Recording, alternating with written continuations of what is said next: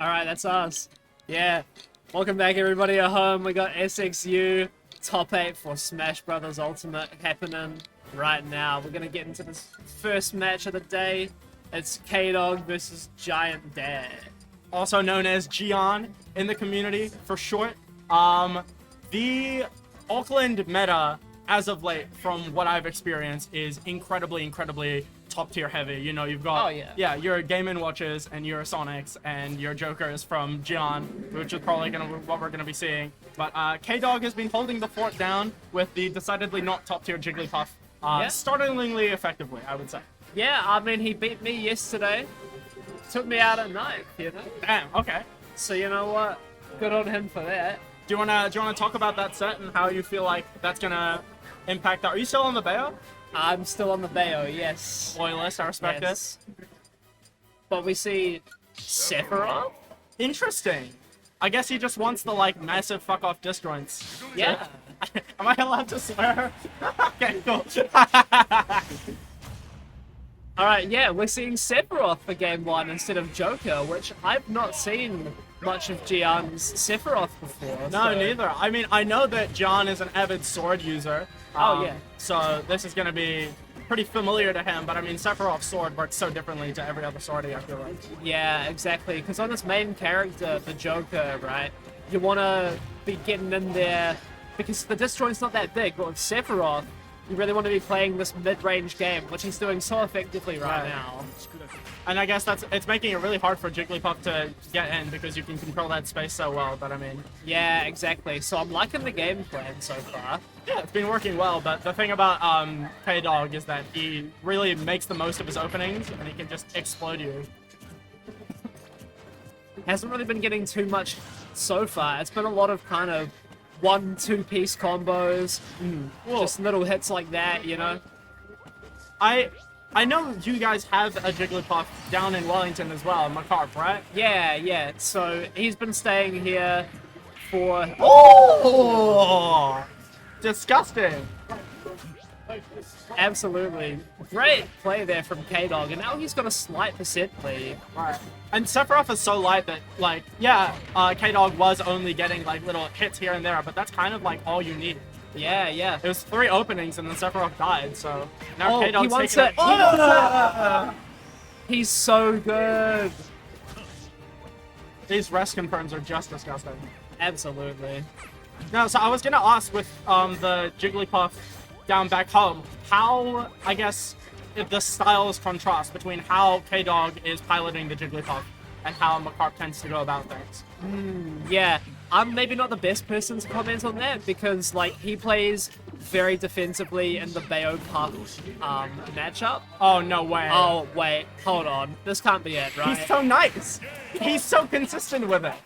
He already got it. I feel like he hit him like 6 times throughout that match, and then that was it. I mean, it was looking so good from Gian. The space control was there. The space was established. Jigglypuff couldn't get in, but as soon as she did, I mean... Yeah, and that was it. That was just like... He hit 3 rest confirms, and that was the game. Right, and they were at like 40 too. That's the thing about Sephiroth is that you just explode. So I wouldn't be surprised if we see the character switch here, because that was... And you know, the beginning of that match wasn't looking like how it was going to go at all. Like, he was having a lot of control with Sephiroth at the mid-range. For sure. Okay, we're seeing the switch to the classic Joker. Yep. I mean, with a best of 5 set, you have that space to experiment, you have that space to play around with what works and what doesn't. And I like the switch early too. Like, you don't want to be switching when you're already 2 games down and you have to make the comeback. Yeah, it's a lot of pressure on your main, so good to see the Joker come out early here. Still controlling the space in the mid-range with the projectiles. Yeah.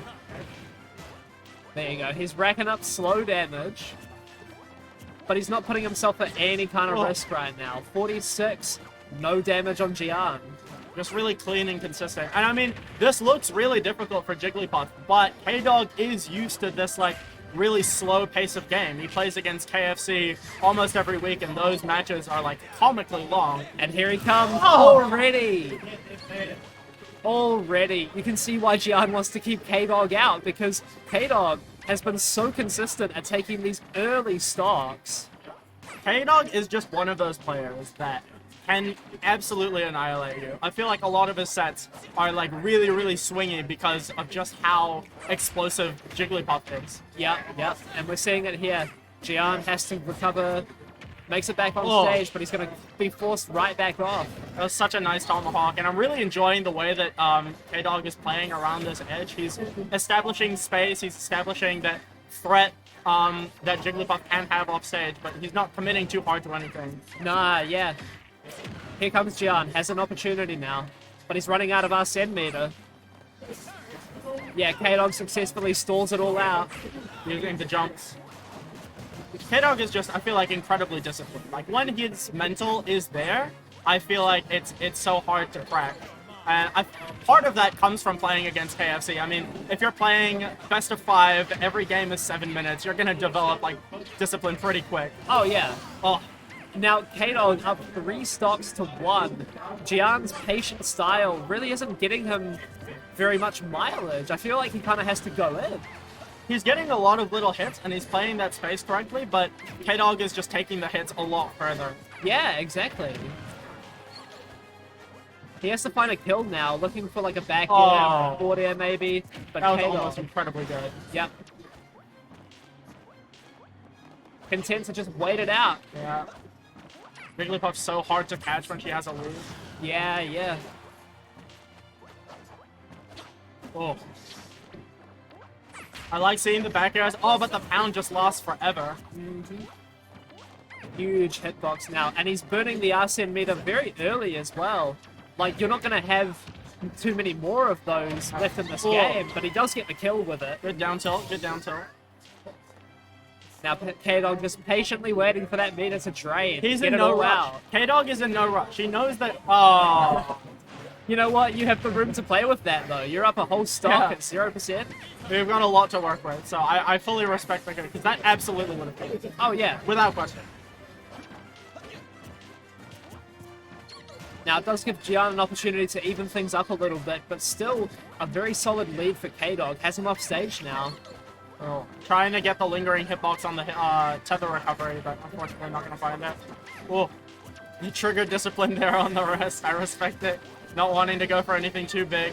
Yeah, that's another thing. Like, he tried it. It didn't work. Yeah. He's going to go back to the basic stuff. He's just going to get his confirms. And I mean, he's really good at that. He's really good at just playing his ranges, at not going in, at like staying disciplined. Because he really doesn't need to. He has stage control, he has a stock lead, he has John on the back foot. All he really needs to do is wait for him to make a mistake and then dash attack off stage. I mean, Now, Gian... Ooh! clean. Clean. I couldn't even finish what I was about to say. Now, Gian does have a really extensive character pool, so I wouldn't be surprised to see another switch if it feels like the Joker isn't working out. We're going to go back to PS2. Is he just going to run it back? Could do, he could do. I mean, the Joker wasn't doing bad. Yeah. Yeah, he's going to stick with it. It's definitely the comfort pick for him. It's definitely... I mean, the gun and the AHA are such good projectiles at... Gun's technically not a projectile, but at establishing that sort of mid-range space. Yeah, yeah. In practice, it's basically a projectile, right? Like, it Yeah. works the same. Just playing this 8 game again. Yep. Very slow start here. It was working out for Gian last time. He got like a 46% lead. K-Dog right now, though, he's hunting. He's fishing. I feel like this is, from what I've noticed about the... Oh, this could be big? Unfortunately. But this is, I feel like what I've noticed a lot about the Auckland meta is that it's very patient, it's very reserved, but then when you get in, that it's really about exploiting that as long as you can. I mean, you're seeing it a lot with K-Dog and how patiently he's playing this neutral and then getting those rest confirms. You're going to see it later today with Ube and the way that he navigates neutral and advantage state. And I feel like the difference here is that when Gian has been getting in, he hasn't really been taking it very far. He's been getting 1 or 2 hits, a throw, not a whole lot. All right. Well, trying to get the jab lock, I respect it. That absolutely would have killed, but John is clean on the text there. Now here comes Arsene. You want to take this stock early. You want to establish a lead. You want to go in here. But K-Dog smartly just waiting it out. He's still got the stage control though, and Arsene, and a Jigglypuff at 70. This is absolutely incredibly dangerous for K-Dog. Yeah, potentially death percent if he's able to get like a big read like that. We're back Just to a neutral. forward air or a back air off stage. He's just doing such a good job at stalling this out. It's so Oh, yeah. hard for Joker to catch. Oh, And again, all that meter drained, and now here comes K-Dog pressing on the gas, has his opportunity. I mean, oh, I was gonna say he's not in the lead, but now he's pretty decisively taken it. He's got the stage control, he's got the positional advantage, he's got the percent advantage, and then we're back to seeing, oh! Okay, just lets it rip. Yeah, I respect it. I mean, K-Dog is playing that sort of range, he's playing very defensive, he's playing very passive, and sometimes you just gotta show him what's up. Yeah. Now, if you're Gian, you want to maybe look for a Rebels guard here, or just like be willing to trade, get some small hits, get Arsene back online. He doesn't really have to do. Oh! No chance. No chance of that Disgusting. happening. I was gonna say he doesn't really have to do much. He can play that space and force Jigglypuff to approach, but I mean, with a pound like that, Great find there from K-Dog. we're not really seeing these down air confirms be converted off fully, which is I think a bit of a shame. But I mean, it's hard on Joker. He's got such a lithe, nimble frame. Such a skinny body, too. K-Dog was talking to me about this last night. He said it's a lot harder to get down air confirms on really skinny characters like Right. Joker. He wants to fight the old ICK with the Bowser, the just giant body that he can down air until the end of Yeah. time. Now Gian has a solid amount of meter here. A good percent Whoa. lead. It's looking a lot better than it has been so far in this set. Yeah, he's really taking control of the second stock. I mean, when Jigglypuff has the lead, that's one thing. K-Dog can play the way that he likes to. But now that Gian is in the lead, he's really forced to take a lot more risks, which is not something that he's as comfortable with doing. I mean, Gian is really taking it and punishing. Big damage over time there for Gian. Gets him up to 113 and climbing. This is definitely kill percent. Yeah, absolutely. Just anything. A sneeze from Joker will do it. Jigglypuff is incredibly light. Oh, tries the up tilt, but it doesn't hit. K-Dog stalling it out now. He has enough time. I mean, enough he's been jump. doing this all set. It's been incredibly effective. And just like that, Arsene's gone. But I mean, the percent difference is so stark that unless he gets a fat rest confirm right now, it's going to be a hell of a hill to climb. Gian looking for something right now, threatening the back airs, but doesn't pull the trigger on it. So K-Dog finds his way back in. My stomach just like jumps into my throat every time K-Dog gets a hit. I'm so anxious of just he's going to whip out the rest and then that's going to be the stock gone. Yeah, And I mean, I yeah. guess that's part of the Jigglypuff game plan, that fear that she instills in you. Yeah. Of that at any moment, it doesn't matter how much of a lead you have, it could all disappear in a second. Now here's the problem with Joker sometimes. You get them up to Whoa. these crazy percents. Good forward tilt there. Yeah. Using that lingering hitbox to catch the neutral getup, very, very nice. And now Jigglypuff is in that state where K-Dog is uncomfortable, where he has to be the one to take the risks to approach to make things happen. John's playing the space incredibly well, using the gun, just taking his time.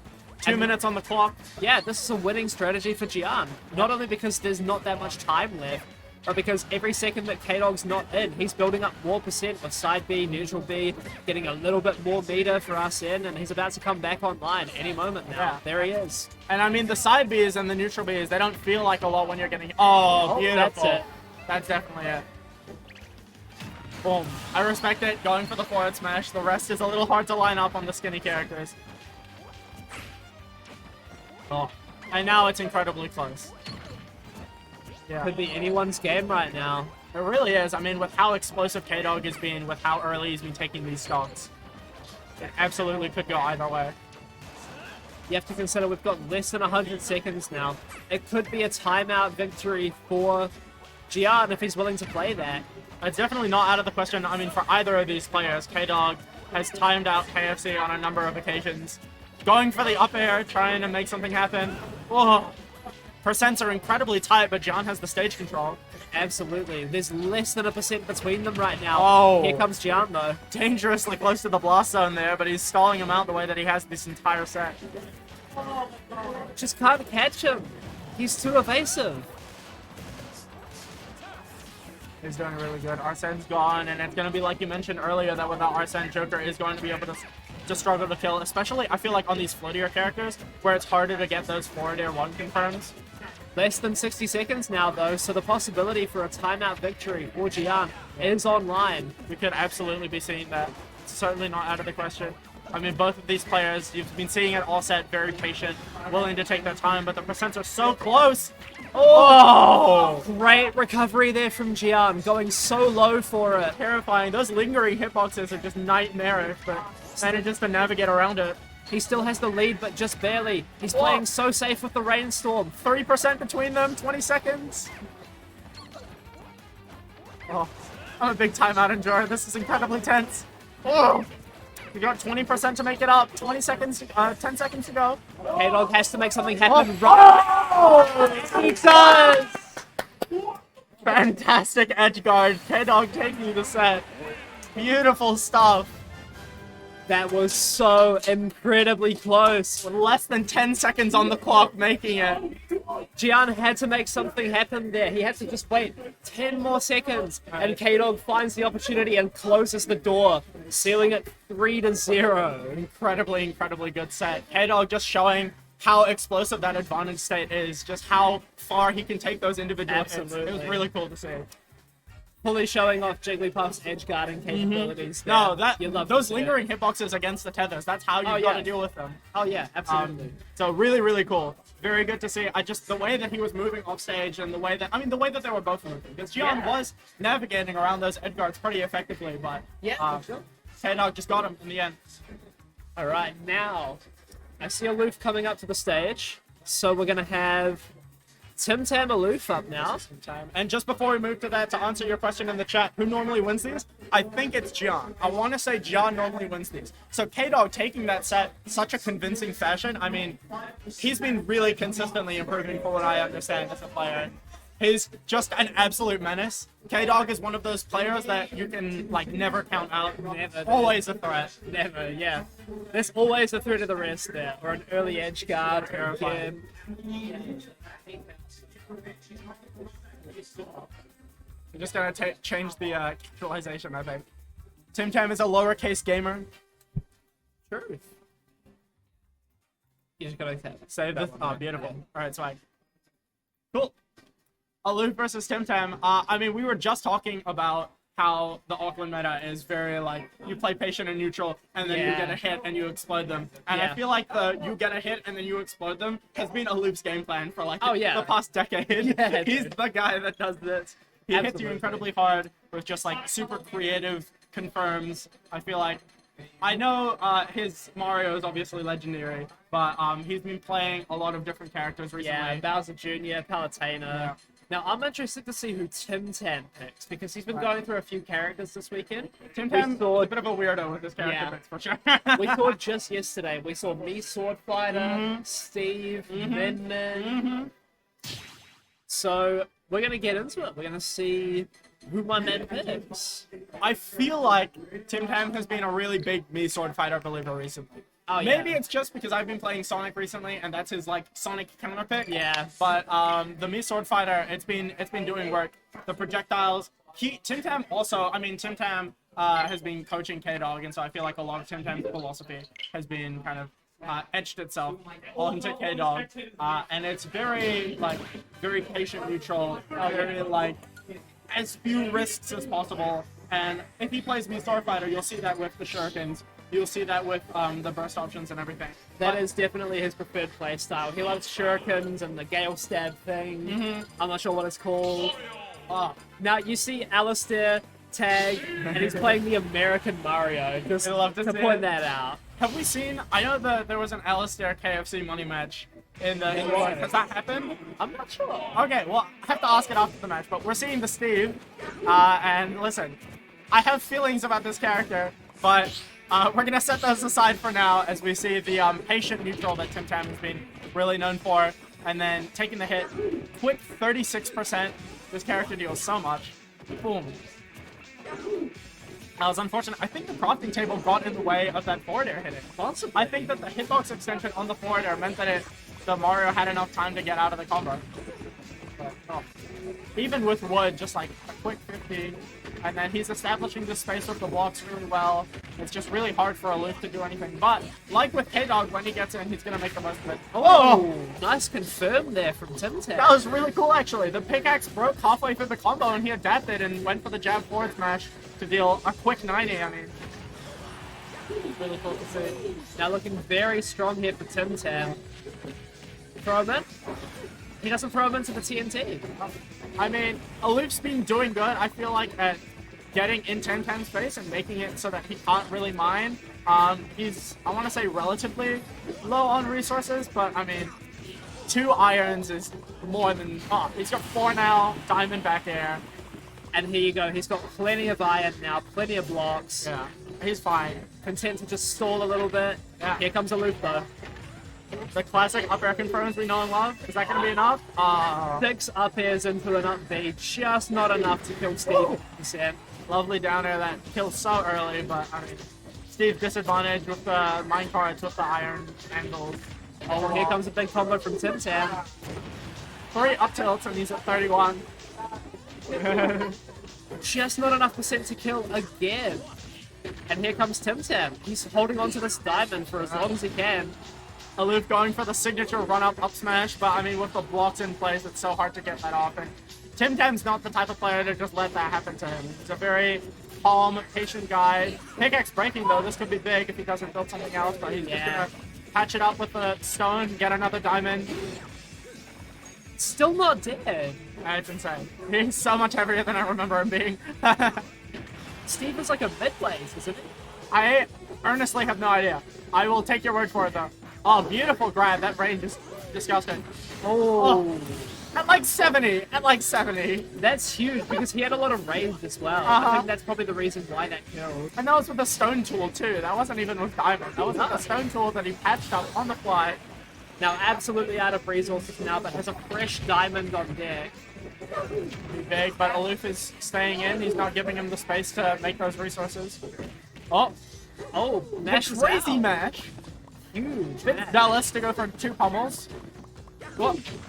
Nice down air, breaking through the minecart. That still burns resources. Reflecting the anvil, I respect it. I'm thinking gonna make it? Tim Tam. Yeah, there you go. He's built the diamond tools now. Now Aloof's in trouble. Big hits coming in. That deals like 20%. Oh my god. That's so gross. That is kind of insane. Oh, it hurts so bad. And it's so safe. It's really good. And Tim Tam is just using his tools in such a good way. He's Absolutely. really making the most of how strong Steve's tools are. Because, I mean, everyone always says, like, you know, Steve, broken character, yada, yada, yada. You still have to use the tools well. And, I mean, Tim Tam is using them fantastically here. He's playing the ranges that he's meant to be. He's playing passive in a way that is making really hard for Mario to approach. Oh, absolutely. Very fantastic, though. Now here we go, game number 2, back to small battlefield. And it's Aloof who gets the first opening this time. 24%. I still don't feel that Tim Tam is going to be particularly pressured to approach, but I mean, if Aloof can widen this percent margin, it's going to be... Oh, okay. Crazy forward air. Big forward air there. But now I mean- Tim Tam immediately evens it back up. One combo and the percent lead is completely flipped. And that was with Wood to 53%. Disgusting. Oh. It's just incredibly hard for Aloof to do anything with how Tim Tam is playing. Tim Tam is being incredibly passive. He's not taking any risks. And I mean, this is the... You'll see this philosophy in how K-Dog was just playing, and you're seeing now with how Tim Tam is playing. Yeah, It's very reserved. It's very, I'm going to let you take all the risks. And then... Oh! Crazy call out. I thought he was going to hit the block there and take it, but Right. the block just despawned right on time. They had its back. Oh, beautiful grab. Now Aloof is really good at this ledge trapping games. We'll see how much mileage he can get out of it here. It's going well. Tim Tam's not out of the woods yet. Oh, There you go, now he is. beautiful forward air to get out of this. Nice grab, just interrupting the approach. That's a lot of what this game has been coming down to, I feel like. Aloof just approaching and then Tim Tam having the hitboxes in the right place at the right time to be able to intercept that and often get, like, ridiculous reward off it. Oh. Again, we see these turnaround grabs after the minecart from Tim Tam. Is he going to craft here, or is he going to save the diamond for the next stop? He doesn't have a pickaxe, so it's definitely going to make the killing harder, but yeah, you're right. If he crafts now, it's going to be diamond, and then he's so high percent that it's going to really affect... Oh, he's Okay. still not dead, though. Well, Is he I dead mean, here? Aloof taking the stock start... Oh, no way! What? You can make it back from that? That's crazy, dude. That was... I completely had written off... Okay, Okay, yeah. It was disgusting. I did not think that he could make it off. I was saying his eulogy. I was giving him flowers on his gravestone, and then he just clawed his way back to life. I think it's because of the way the Elytra works, right? Like, you build up momentum Yeah. and then you can go back up, and Aloof might have been giving him momentum with the downbeat there. Maybe, actually. I didn't even think about that. That's really interesting interaction. But he's got the diamond on deck. I mean, any hit is going to be able to take him out. Oh. But Aloof is playing this pressure so well. Oh. Now here comes Tim Tam. He's got diamond tools, content to just stall it out a little bit. But Aloof's still on his first stock, so... Yeah. I mean, you Tim know, Tam can stall it out as much as he wants, but the fact of the matter is that Aloof had a pretty sizable lead right now. Oh, yeah. Oh, listen, I respect it. Tim Tam kind of struggling to find the kill right now, but there you go. Commentator's curse. It is how it is sometimes. But, I mean, the percent is still, like, heavily in Aloof's favor. Oh, yeah. With how Tim Tam has been doing his combos, this is easily something that can be a hitbox extension. That was disgusting to watch. Oh, just Now, out of the range. Aloof has been really good so far at catching Tim Tam's attempts at going high. Like, when he stalls out with the blocks and mine carts, Aloof has been going up there and meeting him with the back air, just like that. Just right as you say it. Yeah. But he's not got an answer yet for just building low like that underneath the ledge. I mean, it's an incredibly risky position for Mario to be in. Oh, yeah. I'm Against- guessing he just doesn't want to challenge it, right? Yeah. Because, like, you don't want to get hit by Steve up tilt there. And to be frank, he doesn't have to. Like, he's got the percent lead, he's got Tim Tam at the ledge. He doesn't have to, like, really contest him like that if he doesn't feel safe to do, which is completely fair. Nah, yeah, exactly. Oh! And now everything I've just been saying about Aloof having the lead, about him being able to play patient, kind of goes out the window with Tim Tam taking the stock. And yeah, he's on 140, but I mean, with how quickly that Steve builds up percent, this could easily turn into a bigger lead. But Aloof is doing such a good job of keeping him here at the ledge. Aloof's back air must be really stale by now, too. That's what I'm thinking. Nice parry, too. I think he was trying to get a nair off the top there, maybe? I mean, he's high enough to do that. Oh, no pickaxe! He doesn't oh, no resources. He doesn't want to crop because, like you're mentioning earlier, he's so high it's going to be a waste. Is backpack going to do it? No. You know what? Tim Tam doesn't even use a lot of Steve's, like, tools, right? Like, I'm talking about the up smash mostly. I feel like there's been a lot of situations where you could have up smashed, and he just kind of plays his own game. He's got another diamond. He's at 202, so you know what? Crazy. He's up there, I'm here. I'm not going to tell him how to play. It's really rough for Aloof though because he's got like I almost said TikTok. Oh, okay, nice. Yeah, sure he's taking the stock now, but Tim Tam's just got another diamond that he can whip out. There it He's is. back to square one. But he's getting resources super quick. Here comes Aloof, though. If anyone can make this kind of thing back with this percent difference, it is Aloof. He has been known to make these crazy comebacks back in the past. And I mean, it's not. Oh, good DI. Oh, he tried it all. He tried it all. I respect that. And I mean, even if it hit, even if it didn't hit, it still got like a decent amount of percent, and the stocks are incredibly close right now. Oh, yeah. It's a lot more even than it was just a minute ago. Yeah. This game is just really, really back and forth. But With speaking how of, much look damage they both deal. Yeah, look at the time now. A minute left on the clock. This is Auckland. you play patient, and then suddenly 7 minutes have gone by. I could definitely see a timeout happening, but I mean, Aloof's got him on the ledge, and he's been so proficient at keeping him there that, Oh, yeah.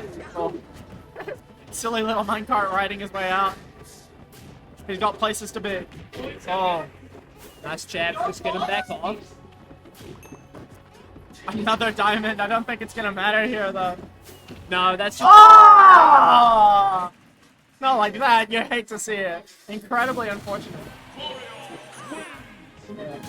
You don't want to see that happen. Tim Tam maybe running out of mental energy there, you know? Right. I mean, it's really hard to play. Like, a lot of people, it's really easy to rag on passive play, but like, you're playing the game for so much longer than a lot of other people. That like, the mental stamina is a huge part of it, and it's really easy to make mistakes like that.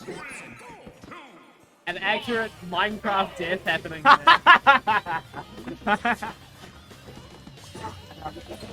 Tim Tam established some space again, doing what he does best.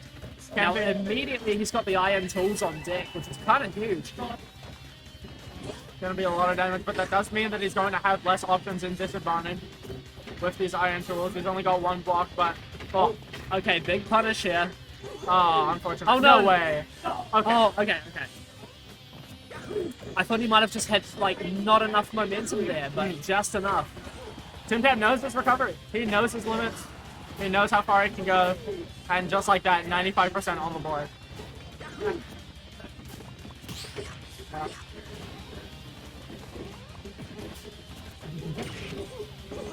He's doing this really well. I mean, Tim Tam, he's just, and I mean this in the nicest possible way, he's so risk averse. Oh, yeah. He goes for like the statistically less risky play every time, and it's working so well. Now, Diamond already on the first stock at only 39%. Maybe that's why he wants to cash it in early, because he's still got a lot of stock left to work. Yeah, even though he has the iron tools, I mean, he's got so much percent to work with that he can easily. Oh, Jab lock? beautiful. Oh, that was so close.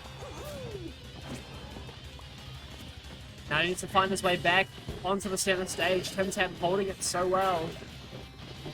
I mean, the percentage difference looks pretty dramatic, but I mean, it's kill percent for both of them. I can easily see Alou taking it out right now. But, oh, Another big back air coming out from Aloof. yeah, back at the Into ledge, tip into beautiful recovery. nair. Oh, Nice. fundies. We love to see it. Going high. And I mean, Aloof normally, like you were saying earlier, really good at covering that high space, but he was on the ledge, he was going for the edge guard, he couldn't get there in time, and Tim Tam with the nice up throw. He's been getting these grabs so consistently. Oh, yeah. Oh, huge combo there from Tim Tam with the diamond. He's at sword. 6. Yeah, dude. He's at 8. Oh! Dude, he's just doing it again. Yeah, he's running away with us. Minecart as a projectile, we love to see it. Cover it. It's so hard to cover high. Sky camping. I mean, he's got so many resources. He's got diamond, he's got gold, he's got iron, he's got everything that a young Steve needs to grow big and strong. He's in an incredibly good position right now. He just needs to find this kill and close the door, basically. He's got his vitamins, he's got his minerals. Oh! There you go. That's going to do it. Disgusting. Welcome back, Brawl Meta Knight. Welcome back. Gotta just do whatever. I mean, he's got so many resources to play with. In the first 2 games, Aloof has been doing a really good job of like choking him out and making sure that he didn't have this. But now that he has so many blocks on the table, he can really just play the game at whatever pace that he wants. There you go. Finally, the first stock is gone for Tim Tam. Throw that down there. All reliable. He's got the gold straight up. It's going to deal a lot of damage when it hits. The frame data is crazy. It's going to be so hard to punish. And he's just threatening it, you know? You can't jump on this man. They can just throw it out. He can just hold it out there, and it doesn't use durability when you're just swinging it. Correct me if I'm wrong. But he can just kind of have fun. He can just Yeah? cover that space, and it's so low risk. It's an incredibly safe option. It's such a quick move that there's no reason why he shouldn't just be... Whoa! Good DI, good DI. Nice down smash. Okay. I really respect that.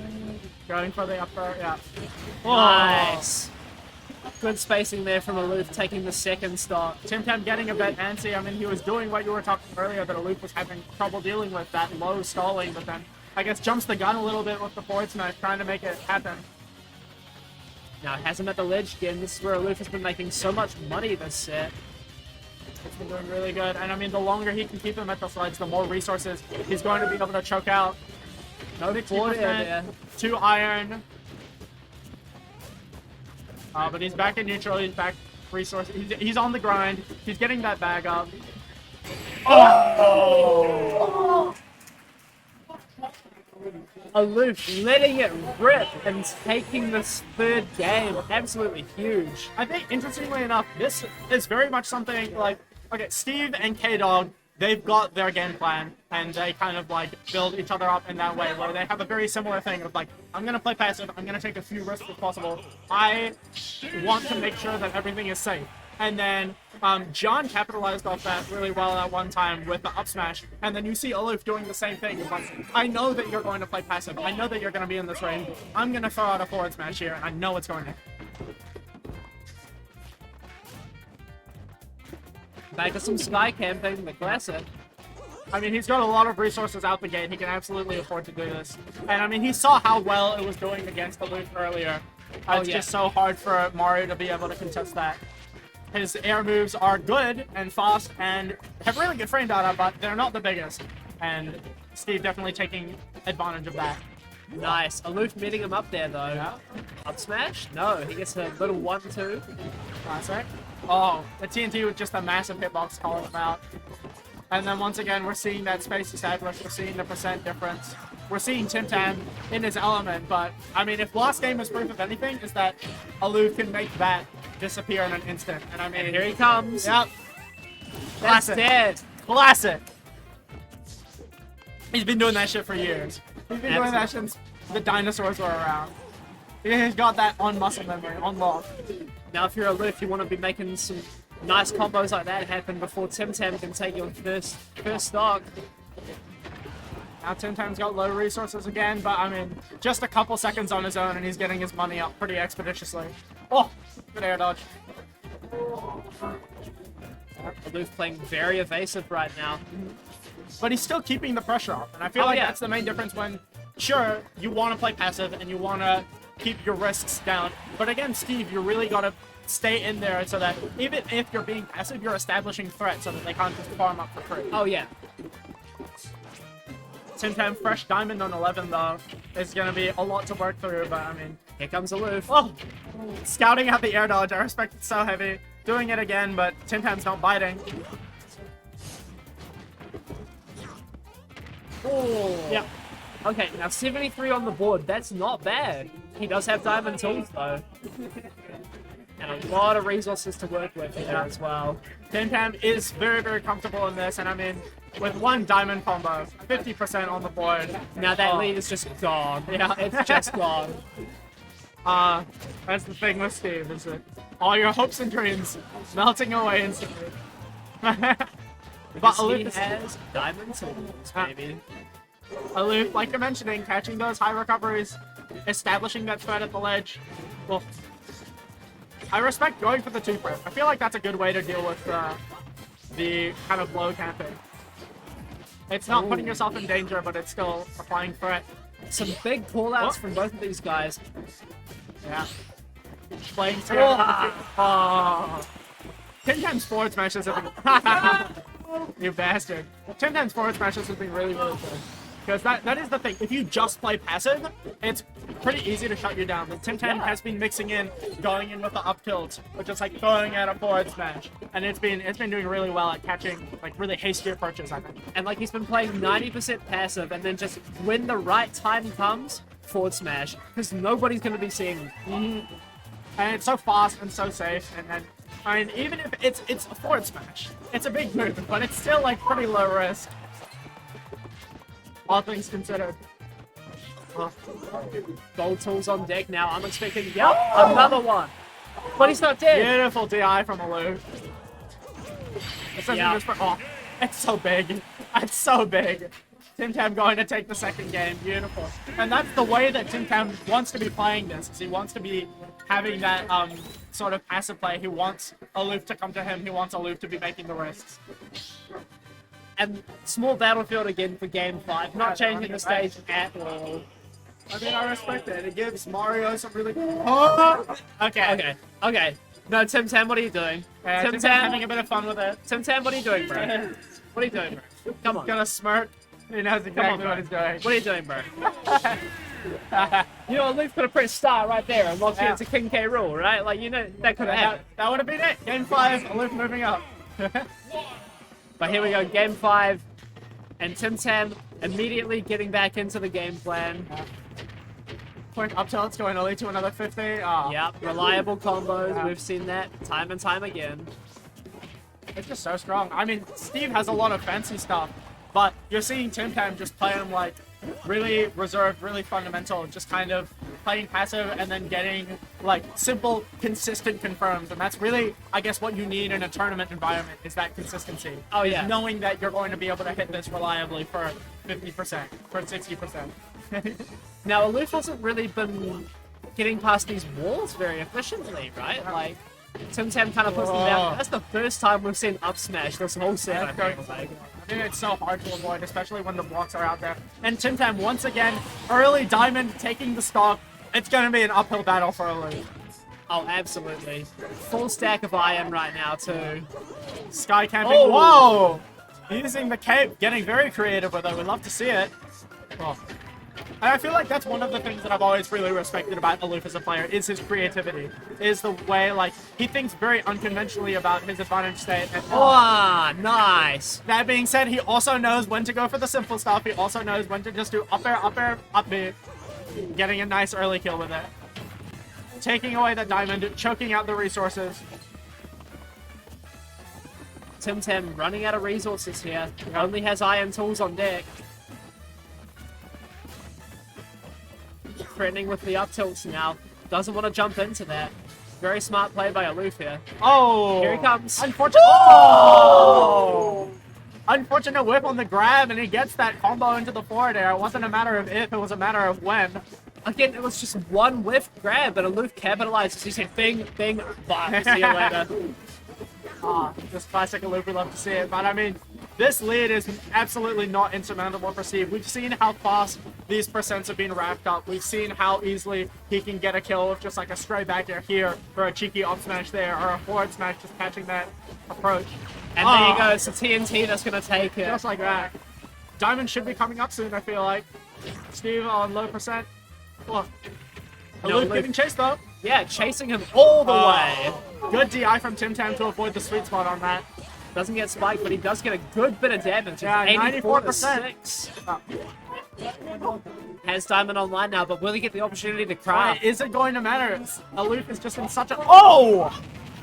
Fantastic up tilt. Getting around that ledge pressure that Aloof has gotten so much mileage out of, and he's going to get the diamond. It's anyone's game. It was the crucial moment for Tim Tam there, was finding the opportunity to craft. He's going to get more resources now. And he's back. Full stack. Money in the bag. Fat wallet. Is he going to land this? Is he going to stick the landing though? Well, it's just a back air away, just a forward smash away, and Aloof knows that. He's playing around that range. He's using his shield. He's playing patient. But that minecart's just gonna catch him. TNT at the ledge. Nice. Oh! Beautiful catch on the neutral get up, and Tim Tam's gonna move on. Great Really play good. by Tim Tam, saving that down smash for the last moment, catching the neutral get up. Yeah. Incredibly long lasting, making use of those active frames, catching the neutral get up. Really good reaction on that, and Tim Tam's gonna take it. That's what I love about him, right? He was getting so much mileage off of just like simple up tilts and forward smashes, and then he saved his tools for the right moment, right? The down smash, catching him just as it needed to, right? And you Up were smash mentioning as it, like, yeah, you the up smash. Oh, I feel like it's not being used that much, and then whipping it out in the right moment. Like he's not antsy to use the tools that Steve has. He's waiting for the right moment to use them. Yeah. Devastatingly effective. Tim Tam, he's chasing it right now. And I feel like Big that fat makes smile. them more effective in a way, right? Like,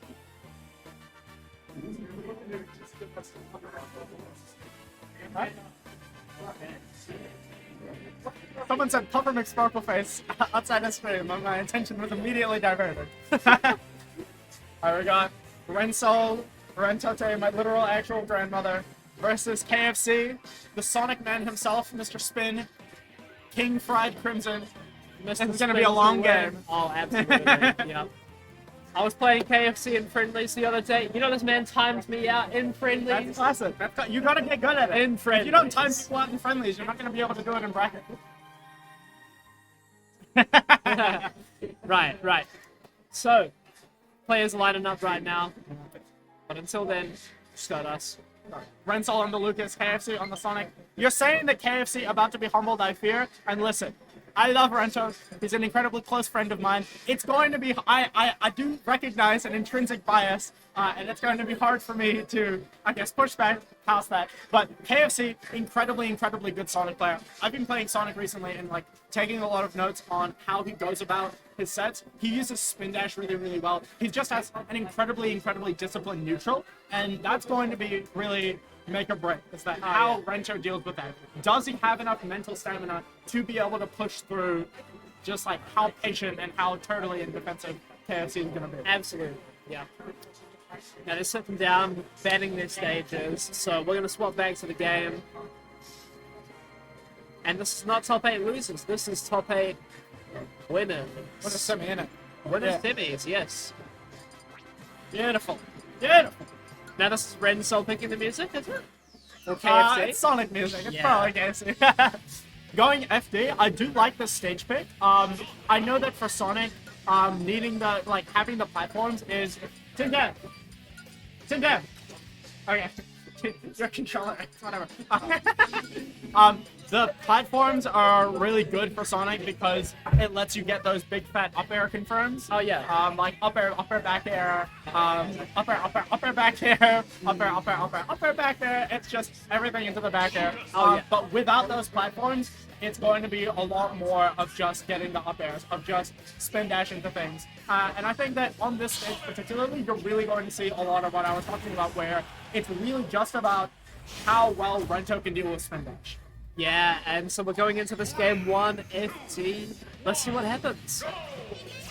Nice flat stage. Immediately using, KFC establishing that running away game, using the spin dash, just like not approaching at all.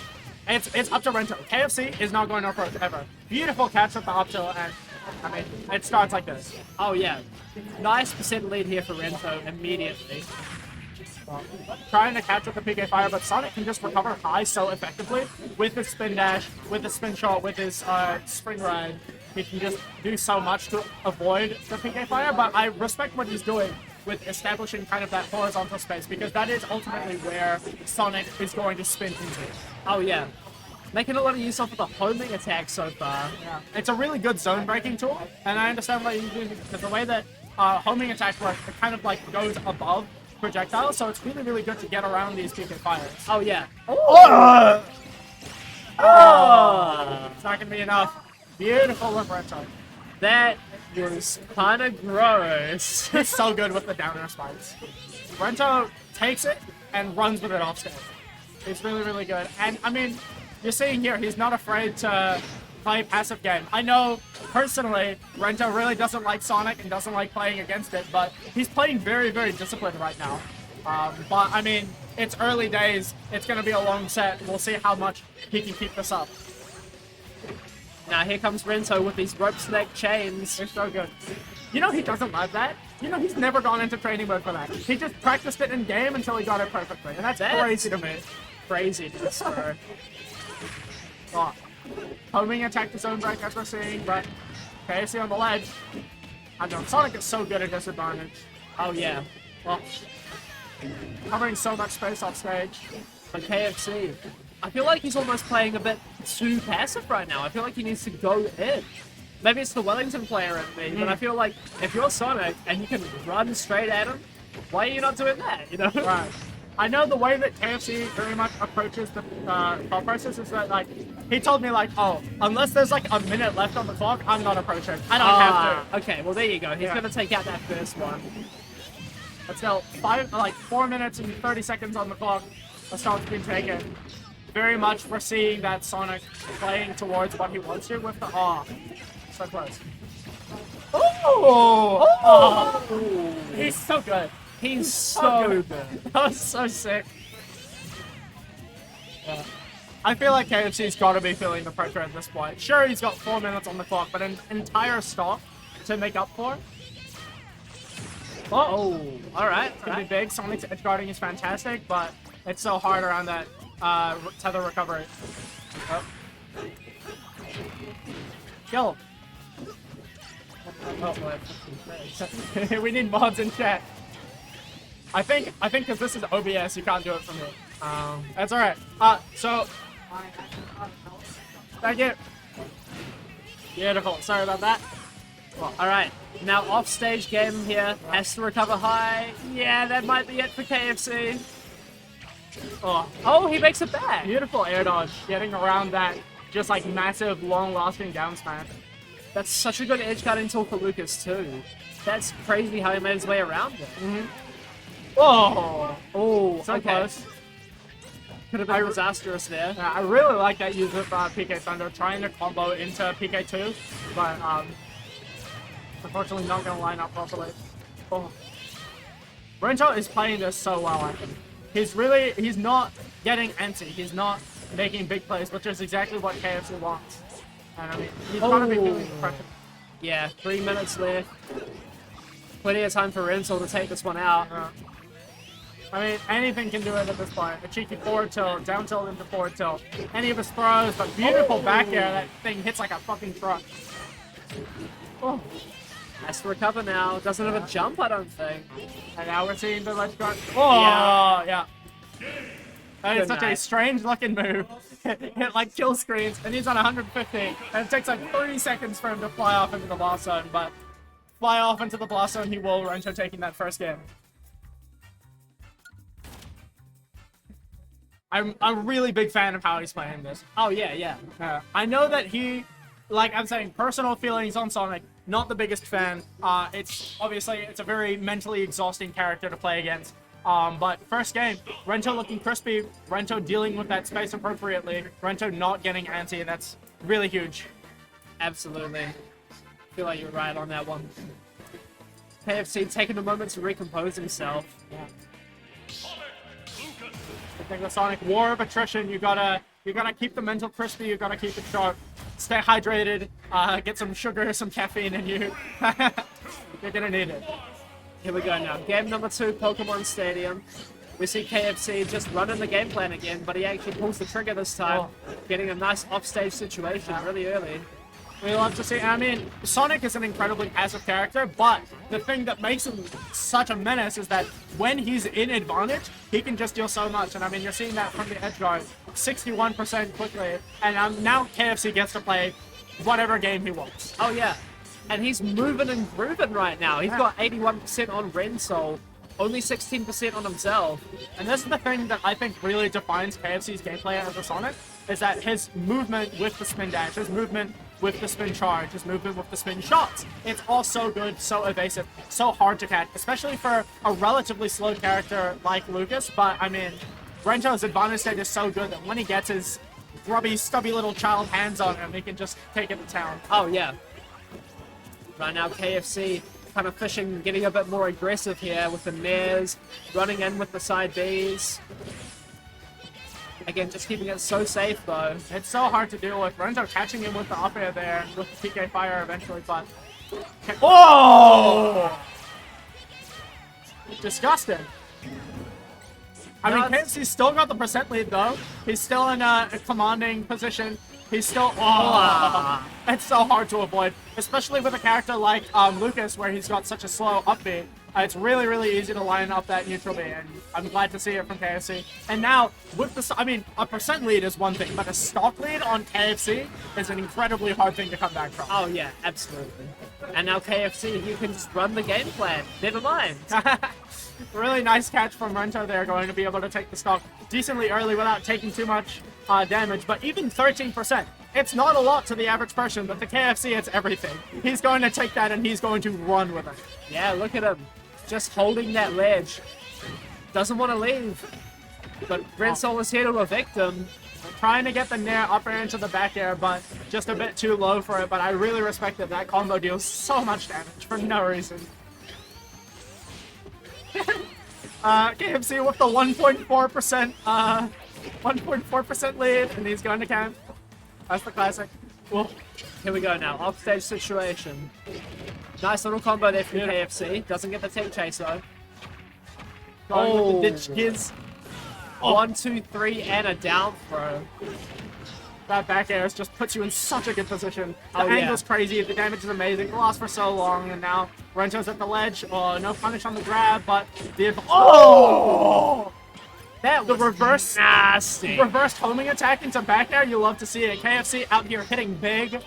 Oh, and now he's in a terrible position, but whoa. Oh! Nice tech, nice tech. Absolutely needed that. Scramble position, but both players knew what to do, managing to get themselves out of that situation. Now here comes KFC. But Rensol also has kill percent for like one of Lucas's big moves that he can just kill with, right? Oh. Like that. Like that. Down tilt into forward smash is so cheeky. And suddenly the situation is turned on its head. KFC has had such a commanding lead for so long, and he's been able to play the game the way that he wants to, but now, with 3 minutes on the clock, he's going to have to make something happen. Oh. Back throw, is that gonna kill? Yeah. Yeah. Sonic back throw, so good. Now the lead has been shifting hands a lot this game, right? It was KFC's game, and then it's Rensol's. It's Rensol's game to lose right now. Hit him off stage, no jump. Oh, managing to get his way around that. It's so Nice. big and so long. It's a really impressive recovery timing to be able to just air dodge through it. Serpentine. Yeah, great recovery there from KFC, but he needs to make this opportunity count. Rensol is closing the gate, sealing the deal. Going for the spikes. I respect it so heavy. 3 minutes on the clock. KFC on 95. Yeah, he's picking fires, controlling that horizontal space, because that's the main thing with how KFC wants to. Oh! That's one thing that Rento has always been fantastic at, is that corner pressure with those forward airs. I mean, that's a strength of Lucas. Sure, his forward air is amazing, but it's also just a strength of Rento as a player. It's that he knows where to apply the pressure. He knows how to push your buttons so that you jump, you panic, and then he just kicks you into the side blast zone. Meeting him high with the forward there to take that game too. Excellent job by Rensol. He's doing really, really good.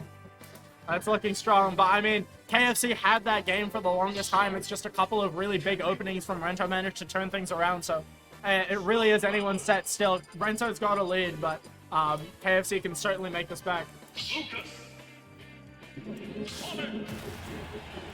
Now, no swapping here. We wouldn't expect a swap at this stage.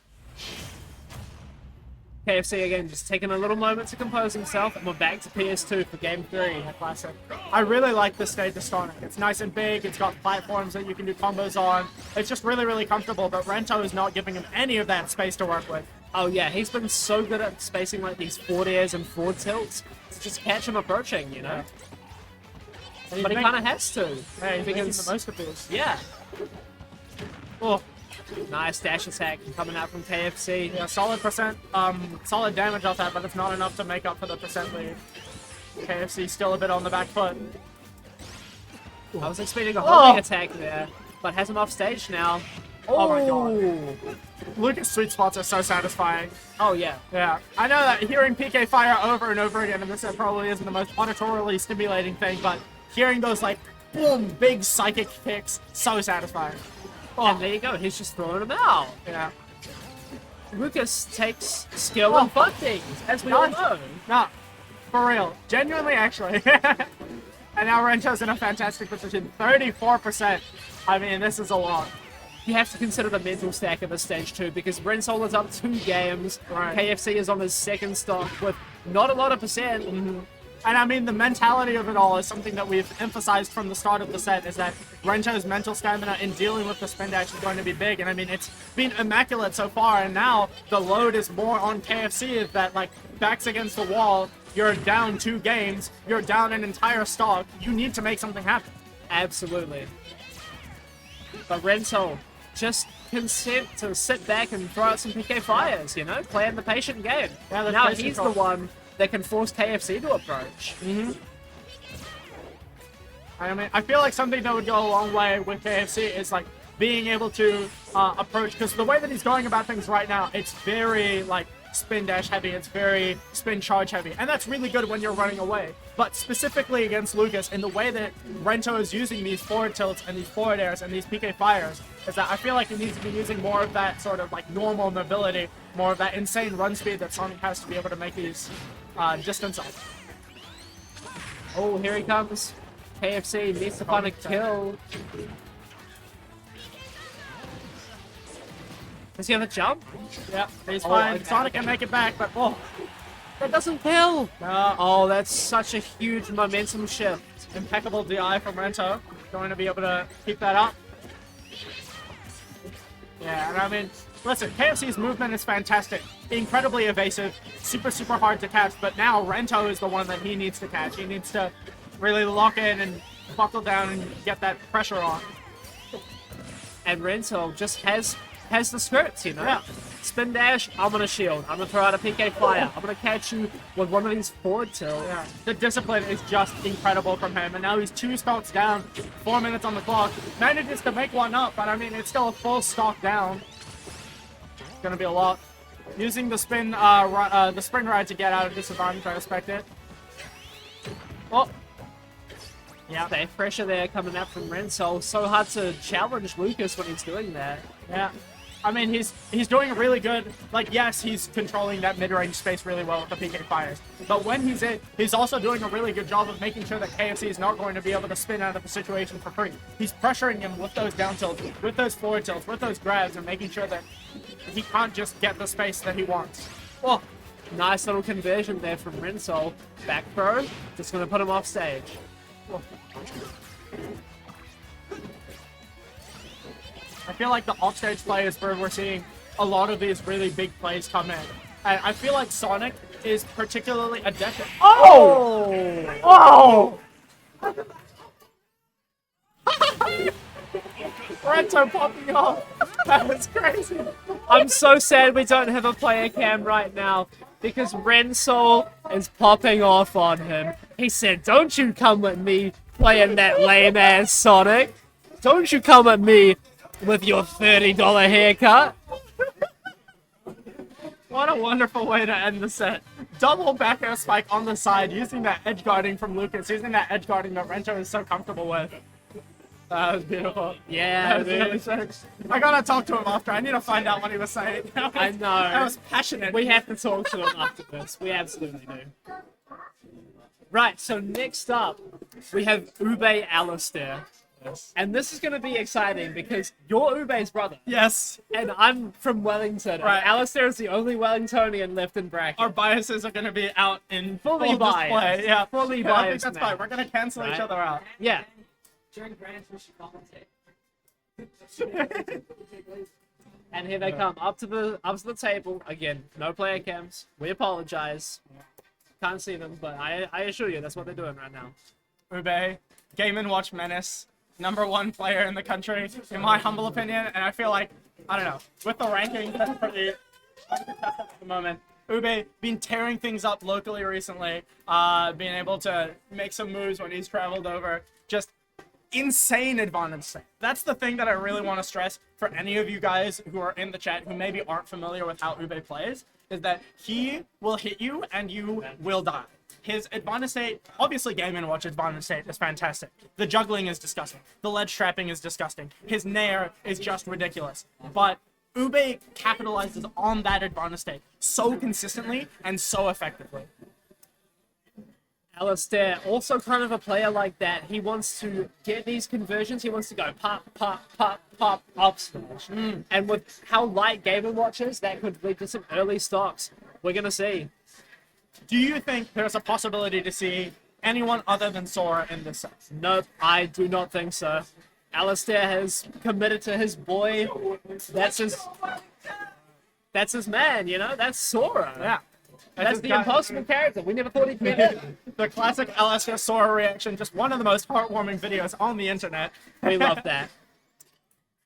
Now immediately you see he's trying to pressure with those safe forwarders, but not so safe against Game & Watch. No, nothing is safe against Game & Watch. That up B is disgusting. And it's so safe too. He just does it because he wants to.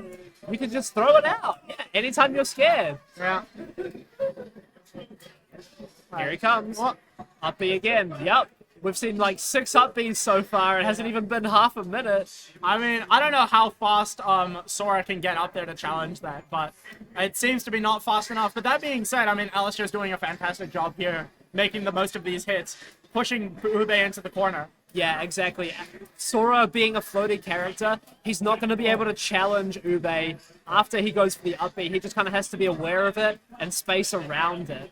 These up airs are fantastic from Alistair, though. I know that I said that the Ube bias would be heavy here, and I mean, he's hitting big right now, but the Alistair up airs have been keeping him, right there, keeping him in disadvantage for so long, dealing so much damage. It's such a massive, long-lasting hitbox. Nice roll to get out of the corner there, avoiding the chef. Oh, Oh, cheeky up air there. Respectable, respectable. That up air, I feel like, is going to be really, really big in this matchup. And I mean, Alistair's already doing such a good job. But that yep, ledge trapping with the chef, he just sits there and throws it at you. Beautiful stuff. But here's the thing, Alistair's going to take note of that. You can't hang on to the ledge too long against Game & Watch or he's going to get that confirmed. Know that for next time. Here comes Alistair, 15%. Another little combo here. Here he comes. Good Yep, out of shield 49. punish. He is taking these hits a long way, but so is Ube. Like, cheeky 2 nairs into a back air, and then suddenly the game situation is completely flipped. 64%. Back to neutral, though. Up be out of shield. Classic Game & Watch stuff. Yeah. Oh, he's just... Ube's frame traps are ridiculous. I mean, you can air dodge an attack and feel like you're doing good, but then you're exactly where Ube wants you. He hits you with the grab, he hits you with that forward tilt, he hits you with that back air, and then you're just back in disadvantage all over again. It's disgustingly safe nair. He can do kind of whatever he wants. Alistair right now sitting at a pretty high percent.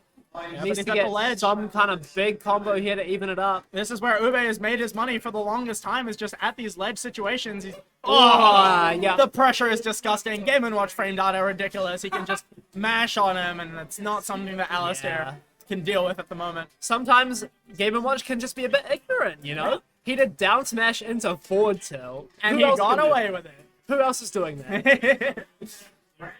Oh, Very solid lead there for Ube. I love seeing the Alistair side B burst option and disadvantage. I feel like that's definitely going to help a lot. He needs to be able to fight his way out. But He's is fine, it he's gonna fine, be he's enough? fine, he's fine. Okay. Oh, no, he's not fine. Just barely. Unfortunate way to end it, but you're seeing what we're seeing, what we were saying from both of the players is that they're really advantaged to heavy. I mean, Ube taking those ledge interactions to the bank, and Alistair just hitting those nair trains over and over into those up air juggle situations for a bunch. It's been really good from both players.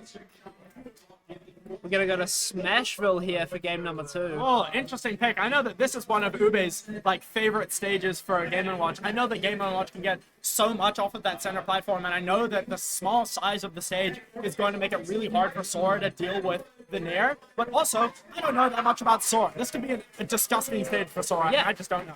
Maybe No way. Alistair... Okay. No, he's fine, he's fine. Maybe Alistair just wants to get some earlier kills with the up air. I'm not sure. I can see it. I can see it, certainly. And I mean, his conversions are amazing with the platform, and so I completely understand wanting that platform to be able to extend those nair trains. But I mean, Game & Watch just throwing out the nair, a couple up airs, and suddenly you're at 65. Unfortunate miss on the frame trap there. Alistair has to be spacing around up the outer shield so carefully in this matchup. He's got a slight percent lead here, but Ube just getting out of the situation with a raw up B. He has to be spacing out everything, quite frankly. That nair is massive, and if you get hit by a single one of those fish, you're taking 6. That up B is huge and safe, and if you get hit by it, you're getting hit into a nair, into an up air, and then you're taking 60. It feels strange to say that against Game & Watch, though, who's traditionally been, like, a kind of short-range character, right? Right. But that nair, I mean, it's just massive. It's Oh, just yeah. such a ridiculous move. And you'll see here, one fish, and how much is he going to take? How much is he going to take off of this? 40%, he's still at the ledge. Okay. Oh, there you go. Key to the light. Doesn't quite take it just yet. But really good on Alistair to be fighting his way out of that situation, using that nair in order to be able to cover that space. But Ube is back in his comfort zone. He's got Sora at the ledge. He's making his plays work. Still racking up the percent, but... Yeah, can't find an up here there, but he's looking for it now. Looking for some kind of kill. There you go. Nice. Good combo. Nice way to bring it back. And I feel like Alistair fighting his way out of disadvantage has been working himself really well. He's been getting a lot of hits consistently on Ube. Maybe just slightly misspacing something here or slightly mistiming something there. And then Alistair just goes nair, nair, 30%. Yep. Playing it so patient right now, both of these guys. Alistair getting these little combos, but here comes Ube. Yeah, this is the stage of the game where Game & Watch can kind of just do whatever. He's got that percent lead. Sora needs to be the one to take the risk. He can kind of just throw things out, as you were seeing with the double down smash at ledge again. Oh, pressure, pressure. He can press so many buttons. What are you going to do? Nice spell there from Alistair. Nice awareness from Ube to block it. Needs to get back around Oh. the chef. Oh. But he catches the high recovery. Beautiful catch. I mean, that chef is so hard, and it feels like your only option is to jump out, and Ube knows that. Ube knows that feeling well, and is there to capitalize on it with that. Oh, yeah, tried for a big hard read there with the up smash, but doesn't find it. Unfortunate for Alistair. Gets caught by the nair, and then you're at ledge again. Who knows how far this is going to go. I mean, 60, the percent's still climbing. Oh, but he makes his way back. Fighting Jose out with that up air that we mentioned. Oh. So important. Crazy that he can parry that and still Ube is safe, right? Crazy that he parried that and it doesn't matter. All characters are equal, but some characters just are more equal than others, let me tell you. Game & Watch is built different, quite significant. See ya. Oh! Oh no, he's alive. Impeccable DI. That down air is so silly to deal with. So good and so safe, but Alistair's on the hunt. He really needs to find something soon. Yeah, oh, nice swatting the bomb out of the air, disabling the hitbox. And that's going to be it. Beautiful back throw. See you later, buddy. But a fresh stock here for Ube. Alistair can make it work, though. He's got the damage. He's got the conversions. But, I mean, against Game & Watch, against a character that's so safe, against a player that is so disciplined, it's going to be hard. Certainly. Oh, Fantastic grab. Terrifying. You see the down smash just charging up there. Oh, yeah. Okay, here we go. Up airs. He's playing around He's just gonna play it safe, both of them. He's doing fantastic on this juggle situation. He's playing around that down air super, super well. The Sora up air is just massive, and he's using that super, super well and just making sure the Game & Watch can't land. Such a scary situation. He's alive. Amazing DI. That was crazy. I thought he had that bucket. Okay. Such a scary ledge trap. That's it. That's Good game back 2 to Alistair. Excellent backer. Incredibly long-lasting, knowing that Ube feels safe at that ledge and just reminding him that, no, you're not safe anywhere. Excellent adaptation there from Alistair on the last stop, you know? Incredibly, incredibly well. Small battlefield pick going well for him, using that center platform for those extensions. Really, really good.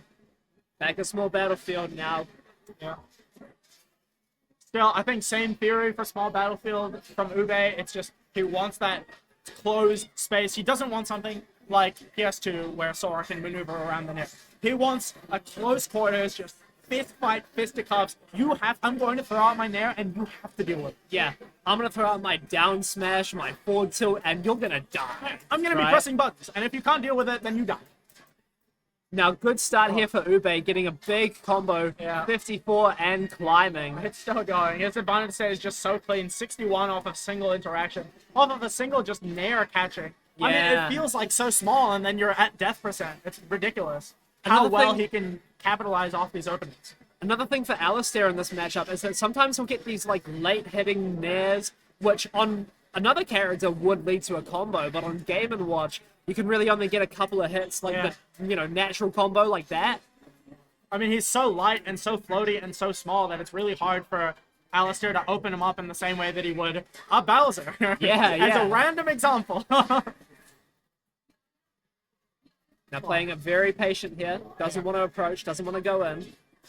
Because as good as Ube's advantage state is, he is not afraid to just chill. He is not afraid to just vibe it out. Beautiful parry into the chair there that hits so hard. And now Ube is in such a commanding position. As much as I'm biased against Ube, I have to say that was a great parry on the back end. And then sharking with the nair from ledge into 52. Alistair's going to fight his way out and be in a... Oh! Wow, that was really good. Excellent use of the thunder there. Doesn't want to go high. Knows that he's going to contest with the down air, so he says, you know what? Have this. Kills him at like 70. Yeah, and catches him with the top part of the thunder, so it's that much harder to avoid. Incredibly spaced from Alistair there. Here comes Ube though, back air. Has him off Nairs are stage just so again. good, he's just throwing them out. Oh, the chef interrupting the side B. Here we go. Oh, nice little punish there. Percent lead still in Ube's favor, and I mean, it's like you're saying, with Sora's combo game on, specifically Game & Watch, it's going to be a little bit harder for him to make it back, but it's not something that Alistair is not capable of. But I mean, with the way that Ube is playing around here, playing so safe, throwing out these hitboxes, contesting that space, it's so hard for Sora to do anything. Makes it back here. Alistair right now looking for a little combo starter. Playing so safely around Ube's intended range, but just gets caught by the down air there. Nice Oh. counter. He knows exactly what Ube is going for and is ready for it. Beautiful. Fighting his way out of disadvantage once again. Up smash? Letting Ooh. Ube know that he can't just run all over. Oh. So good. So good. Just a forward air into the cheeky jab down tilt. It is so hard to contest. This is the thing that Ube is going to do every single stock. As soon as he takes a stock, he's going to go all the way under that stage. He is going to make it impossible for Sora to deal with him until he can fight on even ground. Now, Alistair's been throwing out a few of these, like, up smash call-outs here, but hasn't been finding them. That's not going to kill just yet. I think this goes back to what we were saying earlier with the up smash callouts. Like, that's something that Gian was doing really efficiently against K-Dog. That's something that Aloof was doing really efficiently against Temtem, because they knew that no matter what, they were going to be play passive. But Ube is a different beast. He's not afraid to press those buttons. He is not afraid to be in your face, and so these callouts with the up smash are just not as effective. Making it back to stage now. Freeze. Up air. Nice. Beautiful up air. Bringing it to last stock situation here, but a lot of percent on the board for Ube. Playing it safe now with the up air, covering that whole platform. Yeah, and I know I've been saying that Alistair's been spacing really disciplined around that down air, but sometimes, you know, you just slip up. It's so hard and such a long set. Ah. Unfortunate DI coming out, but we're going to move on to a game 4. Certainly not over yet. Drops his guard for just a minute there and gets caught by the bomb. And that's the thing with the Auckland meta, right, is that it's very emphasized on the mental stamina aspect. Super long sets, and against players that have such good advantage states, it's really just like, how long can you play perfectly? And it wasn't long enough. Now, Alistair here thinking about what stage he's going to counterpick to. Ube gets 3 bangs. Big fat stage list up here. I don't know what your stage list is like in Wellington. It's 8 stages. We have basically the same stage list minus Yoshi's. That's fair. Yoshi's is kind of silly. But that's a whole nother conversation. Now we got the Kingdom Hearts power-up coming out. We're going to Hollow Bastion, which is like, you know, Smashville Light in a way. Yeah. But he's got the power of friendship. The power of the law, you know? He's got light and darkness. Maybe he's right. Yeah, he's fighting off the shadow bugs, bro.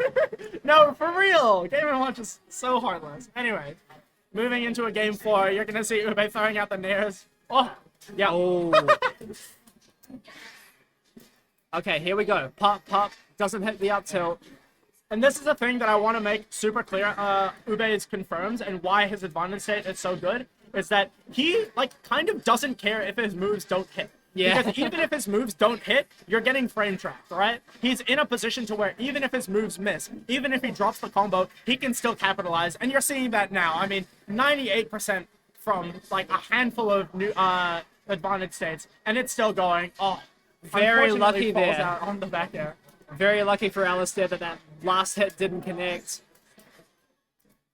Ube right now has kind of been running a train on him. That down air is so hard to deal with. It's so threatening, and the amount of maneuverability that Game & Watch gets, it's like just unlike any other stall and fall in the game. And you're seeing what I was mentioning earlier. Between stocks, he's just camping under the stage. He doesn't want to deal with Alistair when he has that invincibility. Why wouldn't you, you know? Game & Watch doing what he does best. Just kind of like playing that space, mashing his buttons, being just incredibly hard to contest. Oh, nair into up air, yeah. Here we go. Oh, okay, tries for the 3rd hit, but he doesn't find it. Just That's going to get unfortunately Ube falls out. another opportunity. Unfortunate misdiscipline on the shaft, but it doesn't matter. The ledge trap is established. He's throwing that bacon out there. He's got Alistair at the ledge. Beautiful nair, avoiding the grab, kind of hurt box, shifting away from it. Oh, beautiful back air there. Very, very well placed. Doesn't quite kill yet, Oh, but here comes Alistair. he's at 112. Game & Watch can start throwing out his moves. And that's exactly what we're seeing. Bombs, nairs, forward tilt. You're going to be seeing the down smashes at ledge. Yeah. Oh, doesn't quite kill him though.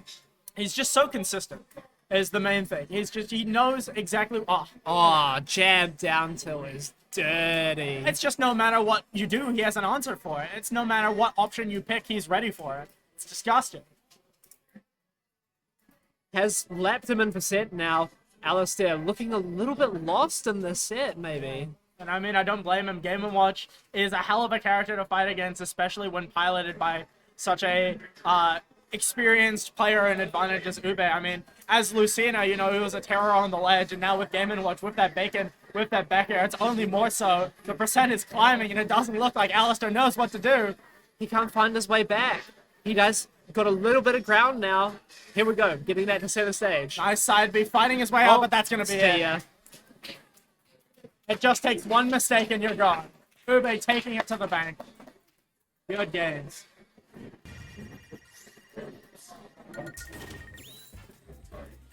Thumbsing up as Ube, but he doesn't look. He doesn't even care me at all. He's just got his eyes set on the next match. Now that puts Alistair in losers, where he will eventually be playing K-Dog. That's going to be such a fun set to watch. Just two incredibly explosive players. Two players that will hit you and you will die. But I can see us like running into, or Alistair running into the same issues that he faced with Game & Watch. A floaty character, a light character, a character that it's going to be a decent bit harder to combo than the average gamer. We'll see. We'll see what happens. We got 3 matches lined up for this next round. We can have winners finals, Ube Rensol. Losers quarterfinals, we can have either Tim Tam KFC or Alistair K-Dog. And I think we're going to give Alistair a little bit of a break. I think we're trying to get KFC and Tim Tam up next. Sounds good. Yep. Looks like they're approaching. We're gonna see. It's gonna be a long one. I would recommend go to the bathroom, grab some snacks, refill your water bottle. Absolutely. Go get some popcorn right now. Yep. Set up the tent. Yep. Start a campfire. Yep. Get some s'mores out. It's gonna be a long one. Is it K-Dog? Are you playing or is it? Okay. We might be taking a little break just so that everybody can, you know, have a bit of a breather. Give the players their space. Make sure they're feeling in tip-top condition so that we can get the highest level of smash possible. Absolutely. Always good. Now, so far, we've had Aloof and Gian out at 7th, which is kind of crazy to me, considering that they're such strong players in Auckland. And they got top 3 at last year's SXU, both of them. Incredibly highly ranked players, incredibly good players, but I mean, the scene in Auckland has gotten so tight and so competitive that, I mean, the locals really just like go whatever way. The only real consistent factor is Ube number 1. Yeah. Ube number 1. Seems like nobody in this country can figure out how to deal with that Game & Watch. It's disgusting. I'm looking forward to seeing, I mean, players have been able to take sets off him at locals. K-Dog just took a set off him last local with Jigglypuff, forcing him into losers super early. And that was really good. But, you know, K-Dog is just that kind of player, right? Yeah. Like I mentioned earlier, it doesn't matter who he's up against, it doesn't matter what the situation is that he can pose that level of threat no matter what. We were talking about how my mans can get those down air rest confirms, you know, up air rest. And he plays it so safe too. Like, he's not going to go for that unless he knows. Right. He knows. But when he knows, Then he's going to rest. he knows. He's ready to hit that. Yeah. I'd say that's another thing you mentioned earlier, like, what are the differences between Tim Tam, K-Dog, McCart, right? McCart sometimes just goes for the rest.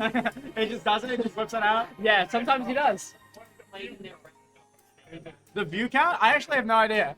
Can we check from here? Or do I don't have think to... we can. Okay, well, a billion. There's a billion people watching. And they're all... Tim Tam KFC on stream and then the viewership just sank.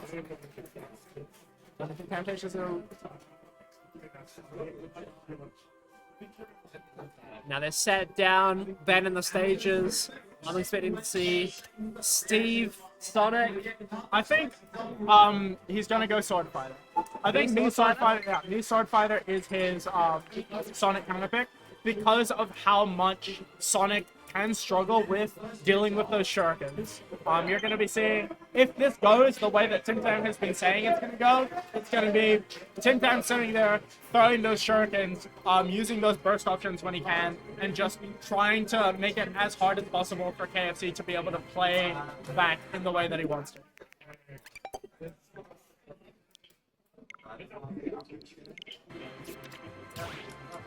Oh, yeah, he's meant to be. It's not even on the setup. He's gonna have to make it. We're gonna see it live. He's gonna, okay. The set, I'm pretty sure, is Shuriken, and then both of the... We're gonna see right now what he's doing. What's his moveset? I feel like using the... Gunner! What? Excuse me? This is the Vive counter pick for Sonic. Gunner! Interesting. This is not on my radar at all. But yep, Laser Blaze, I mean, accomplishes the same thing as... This is a this is a rematch. First of all, I didn't realize that KFC took that 3-2. Okay, so there's extra stakes to this. There's beef riding on this. But yeah, the Laser Blaze will accomplish the same thing in this matchup as the Shuriken, right? It's just a fast, long-range projectile that makes it really annoying for KFC. Like, look at that. That's ridiculous. That's so far away. I love how he's giving us a demonstration right now. He's showing us exactly why this matchup is going to be super annoying for KFC. But yeah, he's just going to want to, because Sonic can struggle if you are able to pressure him while he's spitting. And Gunner and Sword Fighter can do exactly that. They've got those projectiles. They can establish that space. This is the Vive counter pick. I know for the longest time, the Tim Tam counter pick has been the Sword Fighter, but I totally respect going for the Vive counter pick here with the Mii Gunner. It is very strong. It is pretty... I don't want to say rough matchup for Sonic because that character's broken, but it's good. It's Tim Tam's going to be able to fight that. You know, dude, if I was in bracket and somebody made a Mii called Mojo Kill just to counter me, I might just DQ, like, right there. I might just DQ. Mojo Kill is incredible. They're gonna kill the Mojo, kill the vibe. Just completely shut it down. Yeah. KFC has to deal with a literal counter pick that was made specially for him. KFC you know? kill, taking him to the slaughterhouse. It would be so funny if he made a Mii and then didn't pick the Mii. Okay. Wait, did he not make the Mii? What is he doing? Wait, he picked... Okay. He's icing him out. He's icing him out. He literally did. He's getting KFC to think that he's going to have to fight against Mii Sword Fighter or Mii Gunner, and then he switches to Steve. Masterful play. He's in his head. You know what it is? It's the mental stack. Now KFC has to be worried about not just Steve, but KFC kill if Steve loses. He's got that in the back of his mind, like a specter of death just kind of hanging out there in the corner. Sleep paralysis demon KFC kill just waiting to be unleashed. But you know what? KFC's been doing a good job so far. Getting 46% on the board, only taking a dash attack. But if we've known anything, if we learned anything about the Tim Tam Steve, is that 50% is nothing to him. 50% is pocket change. 50% he coughs that out on a Saturday afternoon. He just needs one up tilt. It's really just one single opening, and then it's back to even. But KFC, not the type to give him that opening. He's absolutely not going to give him that opening for free. He's running as far away as possible. Yeah. So I remember in winners, what happened was Tim Tam went Min for the first two games. Done that. Yeah, and Min didn't work out for him. He got reverse 3-0, I think, with Steve. Okay. And that went to time. But this is looking a lot faster because KFC is approaching. I think the difference here, and this is what we were talking about with Steve earlier, is that, like, yeah, normally, you want to play passive, you want to let them come to you, because it puts a lot of the pressure of making risks on the person who is losing. But with Steve, like, you kind of can't do that, and you're seeing this in the way that KFC, the kind of ranges that he's playing at, the spaces at which he's approaching Tim Tam, is that he's not giving him that space for free like he would against Jigglypuff, like he would against really anyone else. He's making sure that he's there so that he can pressure him while he's getting resources. You see these one blocks that he's doing is he's trying to catch KFC spin dashing into them, because if he does, he bounces up, and that's like a free punish, right? So that's what that one block is for. That's the insurance against spin dash. Yeah. Just a little wall, a little fence that KFC has to jump over. Oh! Oh, Beautiful. nice. That's just catching him in between a rock and a hard place. Oh, waiting No for it. iron. No iron. Oh, beautiful catch. And I mean, that's the ube, right? Is you throw out a move, it misses, they air dodge, and then you kill them straight after. But KFC is gonna even it up real quick. Now here he comes. Tim Tam's got Diamond at 0 though, and that's definitely going to take its toll. Just a couple hits and he's at 60. I mean, it's gotta be terrifying to play against. Because Sonic deals a lot of damage, yes, but combo-wise, yeah, like 60. That's not Steve. No. Steve hits you once and it's 60. And then, like, literally off one hit. But then that one hit is going to lead to, like, 3 other hits that deal 16 into a back air that deals here 20. it goes. And then, oh. What Nice. KFC has been doing so well, I feel like, has been playing around the anti-airs. Tim Tam will just up tilt, up tilt, up tilt, and KFC will not jump into it. You know? And he's using his jumps. He's using the like vertical mobility of Sonic really well. Everyone talks about, oh, beautiful. Everyone talks about the horizontal mobility of Sonic. That's immediately obvious. His run speed is the best in the game, even faster than Speed Art Shot. He's got the spin dash, he's got the spin charge. But KFC is using that vertical range really, really well. He's using the springs, he's using his full hops to get around Steve, who can struggle to catch up in that way. Absolutely right. Now Tim Tam has another diamond on deck. Don't know if we're going to see it this stock.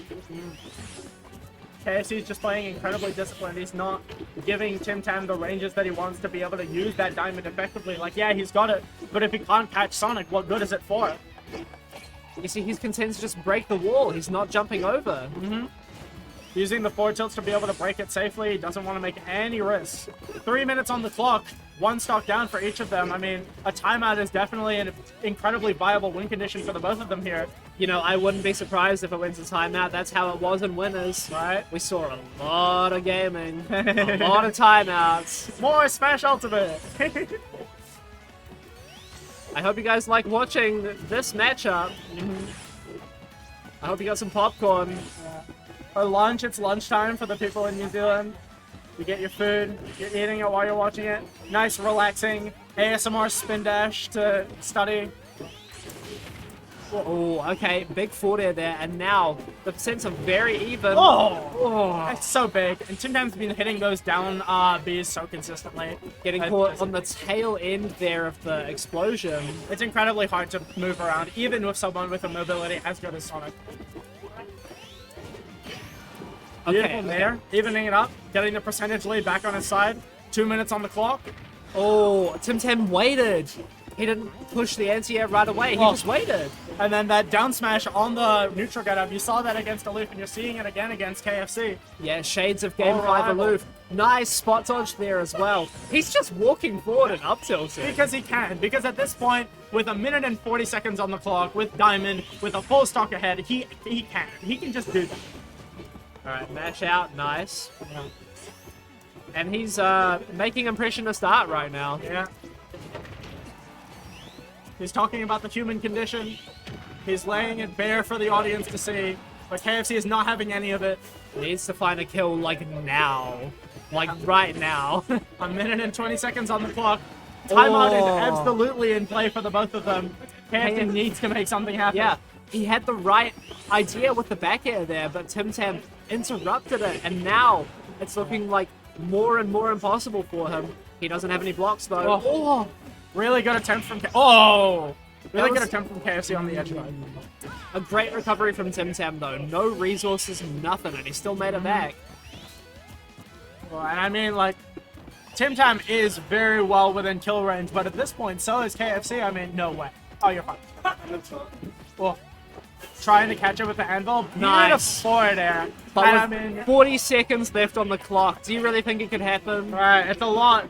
KFC needs to get in. He needs to hit big. And I mean, it's possible. Sonic can do it, but it needs to happen, and it needs to happen now. You've got no time left.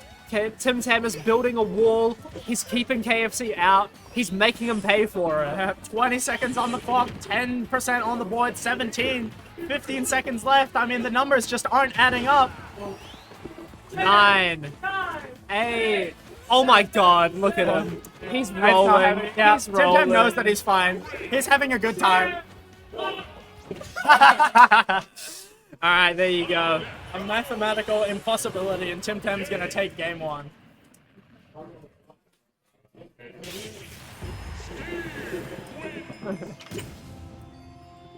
And I mean, like, this is very much the win condition that KFC wants to be playing towards, right? He wants to be getting to that timeout. He wants to have that pressure, but he wants that pressure to be on the opponent. And I mean, with the way that Tim Tam took back the game in the middle there and just didn't let it go, it was really hard for KFC to make it back.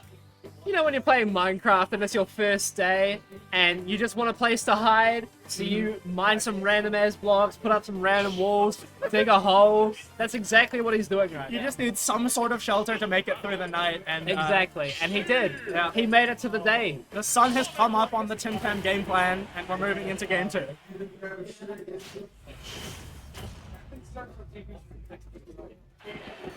Right, back to Pokemon Stadium 2 now. Establishing the wall immediately. I mean, he knows what to do.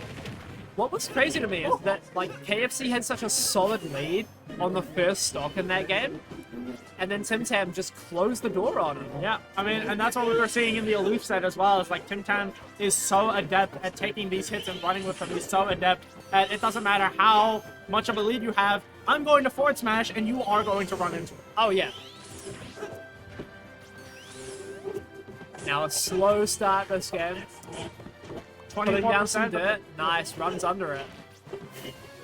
KFC is in a good position, and he's still putting that pressure on. He's staying within that range to be able to threaten.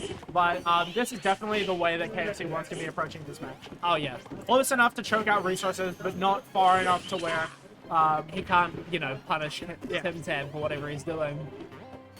Again, I've said it before, but KFC is so good at staying around the up tilts, right? The anti-airs.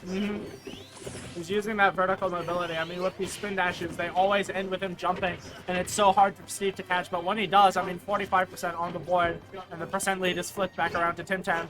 Diamond on deck super early, but he doesn't manage to craft it. Nowhere to go for KFC. Had to roll into the wall. Oh, Nice. beautiful spin to just get out of that situation. Tim Tam thought he had it. He saw the homing attack, he blocked it, he was ready to forward smash, and then KFC boing, straight out of it. Great escape there for KFC. Tim Tam running away with it, but you know, Sonic can catch you. He's too fast, he's too quick. Yeah, running away with it is kind of the name of the game with Sonic, so it's something that he's well versed at dealing with. Percents are incredibly close, but I mean, KFC is still wanting to establish that space, still wanting to play at that safe, respectful range. Oh, Okay, nice air dodge there to get out of the bad situation. yep. Trying to get the reverse homing attack because the way that homing attack works, if you hit it like straight on, you bounce really far away. But if you hit it reverse, you like get really close to them for easy follow-ups, and that's what we saw earlier with reverse homing attack into back air, and it's what he's trying to get over here now, trying to get these openings and stretch them as far as he can. Oh, nice. Oh, it doesn't kill him though. Well, but I mean, it doesn't kill him, sure, but the percent lead is so heavily in Tim Tam's favor, and Steve kills with such ease that, like, It's just another lifeline for KFC, is what I'm saying, right? He has another chance to kind of get as much as he can done with the stock. true, that's true. And Sonic Advantage State is really, really strong, especially against a Tim Tam that only has 2 blocks of iron.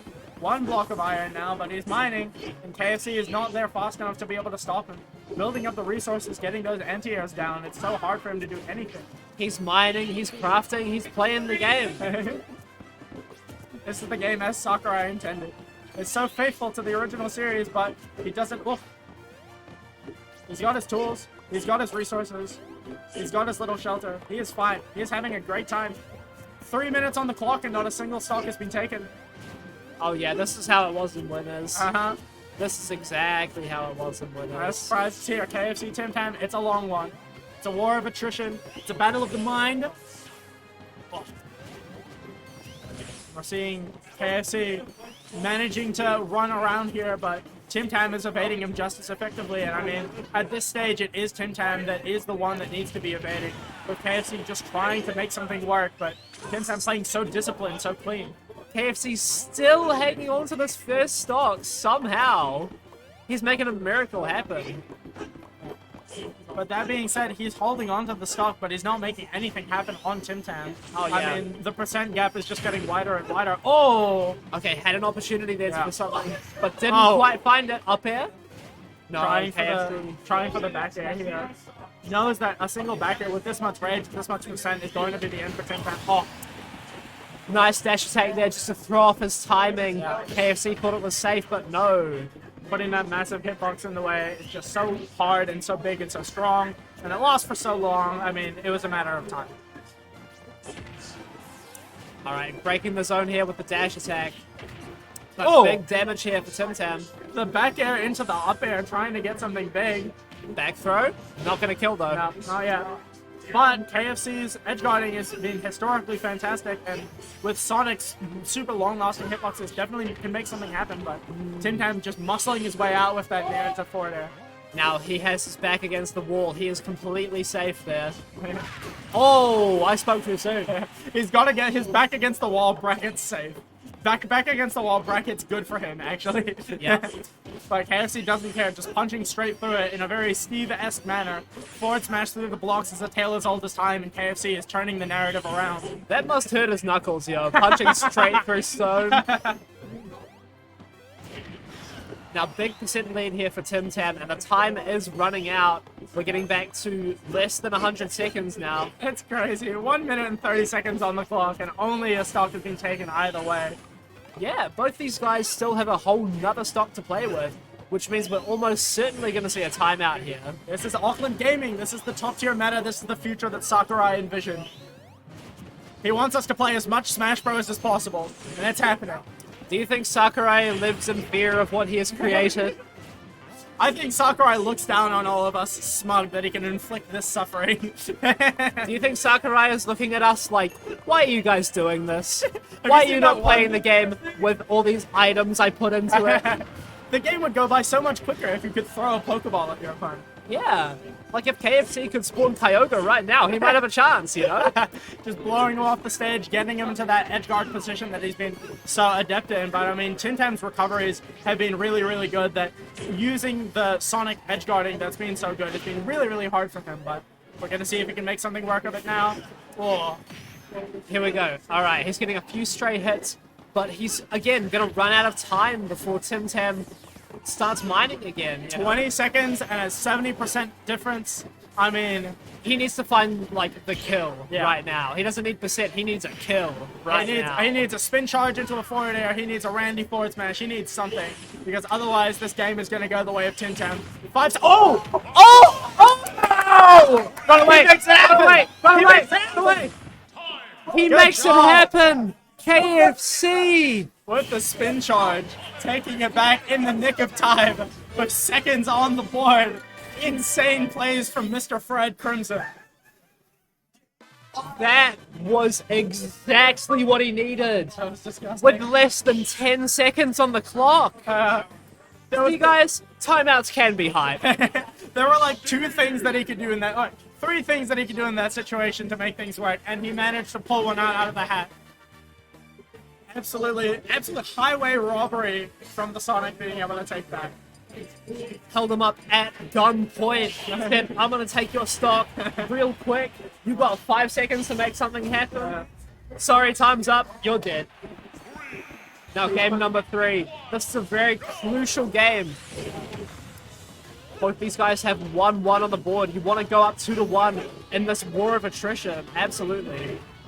But they're both, I mean, they're such disciplined, put-together players that, I mean, for anyone else, like, what's 7 times 5? A 35-minute set? It's going to be grueling, but for these guys, you know, it's just another local. It's just another day at the office, isn't it? They're used to it. If 7 times 5 is not 35, I'm going to be really embarrassed. 7 times 5. No, that is 35. Okay. Yeah. My intelligence is validated. Plus, you know, the time in between games, right? Right. You guys want to see a 40-minute set real quick? Yeah. I mean, it's certainly not out of the question. With these guys, anything is possible. KFC playing that spacing game, trying to get around, but, I mean, the percent lead is in Tim Tam's favor. But, like, what we've seen with the last game, I mean, we've gone on and on about how, oh, the percent lead is not in KFC's favor. He needs to make something happen now, but, like, he doesn't need to make something now. He's got 6 minutes on the clock. He's got all the time in the world to make something happen. Oh, yeah. He has all the time in the world right now. And he's content to take advantage of that. Yeah, even with a percent deficit, he's more than happy to play it safe. More than happy to camp it down. More than happy to get to those last few seconds of the match where he knows that he'll be able to bring something back. The resource balance almost doesn't matter that much for Tim Tam because, like, he's going to have a good stock of resources no matter what. Right? He's always going to have diamond. He's always going to have enough iron. He's always going to have gold for the minecarts. It's just a matter of how well he's going to use it. And if all of that power is even going to matter against someone as slippery as KFC. And if you're KFC, it's about, you know, playing this guy at full power, got his stones and iron blocks, got his diamond tools out. How do you best take advantage of your strengths to get around all of that, you know? How do you make it not matter that he has all the resources in the world and that he's playing creative mode? Yeah. I mean, we saw it in the last game, but in this game, I mean, with that cheeky little down air there, I mean, it's like you were mentioning earlier with the up smash and the down smash, is that a lot of the times that Steves will just abuse their broken options, but with Tim Tam, he's waiting for the right moment. He's waiting for KFC to be taken off guard and brings down the anvil on him, flattens him like a pancake, boing, Looney Tunes ass move. Well, KFC was trapped between a rock and a hard place there. Didn't have much option but to get hit by it. Very, very well timed from Tim Tam. He's got the lead now. He's more than happy to just wait for 4 minutes. And then when he gets a hit, taking it to the bank. 67% on the board. Lapped him in percent. It's an uphill battle once again for KFC. But if we've learned anything from the last game is that he can make it work. You know what? I can't wait for this set to be over so I can use the toilet. Like, You've been shackled here. I'm trapped here. I'm watching Steve Sonic for 35 minutes. We're camping and there's no public bathroom. You just kind of have to find a bottle, make something work. Beautiful forward smash. I don't know. This game might be over pretty soon. You might have your time in the sunlight. Oh, Are we going to see a game that doesn't go to time? I don't know. It might be 3 minutes, and you can see KFC is starting to get a bit antsy.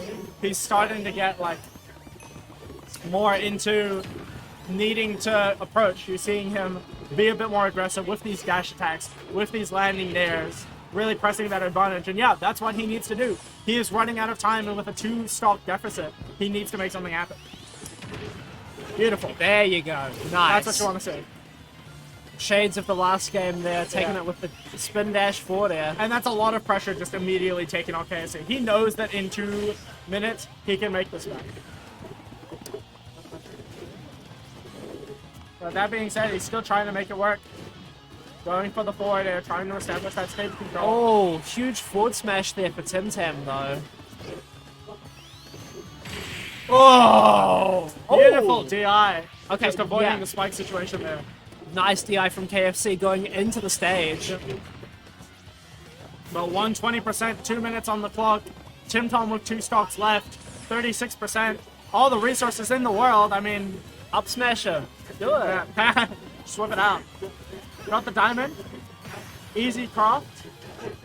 Oh, KFC is really trying to make it happen, but with diamond, I mean, any hit is just gonna do it. KFC has to play so perfect for the next 2 minutes. Yeah. He has to play like a task game right now. Oh, good forward there you smash. go. Catching the roll in. He can make it work. It's not out of the question. Sonic is one of those characters that if you play your cards right, you can explode people. The problem is, even if he gets Tim Tam down to his last stock, I feel like there's not enough time left. Yeah, but it's not going to happen. Yeah. Cheeky slip up on the minecart, and I mean, it hit so hard. Really hard to do. War of attrition there, like we're mentioning, very much about the mental game, and you can see KFC there. As soon as the stock difference was severe, as soon as Tim Tam was up by 2 stocks, KFC's mental a little bit started to crumble, and he started to go for the riskier options, the back airs, the dash attacks, and Tim Tam was there to capitalize on. You know what I had almost forgotten about? KFC kill. I forgot that Tim Tam made a me gunner, and showed off the capability against Sonic. I mean, Just to not play the me. we've got like 2 more games left to play potentially. Tim Tam could absolutely whip out the KFC kill, even just for the like reset on the mental stack. I mean, KFC has spent the last 3 games, the last like 20 minutes, really heavily strategizing against Steve. So the switch up to me gunner, KFC kill. I mean, it might be enough to shake him off for a cheeky way to end the setup. You could absolutely throw him off here, and that would be incredibly disrespectful too, not gonna lie. Tim Tam taking a moment, thinking about it. Maybe he's hearing us, I don't know. He's definitely okay. Okay, lock it in with Steve. I respect it. As funny as it would be, I mean, the Steve's been doing work. It's been really, really hard for KFC to deal with the camping passive play. So I completely respect it. Now we're getting a bit of a smaller stage here, small battlefield. KFC has the music counterpick too. Yeah, it's going to be a bit easier for KFC to play in that range, that closer range where he can kind of try and choke Steve out of his resources. And you can see that here. He's playing really close using that dash attack. Not a lot of damage, but just establishing control, establishing threat, establishing that, hey, you're not going to be able to camp for free like you did in the last game. A lot more scrapping has happened this game already. 37% on Tim Tam. One forward tilt clearing all 3 of the blocks, and KFC is in. Still at the ledge. Tim Tam in a dangerous position, but muscling his way out with that up tilt. So hard to contest. Small shield now for Tim Tam. KFC has been finding a lot of these dash attacks so far. And Really I mean, nice. they're good, and they're putting Tim Tam in a bad position, but I mean, it's not that much damage every time. It's like 10% every time, and it's only getting staler. But So- you know what? That's a big number when it comes to this matchup. That's fair. That's fair. With how slow it is, with how war of attrition it is, like every little bit counts. Absolutely. But Tim Tam is definitely the type of person like, yeah, there's a percent deficit. Yeah, there's like 30% between them. But Tim Tam with one hit could easily make that back. He's in now. Oh, Tim Tam back against the wall, Yeah. fighting off the world. Now he's got the advantage state, but KFC managed to weasel his way back to neutral where he's comfortable, where he feels secure.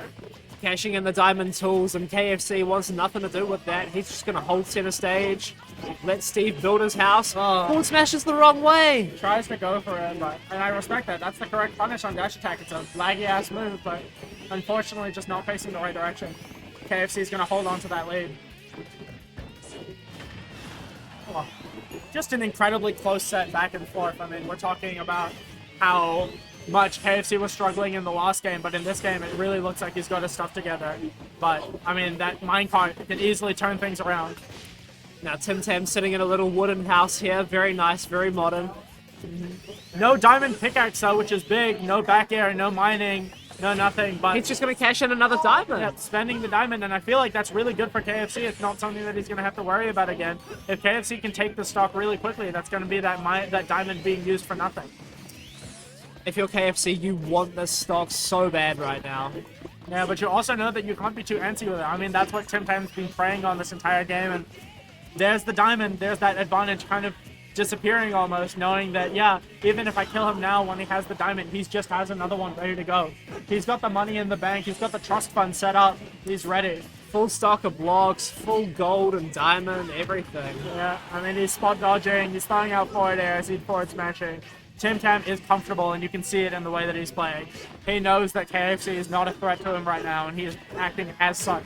Oh, nice. Spamming the back airs a little bit, trying to meet him high. Beautiful attempt to lift the back end. Nice. I feel like KFC. Steve up B shouldn't have a hitbox on it. I feel like he doesn't need it. He has so much already.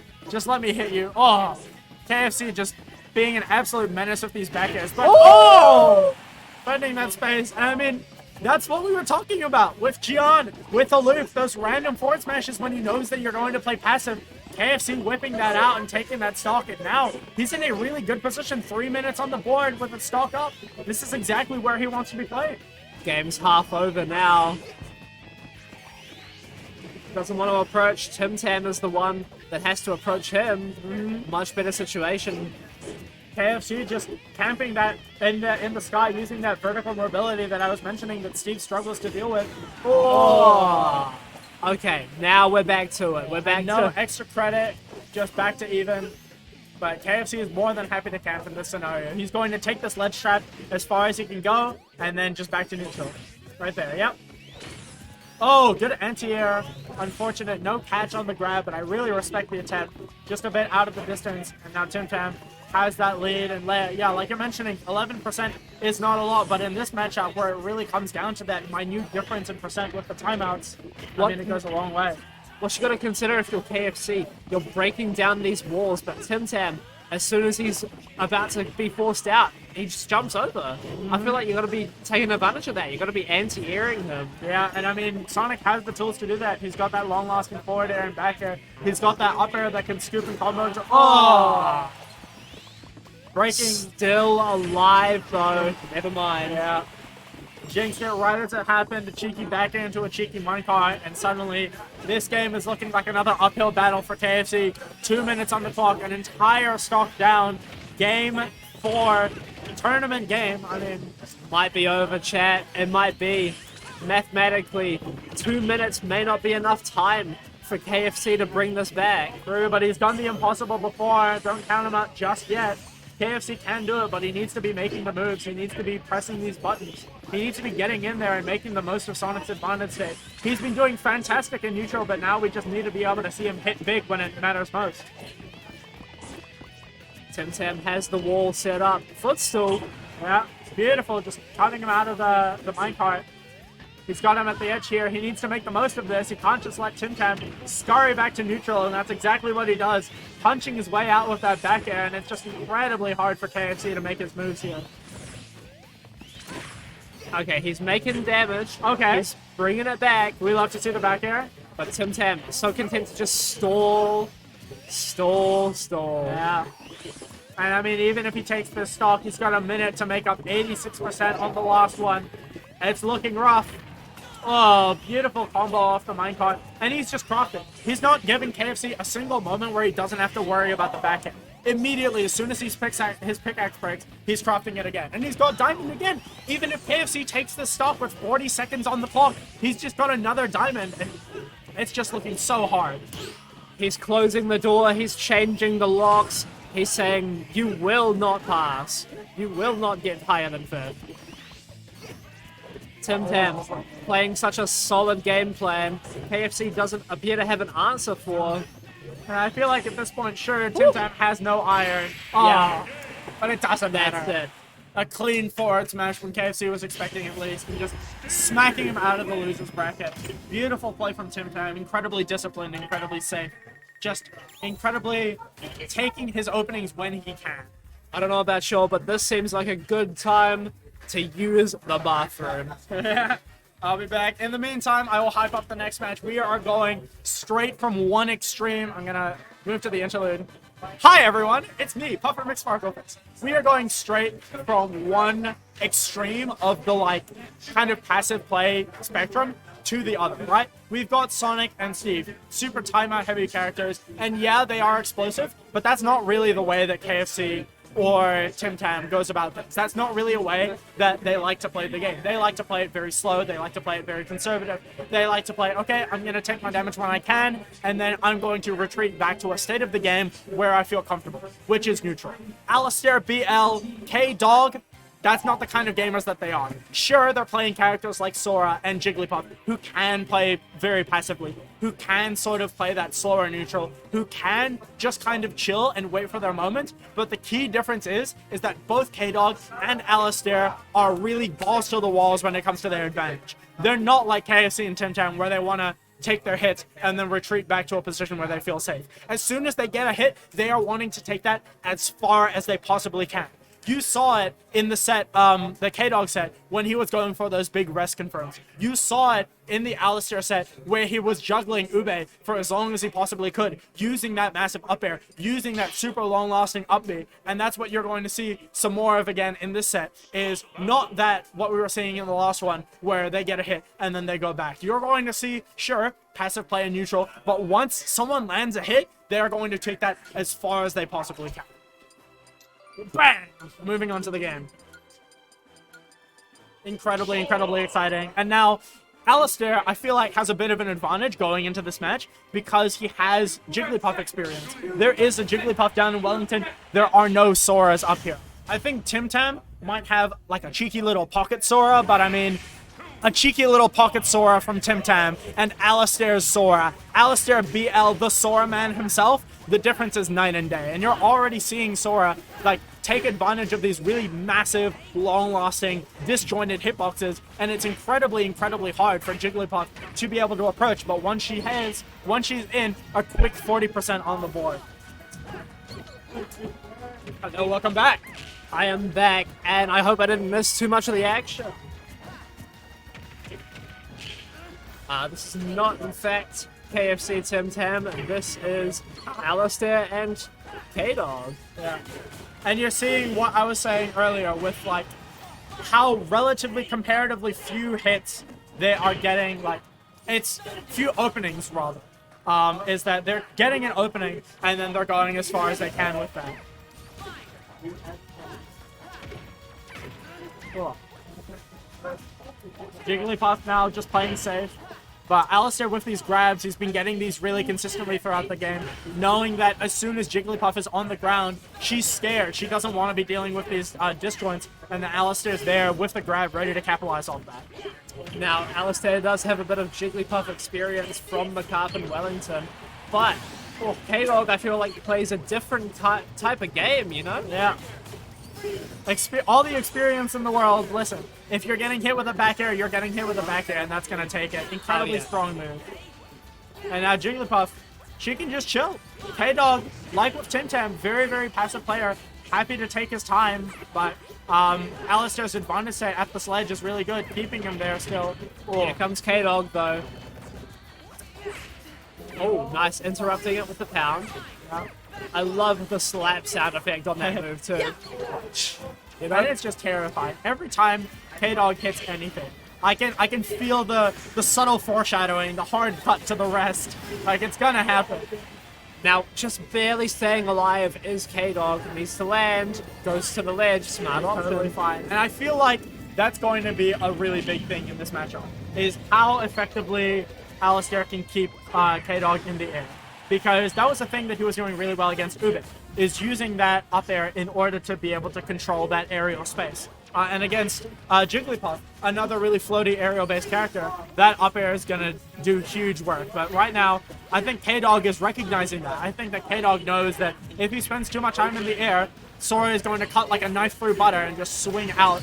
Nice, Yep, there you exactly go. like that. Catching him off the ledge, get up.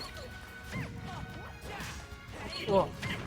Trying to use that up air to establish that space, but K-Dog recognizing it, trying to play as grounded as possible. Not exactly his comfort zone, but something that he's navigating very, very well so far.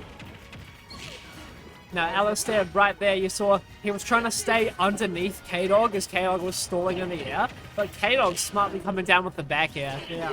At Knows the last exactly moment. knows exactly the range that Alistair wants to be playing at, and knows exactly where to put his hitboxes. Oh, yeah. Now, we see again this kind of spacing game. Yeah. Alistair just trying to play safe, knowing that he's incredibly high, knowing that he could die at any moment. But, I mean, the same goes for Jigglypuff. A forward air into a forward smash, that'll do it. Jigglypuff is one light gamer. Oh, okay, Ned's gonna take it, meeting him in the air. Catching the full hop out, that was fantastic. Knowing that Alistair has been really comfortable with those full hops. Oh, doesn't quite kill with the up smash yet, But though. incredibly close. I mean, this game is so tight. Beautiful no mash, just getting out of that situation. Yeah, taking the hit in the ice rather than out of it. Oh, doesn't quite kill yet, but it's very, very close. Yeah, K-Dog not able to get any extra percent off this. Just Alistair using his sword so well. There you go. Beautiful combo. Just 1, 2, 3 into the up air, and that's going to take it. But the down airs are coming out in full force. 40%, 50%. K-Dog finally landing that full conversion. Is Alistair going to find his turn to get some of his combos going? No, K-Dog's just going to throw him back off. Oh no. Back on K-Dog stage, though. using his edge guarding. I mean, his edge guarding was fantastic against John. And even against Sora, a character with such a strong recovery, such a flexible recovery. K-Dog is not afraid to go out there and press his buttons because he knows that, I mean, Jigglypuff, that's her comfort zone. She's got massive, long-lasting, incredibly strong hitboxes that she can just throw out, get a cheeky kill. All right, now in the air again. K-Dog has had no trouble landing so far, despite Alistair's best efforts. And And that's really going to be, I think, make or break in that set. I think if Alistair wants to take this, he's going to need to learn how to properly anti-air the way that K-Dog wants to land. Oh, yeah. Oh, okay, Whoa. okay. Trying something. Oh, nice parry. Yeah. Massive percent deficit in the favor of K-Dog, but I mean, Jigglypuff is so light that it really is just a forward smash away. You know what? Alistair could get a 1-2, 1-2 up smash. Absolutely. Oh! Oh! Up air almost doing it. So close right there. Incredibly strong move, and Alistair using it. Oh! Incredibly good catch there with the down tilt. Knowing that K-Dog is wanting to play more grounded. Knowing that K-Dog is scared to jump into the air because he doesn't want to deal with the up air, and Alistair was ready for that with the down tilt. Just beautiful control of space. Snatching victory from the jaws of defeat there. Alistair. Such a great find. You know, I was in the Wellington. I don't know if this is picking up on the mic, but the Wellington crowd is definitely popping off for their boy. Wellington crowd coming alive right now. We're going to renowned- Smashville for game 2. Again, we were talking about how this is a good stage for Sora, right? But also maybe Jigglypuff, because this is K-Dog's counter pick after all. Yeah, I can see it. I mean, I think on paper, this match is definitely like the map is definitely Sora favored in the same way that like Ube wanted to go to Smashville to force Alistair to deal with his Nair. I Yeah. think that Alistair is happy to go to Smashville to force Jigglypuff to deal with his hitboxes, but like you're mentioning, it's his counter pick, and I feel like we were trying to see there. That's the main thing that K-Dog is going for, is these tech chases on the platform with these things, trying to get those early rest confirms that he couldn't really get off in the last match. That's true, that's true. If you had asked me, I would have thought that maybe he wants to land on that platform, but he's quite content to just go to the ledge whenever he's in a scary situation. Yeah. He's been doing really well at landing, but I mean... Oh! Early kill for Alistair. Nice thunder. Alistair using that thunder really well, just spacing it in the way that he did against Ube to where you get hit by the cloud, you have nowhere to run, and then 1, 2, 3 off the top. Such a great high anti-air option, especially because it puts him in no danger to do that. Again, he's hanging on to the thunder here. Gonna cash it in here, maybe? No, just gonna wait. Going incredibly well. Just playing that range, not wanting to make any big plays, knowing that he's going to have his moment eventually, knowing that Jigglypuff is going to run into his hitboxes eventually. Now, Alistair is looking so much more comfortable in this game. Maybe coming back online and knowing the matchup. He's feeling good. He went for the upbeat earlier. He got the early kill now, and K-Dog on the back foot. K-Dog having to make these plays, like we were mentioning in the Gian set, not really his comfort zone, not really where he excels. K-Dog really wants to be the one that can play passive, that can throw out the hitbox, that can wait for his opponent to come to him. And Alistair is not giving him that space for a second. 3 stocks to 1, and not even 100% on the board for K-Dog. He needs to make some early rest happen right now. That's what I think is going to be his only opportunity. Alistair is looking incredibly comfortable. He's been playing around these rest confirms. He's making it so hard for K-Dog to get anything big started. I mean, he's gotten hits here and there, but nothing like the massive openings that we were seeing against Gian. Nice parry there. You got to be careful about that. That move will shark you. Oh, okay. Big back air there for K-Dog, but is it too late? Is it too little too late? We're going to see. Oh, trying to get something cheeky with the up tilt. Yeah, he had a big chance there, but Alistair smartly dodging out. Oh, Not crazy dead DI. yet. And I mean, this is the scary thing about Jigglypuff, right? Oh, see you I respect later. that. That's not gonna hit. That hit! Whoa! What the heck? That move is massive. Good spec. He knows his character better than I do. It's the key to the light. Oh, that was really good. That was really, really good. I was going to say that, I mean, don't count K-Dog out if there's a character that can make this back against Jigglypuff with those early rest confirms, but Alistair has just not been giving them to him at all.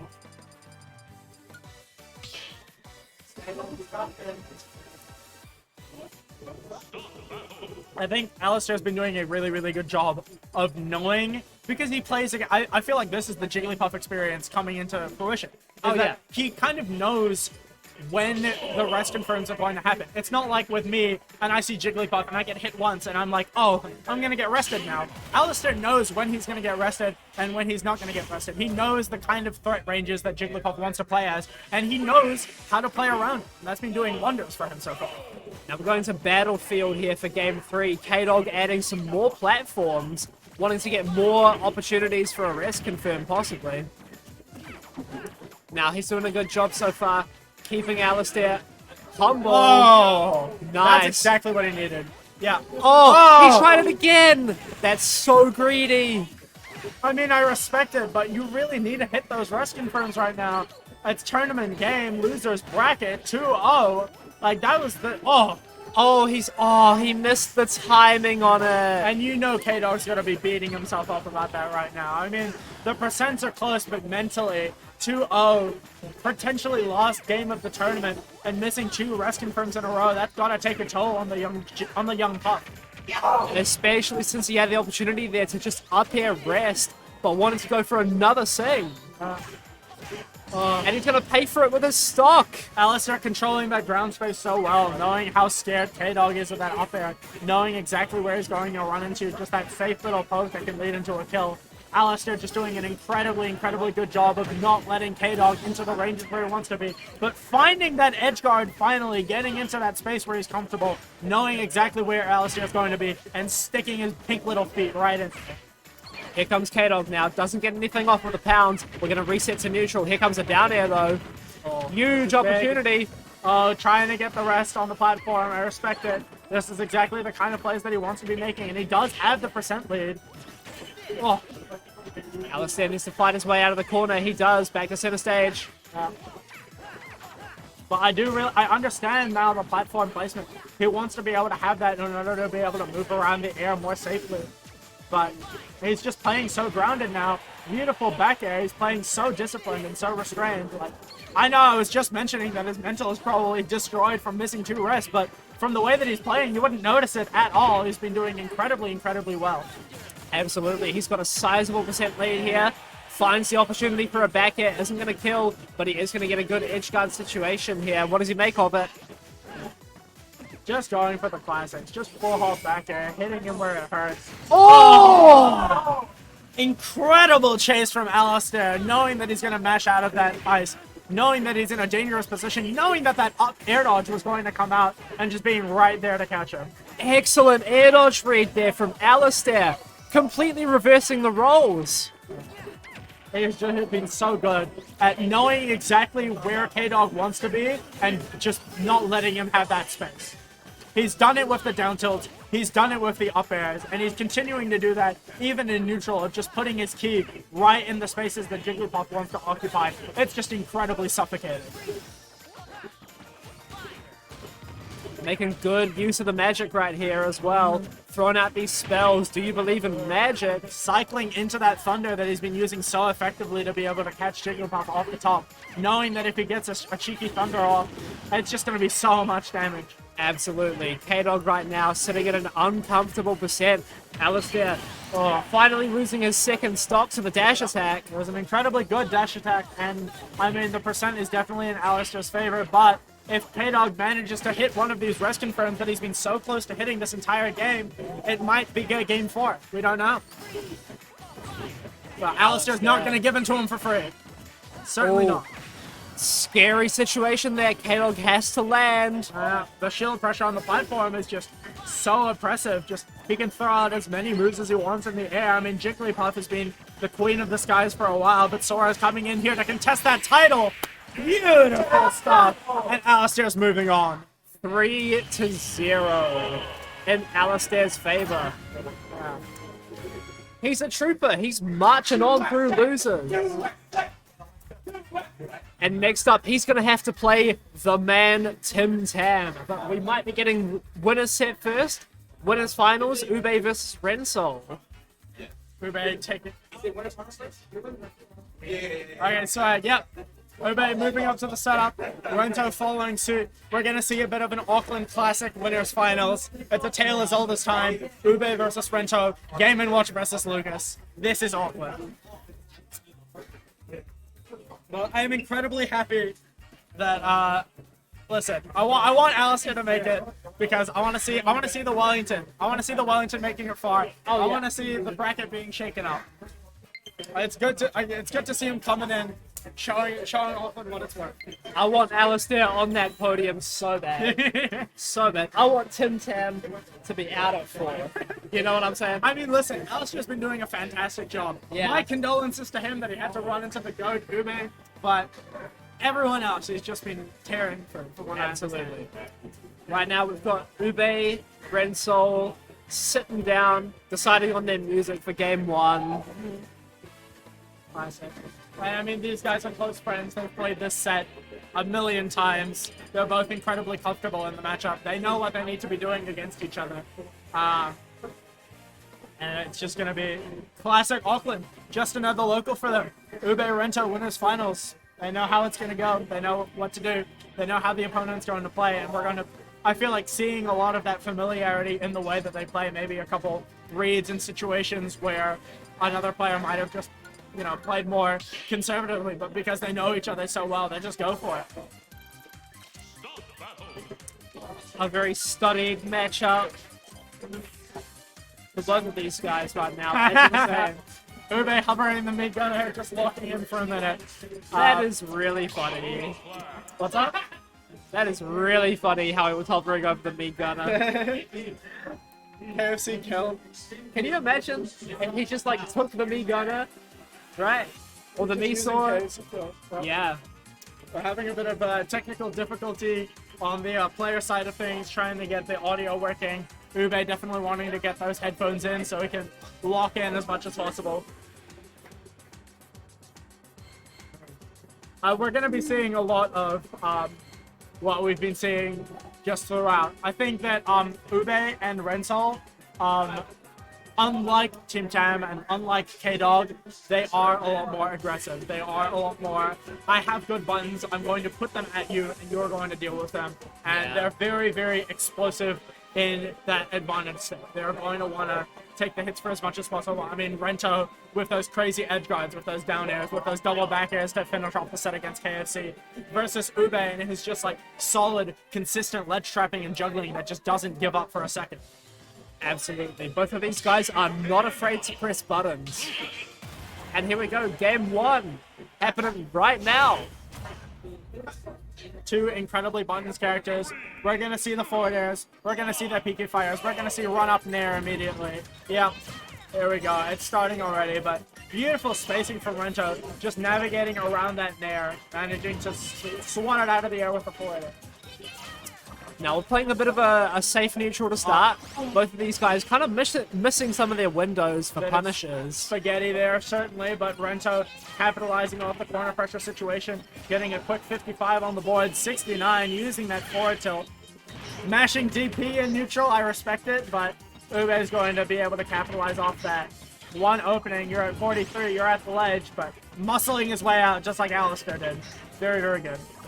Finding that button, but Ube has the button, the up B, breaking all the pressure that Rensol wants to put on. Technically, on paper, Lucas can deal with it. Technically, on paper, he's got things that are -2, but in practice against Ube, it is so hard. But that doesn't matter if you've got him at the ledge. That doesn't matter if you're cycling the ledge trapping, the 2 frames of the forward tilt. Doesn't matter if you've got fundies. We love to see it. But now, the tables have turned. Ube's got him at the ledge. Oh, but manages to weasel his way out. Unfortunate miss on the jab there. Oh, catches the roll with the down smash. And that move just covers so much for him. Beautiful stop on the chef to be able to get the turnaround. And, I mean, he's in his comfort zone. Absolutely. Oh, bombs over Baghdad, but not going to kill Rensol just yet. He's making his way back. He's making more money. Ube needs to take this first stock, like, soon. Not thinking that nair is going to hit, not having enough confidence, trying to get the spot dodge out to avoid being punished, but it just leads to him maybe missing out on a stock there. That chair is just going to last so long that it doesn't matter. Rento running into it, and that's going to be stock 1. All right, here comes Ube. Once again, getting the combos in, And it doesn't really matter if those uppers don't hit because it's forcing the air dodge, it's forcing the evasive maneuvers, and then Ube is right there waiting. Ube takes some self-damage there, getting a 1 judge. Not sure if it's gonna matter. Oh, But it is, like, he's evening it up, like, pretty hard right now. very well, very well. This is the thing that Ube is known for. Is like, it really doesn't matter the percent difference because Ube's advantage state is so good that it really only takes, like, 1 hit of the Nair and then you're at 100. Oh, okay, eating a PK Fire, that's not going to do it, but the next one most certainly is. Rento Ube. using that PK Fire to establish that horizontal space in the same way that he was against KFC, and then catching the jump with the up air. Beautiful stuff. Very, very nice. Oh, big fishbowl. Incredibly big, incredibly long lasting. Ube's in his comfort zone at the ledge. Doesn't quite kill with the down tilt. Oh, nice. Nice opportunity there for Renzo to get some extra damage with the PK freeze. Tries to catch the jump with the forward tilt, but uses the get up attack to punish that. And Rento's looking really good if he can hold on to the stock, keep getting more percent off, but Ube's ledge traffic is not enough to deal with that forward air. Oh, okay. Unsafe forward tilt there. Renzo's going to get a little grab punish. Nice down smash. Yeah, and this is how Rento was doing earlier. This is how he took the... Oh!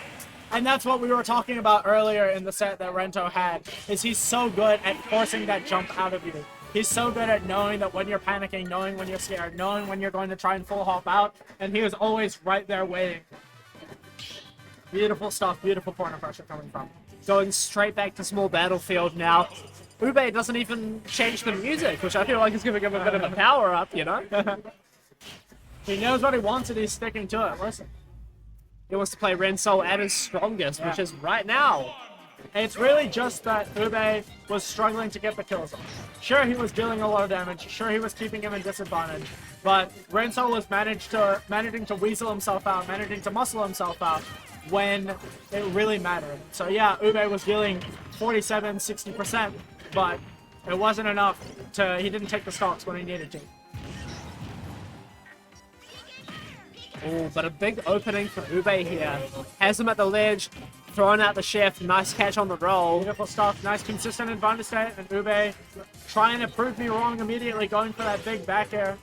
But Rento with that forward air from ledge. It's so big and so safe. It's so effectively maneuvering around Game & Watch's specific threat ranges. That he's managing to get his way out of the ledge very consistently. Oh, chasing down with the down tilt. Great Knowing that option he's got there. the pressure on there, knowing that Rento is scared. But Rento catching that 2-frame. Oh, Yeah, needs to go high there, but a good option from Ube, recognizing that. oh my god. And you're seeing this. He's dropping the combos, quote unquote, but it doesn't matter. He's still in disadvantage. 81% on Rento. He doesn't know what to do. Almost lapped him now, lapped him cleanly at the ledge. Ube's in his comfort zone. Rento's having to deal with all of this cookery. Poor hygiene practice, but it doesn't matter. He's going to get food poisoning from all this bacon being thrown directly into his gullet. Running up there, manages to roll out. Yeah, here comes Ube. Nice ledge trap. He's just back at the ledge again. He can just cycle from one advantage state to the other. Uh-oh, back to the ledge again. And now here it goes. 3 stocks to 1, and, you know, he's lapped him. He's fully. And guess what? We're back at the ledge again. He's there. He's throwing his buttons out. And Renzo's stuck. Yeah. He just has not been able to get a hit. Yeah. Ube shielding that forward air, respecting it a bit more this time, and just playing around it clearly. Ube's working on a freestyle here. I mean, completely different to game 1. He's got the adaptation. The download has been complete, and he's just catching every single one of Rento's defensive options. Oh, and he's gone. Big punish. And Yeah. he's gone. Rento's panicking. He's whipping out the up smash. He knows that it's a TP, but it's not enough. Now, a 3 stock to nothing. That's going to damage your mental, right? I feel like he was at ledge for like 80% of that game. Ube is playing his game, and he's playing it well. I'm going to grab me some water while we're waiting really in want- between this. You know? Enjoy himself. But this is what we are wanting to see from Ube, is these, like, getting these tiny hits into these huge punishes. And sure, Rento is air dodging through the up airs. Sure, he's managing to avoid some of the nairs, but all that means is that he's falling right into a down tilt, or a grab, or another nair, or another up air. I mean, the advantage set, it just doesn't stop with Ube. Ube is so good at saying, well, if you do this, I'm still winning. If you do that, I'm still winning. And It's a lose-lose situation every time, and I mean, Rento going to Final Destination, trying to avoid the platforms that Ube was getting so much of. But what this also means is that Rento's not going to have anywhere to land, and Ube is just going to be able to pivot more out of the ledge trapping and more into the juggling, which is something that Rento and Lucas kind of struggle with, is landing. Because he's so floaty, and Game & Watch's juggling is just obscene. A very back and forth start right now. Rensol has him off the ledge. Ube wastes his 9. I know he wasn't expecting that, but we're not going to see that for another while. That's okay. Rento playing very safe and disciplined around that, but Ube just coming up with that ledge nair. It's so big and so safe and so hard to contest. I mean, we've been talking about the Rento ledge forward air, but the Ube ledge nair is just as potent, if not more so, because of how much they can get off it. I mean, sure, Rento hits a forward air and it deals 15 and reset to neutral, but Ube hits a nair, and as you were seeing with Alistair, that's 60%. Nice, big freeze. Muscling his way out. This is the thing, is that when Rento is scared in disadvantage, when he's trying to just maneuver around, and when he's trying to just like air dodge out of things, Ube is there to catch it. But when he manages to get a bit more space in, when he manages to find the room to be able to forward air, to be able to PK freeze, that's where he's really getting a lot of his mileage in disadvantage. Oh, big down tilt there to interrupt Rensol's pressure. Now, look, Ube has 2 charges on the bucket. He's been quite good at adapting to the PK fire. Now, huge up smash there for Rensol. Yeah, the DP finally hitting, catching, but it's too early to get a kill. It's just going to deal like 25%. And I mean, that's good. You'll take everything that you can get against New Zealand's #1, but is it going to be enough? I bring up the bucket because it might be a Mickey Mouse surprise tool that helps him later. If he can get 1 more PK fire pocketed. Yeah, subtle foreshadowing. That'll absolutely just destroy him. The down tilt sending it such a disgusting angle. If it was anyone other than Lucas, he'd be on the ropes right now, but manages to make it back. But here's the thing, Ube's at ledge. He's throwing the bacon, he's in the kitchen, he's in his element, and that backer is just going to seal the deal. Oh, okay. Taking it all on shield, big hits. It's okay. A bit of a flub there from Ube, but manages to chase out the air dodge. Yeah, catching the recovery. Rento, unfortunately, just not facing the right direction, and Ube capitalizing on that for as much as he can. Whipping out the bucket, hoping for the PK freeze. Because, yeah, at this point, a fully charged bucket is going to kill, but Rento, no fear in his heart, sees the down air, doesn't care, whips his little noggin up there, and off he goes. Nice little jab tick throw there for Ube. Beautiful. That's fighting game fundies right there. Yeah, jab into a throw, are you kidding me? He's got strike throw pressure in a platform fighter. He's disgusting with it. That's and crazy, he's just walking yeah. back and forth. He's just having a good time, but Rento with these double up airs, it's going to be a lot of damage. Upbeat, frame 3 option, such a reliable way to get out of combos, and Ube's right here again at the ledge. Exactly where he needs to be. Needs to land, needs to get to the ledge. I don't know. Alright, makes it back, but what's the option to get off the ledge? That's the real important part. Is that it?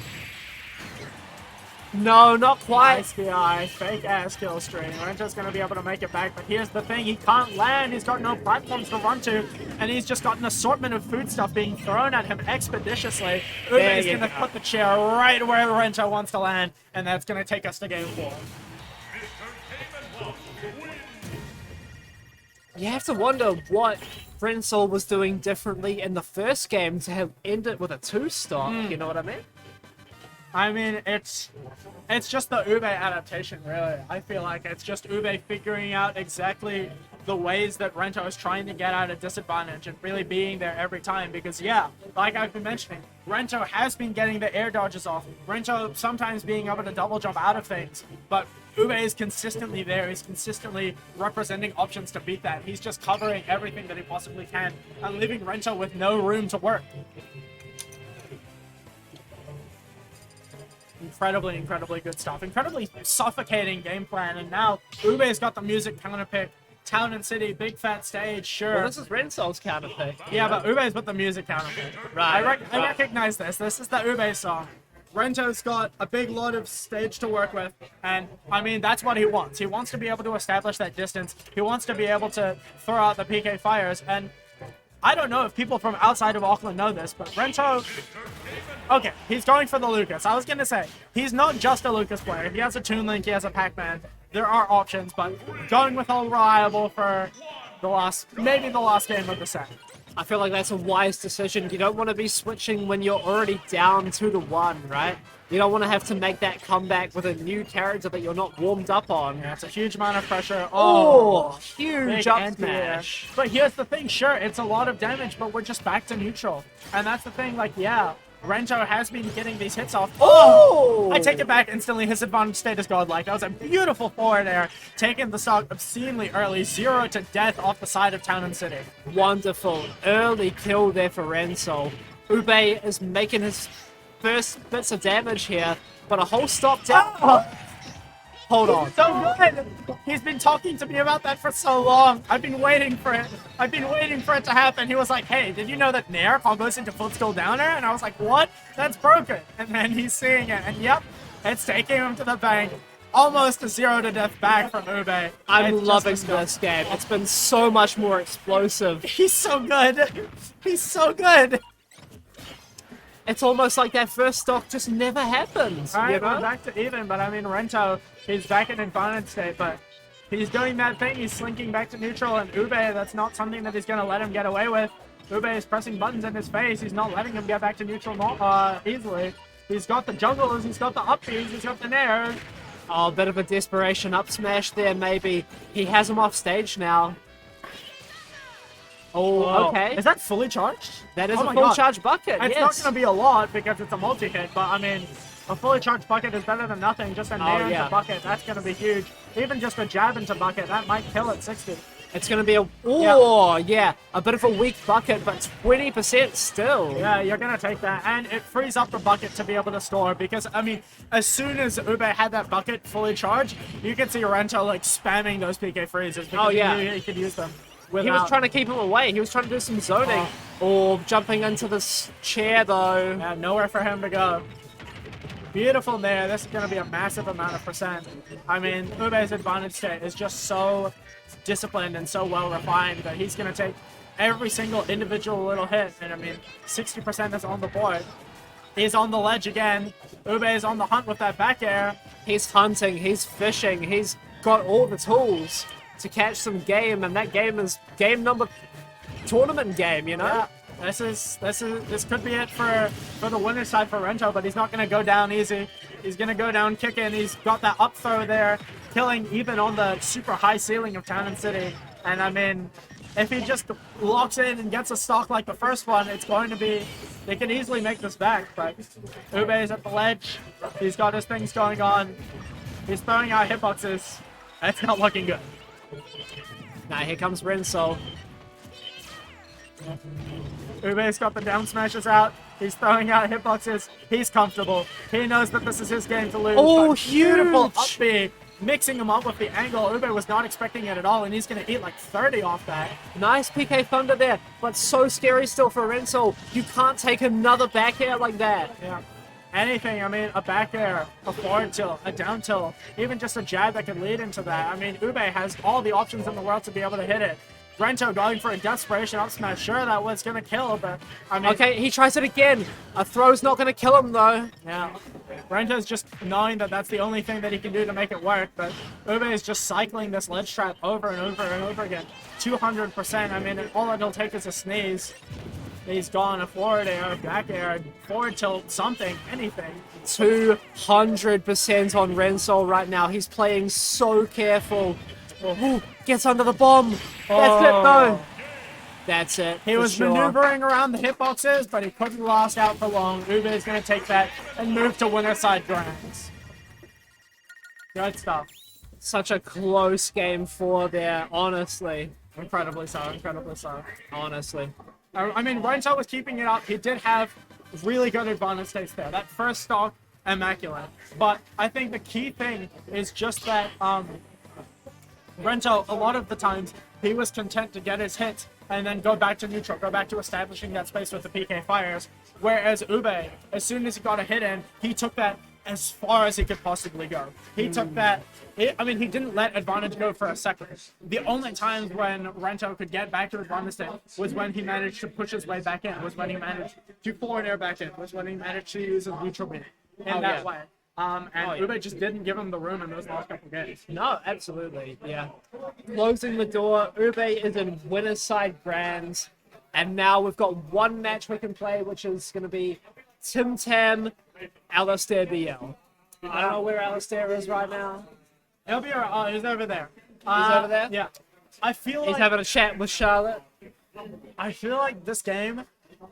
I don't know. What character do you think we're gonna see? Just the Steve again from the Tim Tam? I think he's going to go Steve, Yeah, yeah. he's been running that pretty consistently. I think he's going to go Steve. He's going to stick with it. I don't know how Alistair. that matchup goes. Yeah, I'm not entirely sure. Yeah. It'll be good to see a player as explosive as Alistair versus a player, as patient as Tim Tam. Ultimate offense versus ultimate defense. Unstoppable force. Immovable object. That's definitely going to be. You got it. No way he's making a me. No way he's making Alistair kill? Are we gonna see Alistair kill? Look at how many me's he's made. Nick kill, Tim Tam kill, Hope kill, Game & Watch kill. This is Auckland. We hate each other up here. Why else would we play Game & Watch? Why else would we play Sonic? Why else would we play Steve if not to rue our fellow man? Alistair said, I'm dead, bruh. He said, you're really doing this? No, and I think... Look, I don't think he's going to use this me. I think this is a bait. I think this is a side It's a big play. It's certainly like a big established dominance. This better be Alistair kill. Humble kill. Humble kill is crazy. Oh Oh, my. that's foul. That's foul as fuck. Alistair, listen, even though he's the one getting shit talked about him, he ultimately respects the play. I just lose a 7. He's a respecter of the craft. He enjoys a good bit of trash talk. We can recognize it when it happens. Humble kill, fantastic. Now, the question is he going to play that me sword? I kind of don't think so, but it's really fun. Yeah. Yeah, I agree. All in the business. It's just business for him. It's not personal. Oh, look, It's look, business. look. He's pulling out all the stops. Look, 25 meters, made a me. He's getting in his head, certainly. Okay. Yeah. Yeah. Yeah. That's about right. Yeah. That makes sense. All right, bro. Did we really Alright. think it was going to be anything else? Steve versus a level 1 random CPU. That's it. Yeah, that's gonna be the game, isn't it? Just making sure you're not picking me sword. All right, we're going in. Game 1. I respect it. He's making sure. We're going to really see how Alistair is going to be able to deal with these blocks, because that's been, I feel like, the main thing in a lot of these matchups is that people just aren't really comfortable with playing around the blocks, aren't really comfortable with playing with how passive Tim Tam is. But beautiful combo from Alistair. Quick 56, disgusting. Oh, absolutely. He is incredible at this. And now that he's playing more of like a mid-weight character with more of a standard body type, Yeah. we're going to be seeing a lot more of that. Yeah, he's got floaty character after floaty character, and it was rough with Ube. He made it work with K-Dog, but now we get to see Alistair BL in his element, being able to get these combos off. Beautiful stop on the freeze, and he's going to He's be able dead! Oh, good stuff. I love how Alistair is actually going out and challenging Tim Tam under the stage. He's been uncontested by Aloof, by all of his previous opponents, basically. He's not really, he's felt safe there. And Alistair early on, frame 1, making sure that he knows that he's not. I'm Sora, right? Like, it's one thing when you're playing against Mario, but I'm Sora. I can go wherever I want, whenever I want, and you are not safe. I can go down there, bro. I'll meet you off stage for off stage, you know? I'll go as high as you want, as low as you want. I don't care. Whenever, wherever, whoever, whatever time, you tell it to me. I'll be there and I'll be throwing hands. Tim Tam right now trying to make some space, trying to get that Minecraft gameplay going. He's mining. He's not crafting just yet. But, I mean, Alistair is Okay. doing that thing that was very similar to what KFC was doing, is that he's staying in that range to where he can choke Tim Tam out. And I mean, you're seeing that incredibly effectively. Tim Tam's been lapped in percent. Tim Tam's about to lose the stock, and Tim Tam has no resources to get out of the situation. Beautiful Excellent. start. Excellent gameplay here from Alistair. I mean, he's just doing such a good job of making sure that Tim Tam can't play his game comfortably. With Aloof, with KFC, he was able to play it comfortably. He was able to do kind of whatever he wanted with a lot of the resources. But Alistair is getting in there. He's making sure that he knows that he's not safe. He's not safe off stage. He's not safe to camp. He needs to deal with the Sora. Absolutely. Right now, Tim Tam on the ledge, just taking so much damage here. Alistair hasn't been hit in ages. Okay, commentator's correct. Well, you know what? It had to happen eventually. Oh, good catch on the air dodge. Tim Tam showing, whoa. Only stone tools, though, so it's not going to kill. That will, though. He doesn't have enough diamond to craft tools, but he has enough iron to, certainly, but I don't know if he's going to be able to. But even with stone, beautiful, nice 55% combo, and he's finally got diamond on deck. We'll see if he wants to use it now, or if he's going to be able to want to save it until Alistair is off stage. There you go. He's going to craft it. Nice. Diamond tools on deck. No way! Insane forward smash from Tim Tam, knowing when Alistair is going to get frisky with it, knowing when Alistair is going to try and make a burst option. Oh, Yeah, nice. Nice. And this is what we're talking about with Tim Tam feeling so safe in so many of the situations. He's gone so many games being able to sky camp for free, being able to camp under the ledge for free, and Alistair is meeting him there every single time. Park mine up there, bro. Can't park there. No? Can't park there, mate. He's not safe. He's not safe. And Tim Tam knows this. I feel like we're going to see this very heavily in the next couple of games. Is that recognition that Alistair, with Sora, with the mobility, with the versatility that he has off stage, is going to be able to meet him wherever Tim Tam tries to run to. He can't run. He can't hide. He has to deal with the Sora face to face, whether he likes it or not. That was the game plan against KFC. You remember, he was waiting out the night. Sora says, no, I'm bringing the light to you, bro. Oh, okay. Tries to roll out, but Tim Tam catches him. Big percent lead now. That's 50%. Even with wood tools, it's so much damage, but Alistair's going to bring that right back with a nice little burst option. Good grab, and I mean, Tim Tam's grabs have been a really consistently strong factor throughout all of these sets, is just like knowing when people are going to try and approach on the ground and knowing exactly when that grab is going to be able to land. And now, with Alistair on the back foot, it's going to be harder for him to exert the same pressure that he did last game. Here you go, though. Alistair is chasing. Nice back throw catch from Tim Tam there. Yeah, wonderful grab again, exactly like we're talking about. Tim Tam is in his comfort zone again, trying to throw out that forward smash, and he's this close to hitting, run into it. But he is going to run into that minecart. It's just the same. It's so hard against Steve. There's so much things that you have to deal with, so many little tools that you have to keep in mind that eventually you are going to miss up and just take a minecart to the face. Diamond tools now on deck for Tim Tam. Huge damage immediately. 66.9% right off the bat, and Tim Tam is exactly where he wants to be. He is no longer the same Tim Tam from last game, and you can see him. He's not trying to go for these like cheesy camping strategies where he's safe in a lot of these respects. He is definitely playing a lot closer to the ground, taking the fight to Sora, and it's been working fantastically for him. Oh, freeze here. Could be an upskill. Yeah, there you go. Up here. Nice. Like fast, safe, super long-lasting up air. Just going to do so much work for him. All right, making some damage back now. Alistair needs to find a nice big combo to make it back right now. Against Steve, he absolutely can. I mean, it's like what you were talking about last game with the Steve, with how he's like a normal kind of weight, kind of size character. He could easily make this back, and I mean, Alistair, proficient combo extraordinaire. Just a couple nairs here and there, a couple up airs, a couple up Bs, and the stock's tied up. Making it back, doing a little bit of zoning as well with the magic. Doesn't catch him though. Oh, trying to scout for an air dodge there, a panic defensive option, but Tim Tam's not going to bite. He knows this. He's been in this situation many times. I mean, against Ube, the air dodge, scouting that out is part of his entire game plan in the advantage state. Oh, okay. Very scary situation now. Both these guys at high percent. Alistair throws out a big up B. I'm losing my marbles right now. I can't tell what moves are what. I mean, Here we come go. on. Freeze. Nine. Oh, beautiful catch. And now the situation's turned on its head. Now Tim Tam has to be the one to make the moves. And as we saw last game, Alistair was really good in that situation. Where yes, Tim Tam's on the back foot, and yes, it is technically Tim Tam's responsibility to approach. But Alistair was using that safety of having that extra stock in order to play really in his face, really pressuring him. And you can see just how choked out Tim Tam is now, 65%. No iron on the board, he has no resources. Alistair chasing him downstage. He seems like he's run out of options. He doesn't really know how to deal with this Sora zoning pattern that Alistair's putting up. Absolutely fantastic.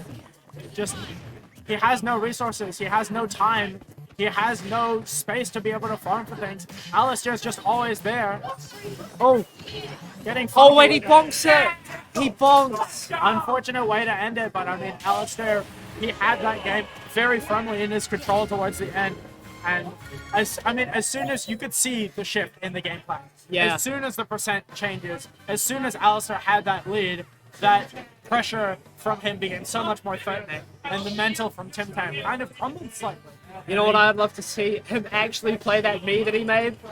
I don't think it's going to happen, but he's thinking about it. Tournament game, he didn't go straight to Steve. Yeah, tournament game right now. He's going to do it. Oh, He's we going to love do see it. Finally, the me coming out.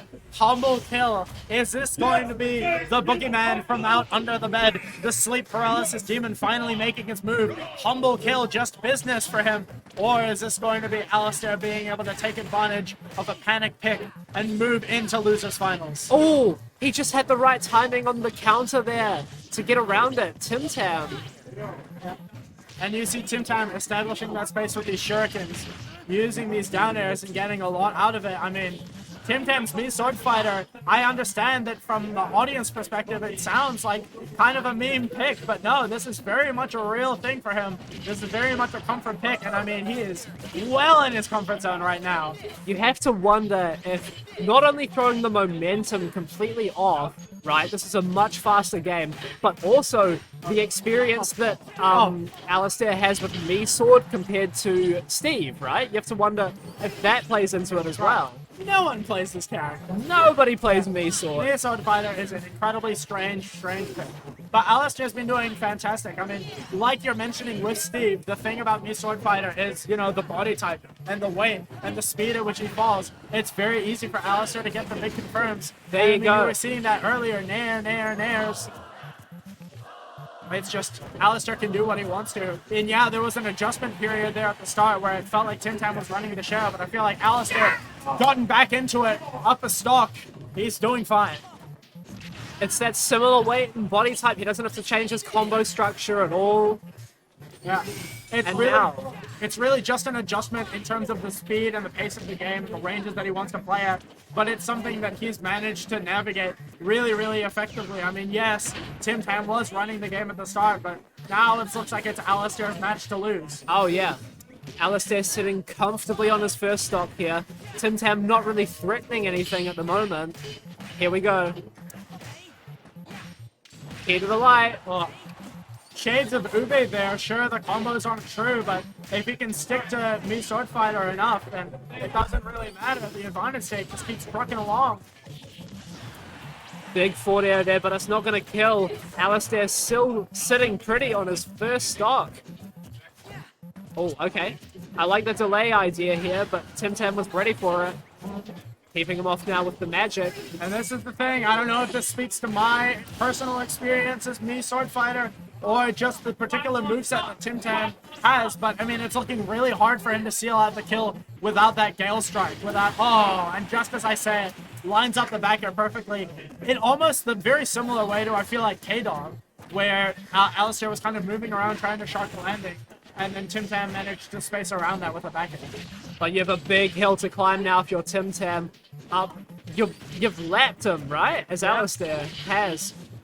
I don't know what I'm saying anymore. Yeah, that's alright. Listen, as much as it's a mental game for the players, it's a mental game for the commentators as well. I'm trying to keep up, man. Auckland, your sets go for too long, alright? We just like Smash more, so we play more of it. That's all it is. Alistair, no stranger to going game 10 against ICK and those late night Wednesday locals. But he's going to have to really... Oh! Perfect timing on smash. And Alistair is going to take that 3-0. Beautiful stuff. Moving cleanly into losers finals. Listen, the me sword fighter, it was a valiant attempt, excellent bit, but when it came down to it, Alistair made the adaptations. He knew what he needed to do, and he's moving into losers finals against Auckland's number 2. He's trooping on right now. He has to play my man Ren Soul for 3rd place. And I mean, you got your wish. You got your wish. He's on the podium. Yeah, he's got it. Alistair's on the podium right now. I don't know if y'all can hear this, but Alistair and KFC, they're exchanging words. They're having, shit-talking. a pleasant discussion between friends. They're shit talking. That's great. That's great. This is what we want to see. Exactly.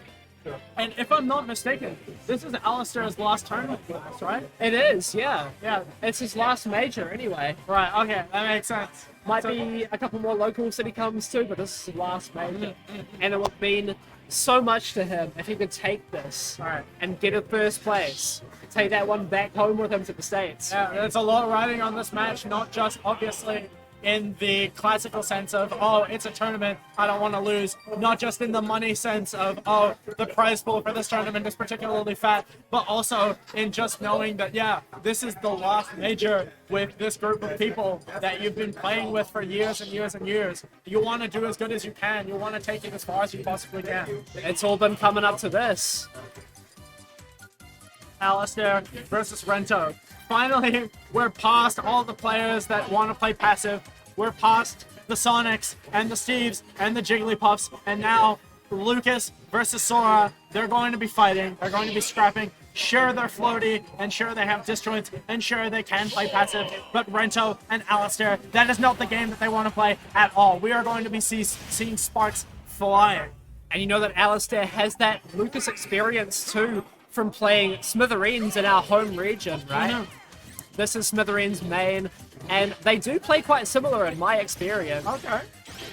And meanwhile, sure, Rento is an incredibly skilled, incredibly highly ranked player, but we don't really have a Sora like that up here. The matchup experience is definitely heavily weighted in Alistair's favor. And I mean, you can see that with how incredibly well it is doing here in chasing these air dodges and not giving Rento a moment to breathe. Oh, he nearly hit him with the up B there, but Rento gets a nice PK rocket to get back to stage. Huge. Yeah. It's going to be dealing a lot of percent, and yeah, Rento is going to be able to take that stage control back. But the percent difference is still cleanly in Alistair's favor. Oh, And he gets out. Immediately. Oh, see ya. Beautiful. Oh. 1, 2, 1, 2, 3. That Nice doesn't up air kill. darking, but yeah, it's not going to be enough. Good recognition from the Rento, knowing that Alistair's been using that Thunder off stage in that position and just sucking it out, but it's not going to be enough percent to really make a meaningful difference. He's still one shot away from dying. One See away ya. From, yep. Nice confirm there from Alistair. That's all it Nice. is. 1, Very 2, good. 3. I mean, it's all well and good to have the big fancy confirms, but when it comes down to it, 1, 2, 3. Oh. Unfortunate air dodge there. Just a bit of a spacing thing, a bit far from the ledge, and Rento was there to capitalize on it. Beautiful stuff. Now back to some neutral gameplay. Ren Soul is getting a bit of a lead here. How long can he hold on to it though?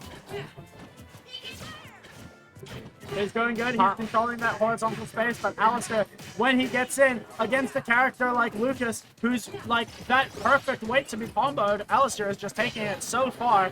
And, I mean, we were talking about how much Lucas struggles with landing in the Uwe match. And Sora, I feel like, can juggle not just as well, but incredibly, incredibly well. Oh, yeah. With that movement speed, with that dash attack to catch the landing, with that insanely huge up air. And you're seeing that come out in full force. Nice block there from Ren Soul. I nearly said Ube. I nearly said it. Ube on the mind. Listen, they'll come up later, but right now, Alistair... Oh, nice chase. Oh. Knowing that air dodge, smelling blood in the water, recognizing that fear. Sure, Rento is chasing out of See ya. this, but he is there every time. Oh, threatening with the... Oh, Nice catch with the up air there. I mean, so many of these moves, they're so big and so long-lasting and so safe that, yeah, it's just a matter of time before Rento finds himself right up against it. Not going to take it just yet with the forward smash. Oh, but that'll do it. Another PK freeze to seal out, and we've got an incredibly close game one. Anyone's game right now. Here comes Renzo. Here comes Alistair. My bad. Finding those up airs, like we were saying, Rento, Lucas struggling to land, and Alistair being there consistently with those options. Here comes Alistair. Oh! Beautiful catch on the side, getting that incredibly early combo.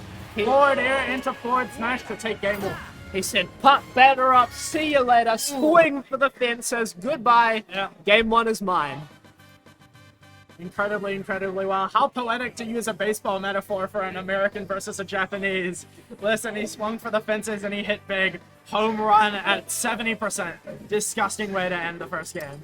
Huge. And Renzo's counterpick now. He's looking at Pokemon Stadium too. Maybe wants a little bit more room. Yeah. And I think the platforms there are definitely going to help. I'm assuming that Alistair, banned out those Battlefield, those triplats, because he knows how badly Rento wants to be able to have those as safe havens to land on against that menace of an up air that Sora has. And so I guess PS2 is as close as you can get. But here's the thing, PS2, it's got those really high platforms and it's got that really low ceiling that I could easily see Alistair just taking a couple cheeky stocks off the top. With, just like nairs, getting up onto that platform, off the top, and that's it. I gotta say, great song pick as well from Renzo with the Gen 4 champion theme. Love that. He knows that it's up to this. Everything has been leading up to this one match. I mean, this is do or die for both of the characters, both of the players. So much riding on this. Now, Renzo getting off to a strong start here, 37%. Not letting Alistair establish that pressure that has been so dominant in so many of his matches, but Alistair is not giving it to it easily. Just 1, 2. Oh, unfortunately messing up that combo. That would have been so much. At some mid-percents now playing neutral. Both these guys very respectful. Yeah. They know exactly what the other person is capable of, and they don't want to give them a single opening because they know that that's all it can take. Yeah, dude. And here he comes, Alistair making some more money, getting him. Oh, He's fine. I love the reversal option there from Renzo. Thankfully for Alistair, it's not a spike. Oh! That was incredible. Just such precise movement and positioning in order to get right into that perfect spot. He's alive. And He's the alive. match is beautiful. Managing to get himself out of the PK freeze. Alistair is on fire right now. Oh, he had a nice read there, but didn't capitalize on it. Has an opportunity now, making a nice little combo. Yeah, beautiful down tilt, and this is what we're talking about, that juggling, but Rento manages to play that horizontal game, establish that space, and land with that PK fire. Nice side B to get back on stage from Alistair.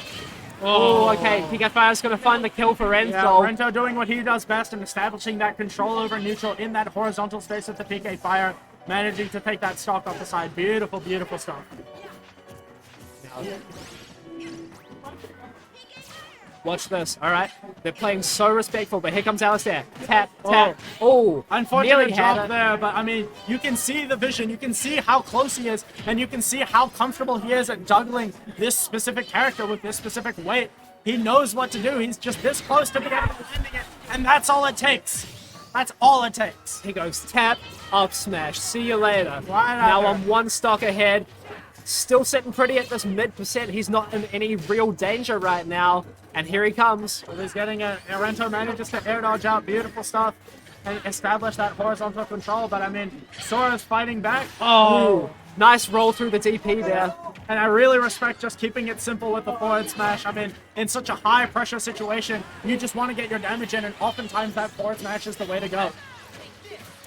I'm thinking that Renzo might be a little bit desperate right now, you know? He's been throwing out a lot of smash attacks, sitting at shield, very patient. I mean, this is Rento's first match and losers for the entire tournament. He's got to be feeling that pressure, especially when Alistair has combos like that. Beautiful stuff, incredibly consistent, just hitting it exactly where he needs to, right out of the park. 2-0 to Alistair BL. And what a nice game that he's played so far. That's looking so good. I mean, you were talking about wanting to see Alistair on the podium, but it looked like he's going to go a lot further than that. He's been making the loser's run that he wanted to. Incredibly He so. tore through Tim Tam, tore through... Who else did he play today? Yeah. Unfortunately, K-Dog. lost to Ube, but fantastic set against K-Dog, fantastic set against Tim Tam, and now he's like doing incredibly well against Auckland's #2, against arguably #2 in the whole country. I mean, Alistair up 2-0, looking very commanding. His combo game is on point. His juggling game is nice. His hairstyle on point. Making a statement for sure. Now Rensol going back to small battlefield here. Back to that kind of comfort stage. But I do wonder is how much that small size of the stage, and yeah, sure, you have those platforms, but it's so small, you're going to have to deal with what Sora has to throw out.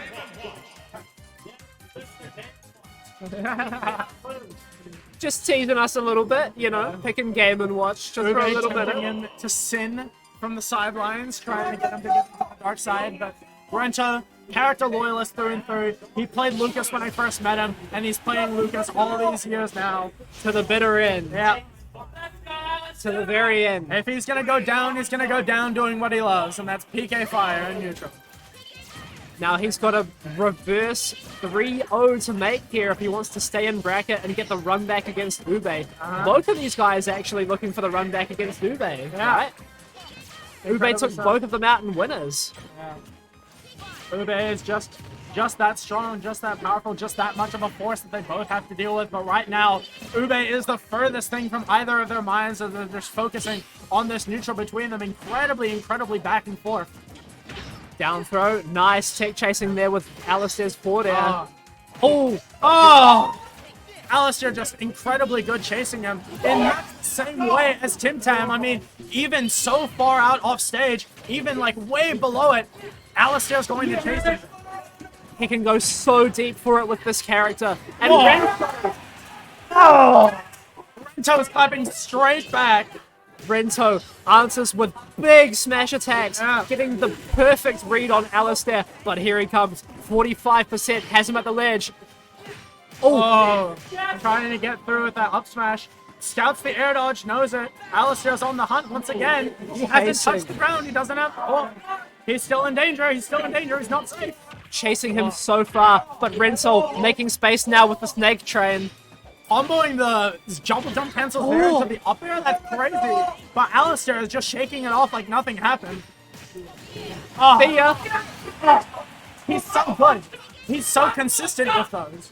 Alistair is one stock away from grand finals, and Rensol has one more chance to bring it back. Is he gonna do it, or is Alistair gonna close the door, lock it, change the keys? I mean, Alistair has just been looking so consistent this entire set. His combos have been on point. He's been hitting the confirms when it matters most, and he's been chasing those air dodges to the center of the earth. I mean, Lucas has nowhere to run. Absolutely, that is so true.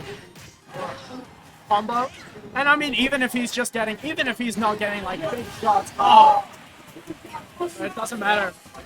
Rento taking the words right out of my mouth. Oh! Another big read there for Rensol, taking the second stop with the forward smash. Here he comes with the nairs, the forward airs, big damage, 36%. Still a big hill to climb. He's got a deficit here, and he needs to make it happen right now. Right, Alistair playing safe.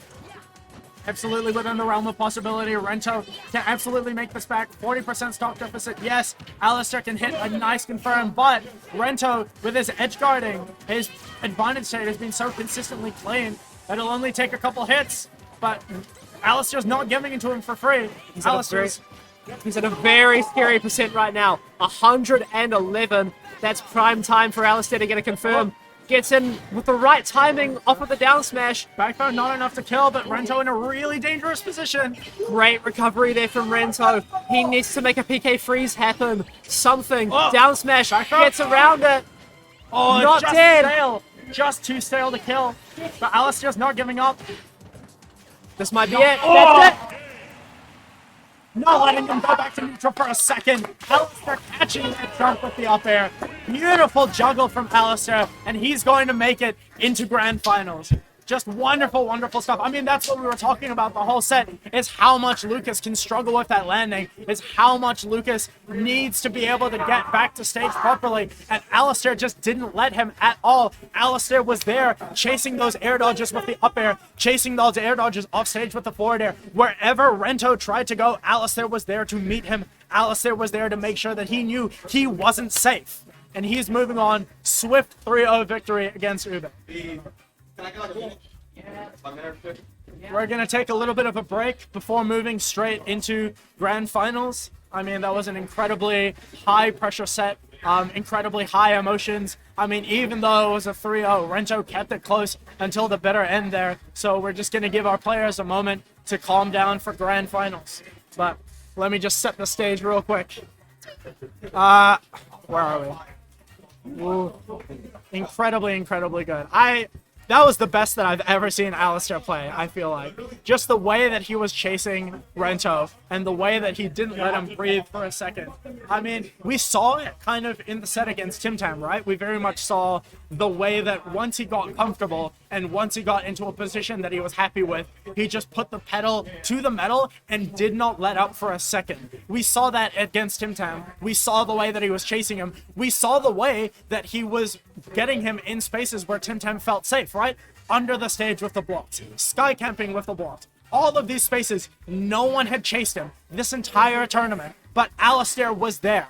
Alistair, with the movement that Sora has, was there consistently in all of the spots that Tim Tam felt safe, felt like he was comfortable, felt like he could get away with it. Alistair was there. And we saw that with Rento. Because, yeah, Lucas's recovery is amazing. Yeah, he's really good off stage. Yeah, he can make it back from just about anywhere, but that doesn't mean that he's safe, and that doesn't mean that he can get back for free. And Alistair was there every single time to make sure that he knew that he wasn't safe to get back. That every time that he tried to claw his way back to neutral, that Alistair was there to make sure that he had to deal with something. Such a good set. Such a good set.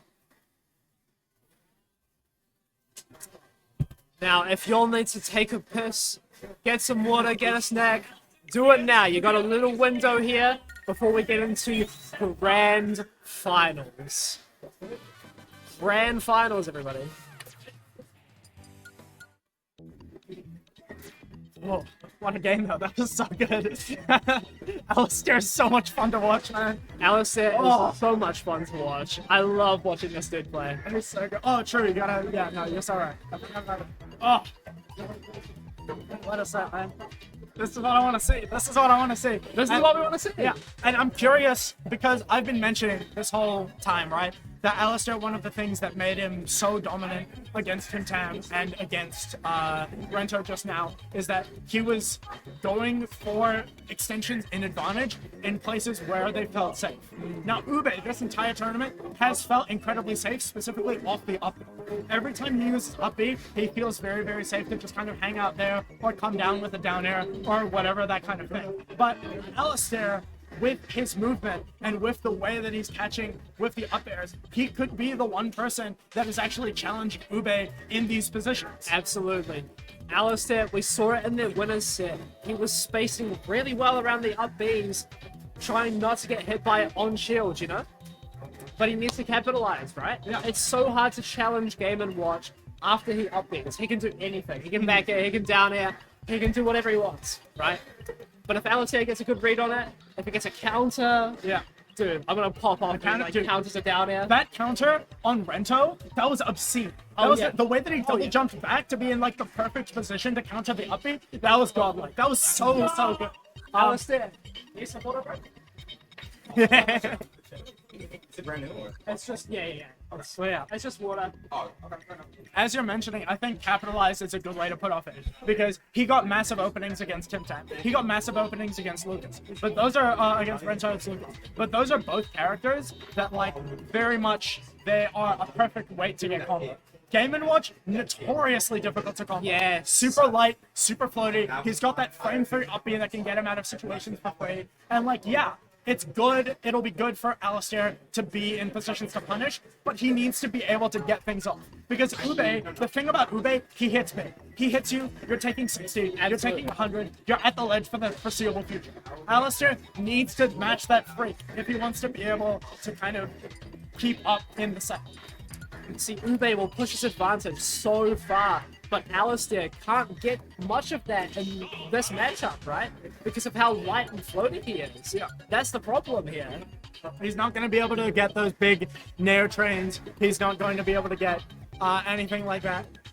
But what is going to matter, and I think I brought this up a lot in the Lucas set, and I brought this up a lot in their first set together, is that up air usage is going to be critical. Oh, that yeah. up air usage on catching specifically Game & Watch down air, because that's another thing that Ube is really comfortable with. Oh, yeah. Is just down airing because no one really contests it. Alistair can contest it. Alistair has contested it with the up air. That is something that he absolutely can do, and that is something that I'm really looking forward to seeing him do, is contesting Ube in, because a lot of the time, like, Ube's advantage state is fantastic. Yeah. But a lot of the time, in disadvantage, he's doing Game & Watch things, and people don't know how to deal with it. Yeah. And so if Alistair can figure out how to deal with it, if he can figure out the spacing, if he can figure out the up airs, if he can figure out how to not accidentally run into anything, he's golden.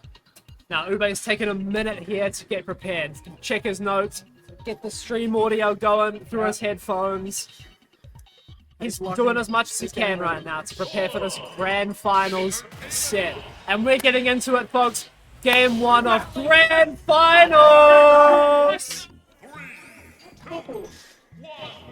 We're going with Battlefield, and I very much respect this. I understand this from both players' perspective. Alistair wants the platforms in order to be able to do big ladder combos, and Game & Watch wants the exact same thing. Now it's a good lead here for Ube. 37% to 5. And climbing too. And I Just really, won't really land. like that upbeat in the middle of Alistair's nair. Because, yeah, Alistair has just been nairing on people's shield, doing 1, 2, 3 the whole time. Ube is telling him straight up, that's not going to fly against me. You Yeah. are not allowed. Oh! Has him at the ledge now, very scary. Yeah, this is where Ube makes his money, but Alistair's going to be able to muscle his way out. Good stuff. Nice. See, Ube has just not been giving him an inch, not an opportunity to get any kind of damage on. Oh. And I mean, Alistair's hitting him, but altogether it's been 21%. Ube has hit him a couple times, and the advantage set has been so clean and so thorough that he's at 120. But Alistair, quick to prove me wrong, is making his percent back 60% incline. Oh, here we go. Nice bait on the down air there. Yeah. Up B gets him out of that scary situation. Oh, he tries to down tilt. Oh, no Good tech platform chase. And I respect the backing off. Game & Watch is really, really scary. Oh, yeah. He goes in with this burst option. Ube does not punish it. Yeah. Ube's just playing really safe. Because here's the thing about Game & Watch, and we saw this a lot in the Jigglypuff set, is that, yeah, Alistair might not have been hitting as hard individually as Jigglypuff, but Jigglypuff is so light that he doesn't have to. Oh, yeah. He just needs to get his kill confirms when they matter. This is a very scary percent for both of them. I really wanted Alistair to counter that. But you know, the up B out of shield works. Up here. Oh, oh, so close. You see Ube using these down airs. He's so comfortable just using them, knowing that Alistair is going to run into one, knowing that they're super hard to contest. But if Alistair knows that he's going to do the down air, the up air is just going to be able to kill, but it doesn't matter. Ube once again establishing, you can't mindlessly nair on my shield. You need to be doing this with respect. You need to understand, I will parry you, I will up B out of shield you, and you will die. Ube falls out of the up B, which is such a huge opportunity missed for Alistair. Now he's going to get some more damage on. 53. And climbing, throws him back off stage. And Ube is just rinse, repeat, rinse and repeat. Alistair's tried to get his way out, but I mean, 90% off one ledge interaction. This is where Ube really makes his money. Assorted foodstuffs are flying at him at the speed of sound, and he just can't deal with this shit. It's so hard, and you know he's feeling the pressure to jump. Oh, you yeah. know that's all he wants, and you know that Ube's waiting for him. Yeah. Oh, yeah. Easy. It's like clockwork for Ube. He can do this. He can do this in his sleep. Now a big hill to climb for Alistair. I feel like this is game 1. You have a lot of room to work with. Try and poke at him. Try and see what his habits are, you know? Oh, just misses the punish there. A bit too late on the reactions. And Ube's been getting hits in, but not really converting, but this will be the change. Ube's got him at the ledge here. This is really where Alistair's been nice. struggling. But that really nice thunder to be able to bring it back. I mean, Good. that's what we were talking about earlier, is that, like, yeah, if you play passive and disadvantage against Ube, he's going to run all over you. You need to be able to muscle your way out. You need to be able to find the space to be able to throw something out to contest it. But otherwise, it's just this. It's just this, and he's rinsing and repeating. Yep. Back to ledge, back to chef. Just another local for him, just chefing at the ledge. Stays out of range of that freeze. Very nice spacing there for Ube. Here comes Alistair though. Runs in with the grab. Gets him off stage. Oh! Solid. Trading there. I respect the edge guard attempt. I mean, you need to let him know that he's not safe to come back. But, oh! Up B. No, no Beautiful up B. combo. I Doesn't mean, I pull the was trigger. talking about how hard it was going to be for Alistair to find these, and despite what I'm saying, he's finding them, but is it going to be enough? Oh, Whoa. gets around it with the air dodge. Oh, challenges Yeah. him P to P and wins. And unfortunate, but Game & Watch down air is just that move. And this is the thing.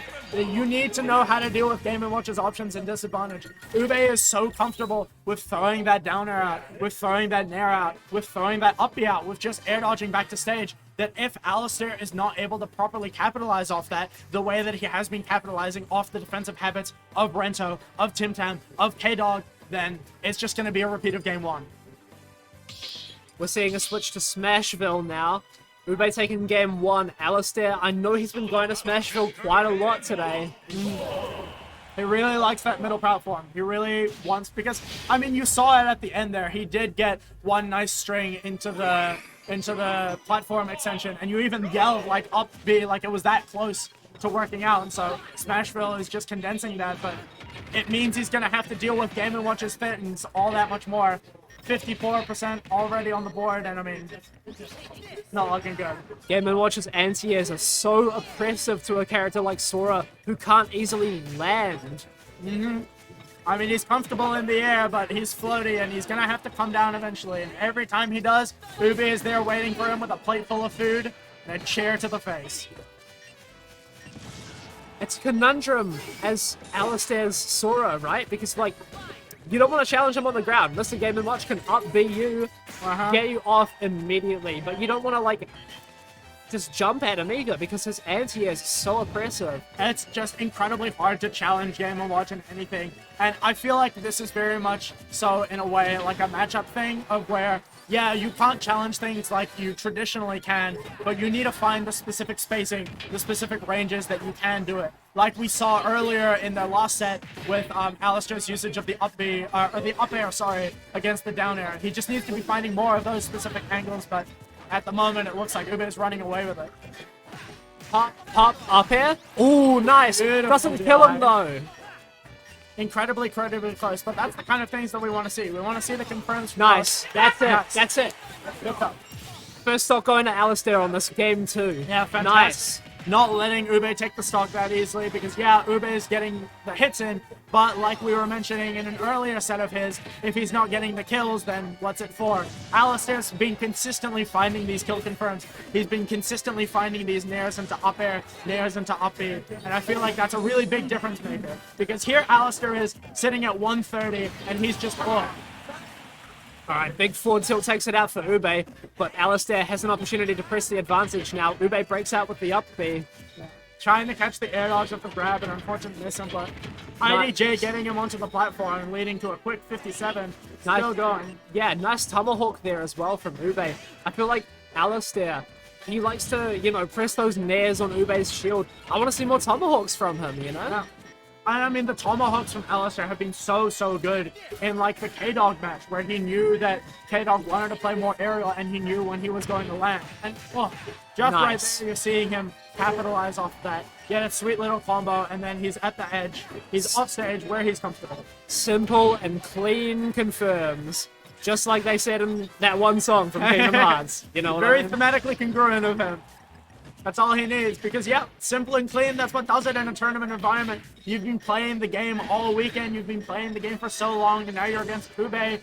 beep boop little Mr. Game & Watch man making these annoying little sounds. You just need to hit the things that you know you can. And for Alistair, consistently, that's been nair, nair, up it.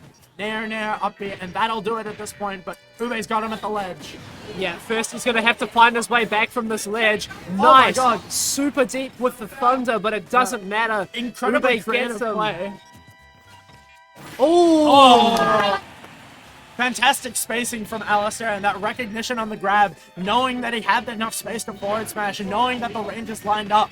Beautiful stuff, but Alistair once again in the blender, he's paying the tax. Swinging a hit from Alistair. Now, you remember what happened on the first stock though, right? Ube got off to this massive lead, and then it was Alistair who took the first stock. Yeah, it all comes down to if Ube can actually wrap this up or not, and right now it looks like Alistair's punched his way back into neutral once again. He's not letting him get away with it. This meddling kid. Yeah, and the advantage state is still going. I mean, Alistair is still cooking. Ube's still on the ledge, but he's finally regained stage control. And now it's Alistair, the one that has to deal with the chef. Manages Still to moving. manages to side B out, but Ube's there with the dash attack.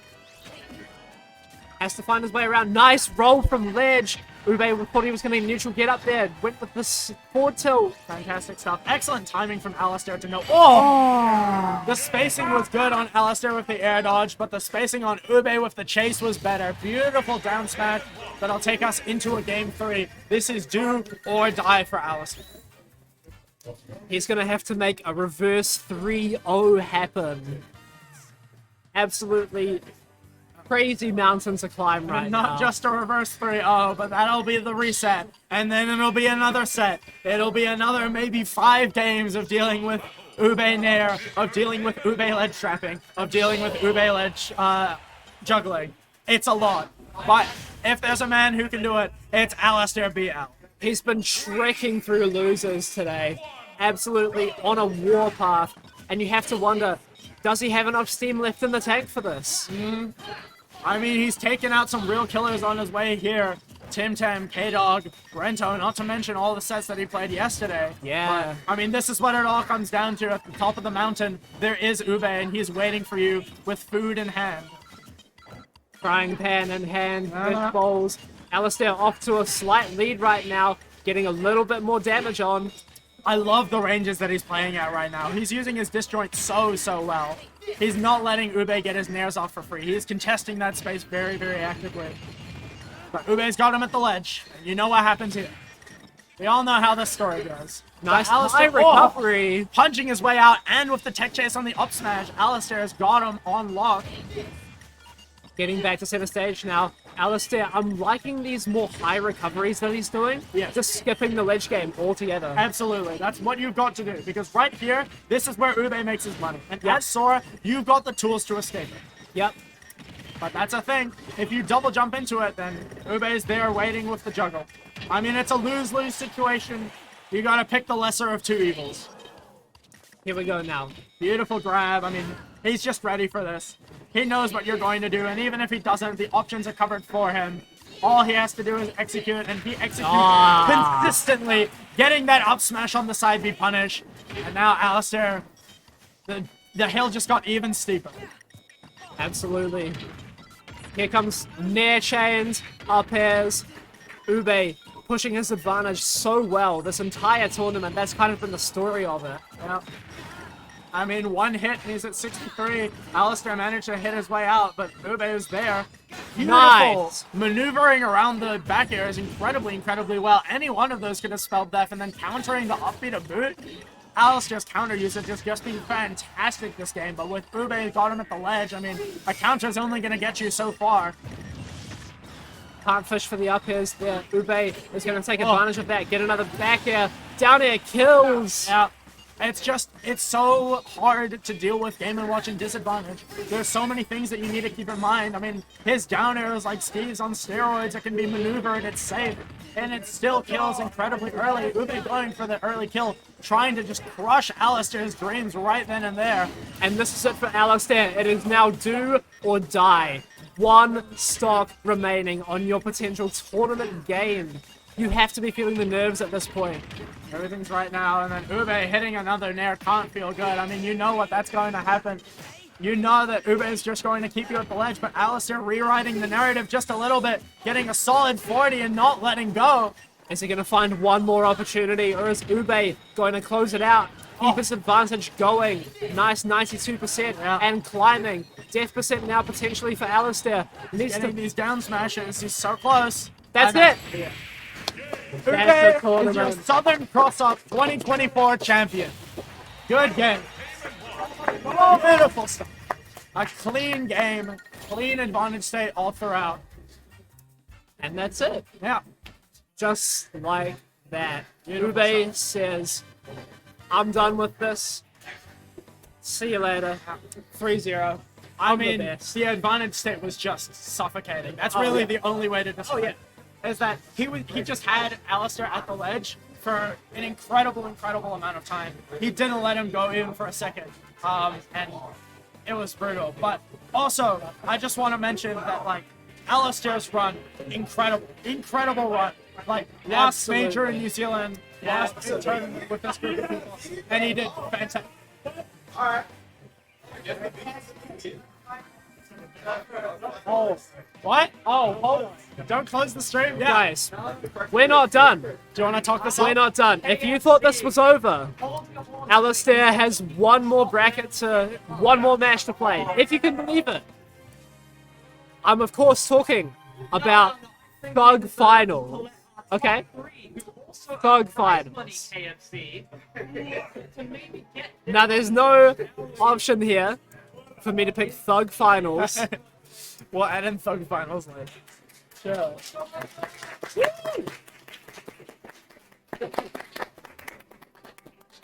I'm gonna see if I can turn the camera around. Oh, that's a good idea. I'll let you know if you're looking at it. Yeah, you're good. You're good.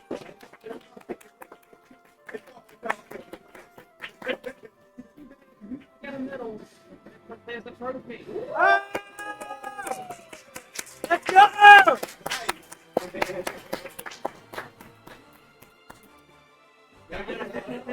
Post the camera, y'all.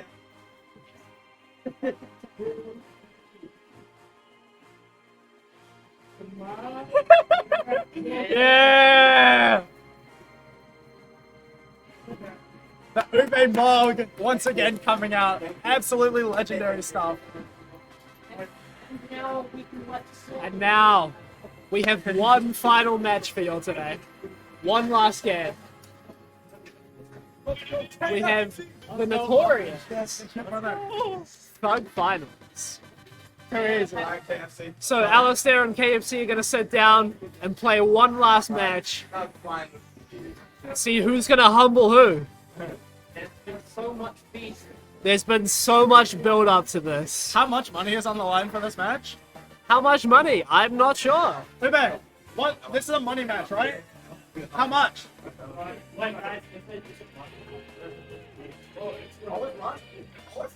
How much? How much?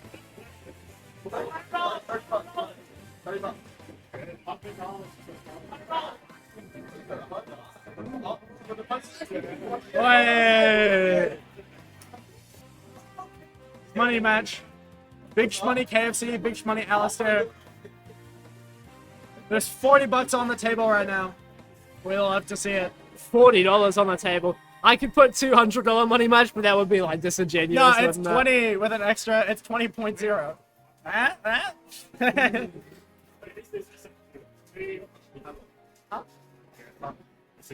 Eh? Congrats, top three. Yes, that's one.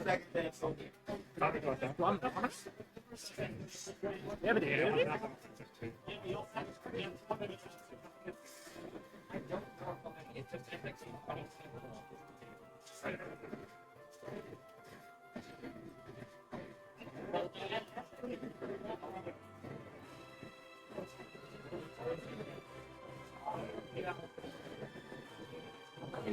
Imagine this with like a backpack.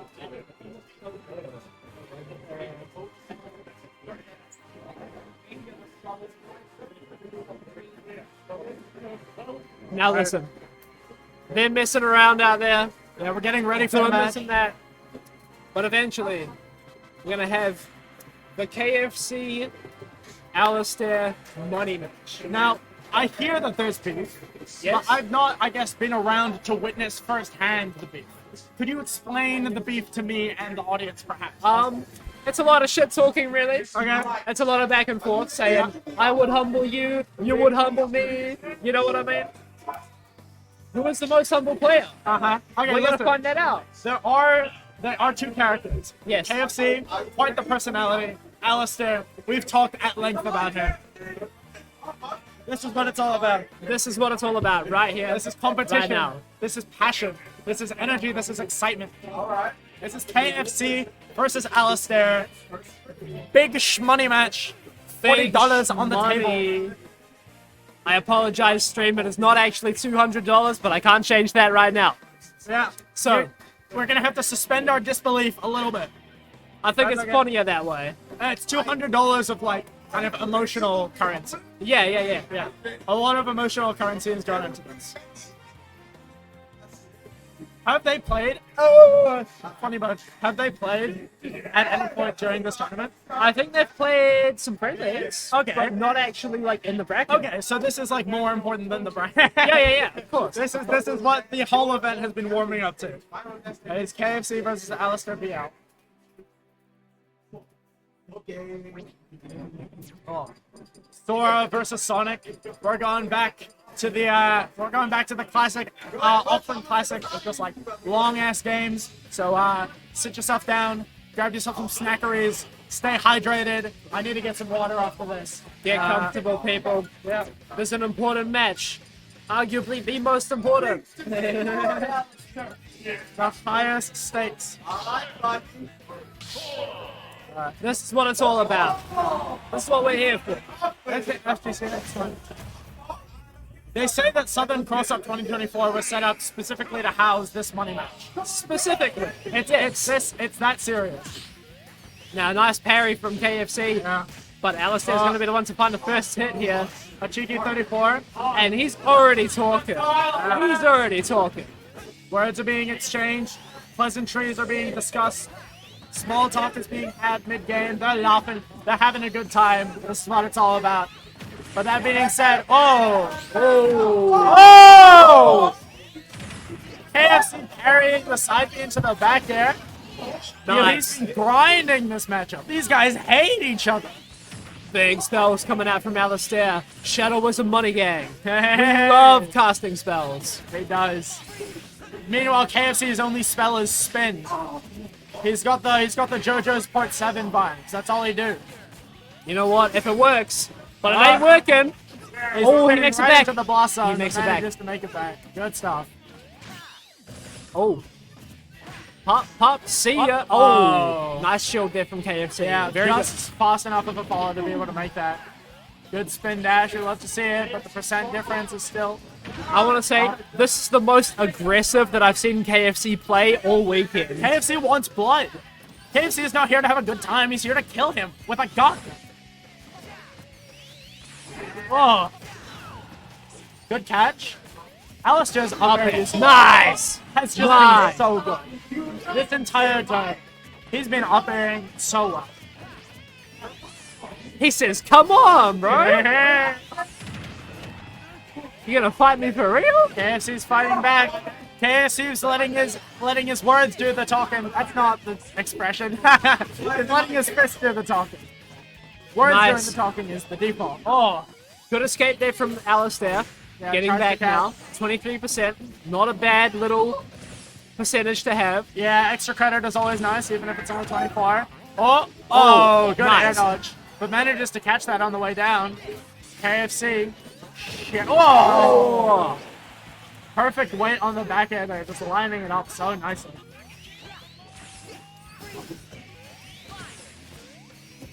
Pop, pop, pop, pop. Nice. Oh. Oh, missed the confirm there. Drop Unfortunate. there. But listen, even if he drops it, it's still putting you in a good position, and it's still dealing a lot of damage. Yes, sir. Forces him to dodge twice. Good dodges from KFC. Yeah. But still, the percent lead is absolutely not in KFC's favor right now. He's got 50% on him. Oh, good combo into the back air. That definitely hurts, but is it enough? Alistair's doing good. Small shield now for Alistair. Wants to make some space with the spells. Very nice job there. And I feel like, I know a lot of this entire time I've been talking about how good Alistair is at like chasing people into areas that they feel like are safe. But I feel like we're seeing another kind of perspective of Alistair in this set where he's comfortable to let kind of KFC like spin and things. He's like not pushing too hard because he knows that when he gets his hands on him, he can just blow him up. You know what I would love to see is for Alistair to counter one of these spin dashes to kill. I would love that. I mean, Alistair's counters have been so on point this entire tournament, it would not surprise me in the slightest. 150, oh, unfortunate drop there, the combo. Currently KFC, free to spin. He's spinning to win right now. Oh, good parry. Yeah, very good parry. I mean, Alistair's throwing out all these big, long-lasting hitboxes, but KFC keeping his composure, even though he's at 150. See ya. It's gonna be it. Yeah, beautiful back throw. He says, "You are chicken." I jump for the beef. And he jumps for the beef. Alistair does jump for the beef quite consistently. Listen, that's what we love about him. He's a beef jumper through and through.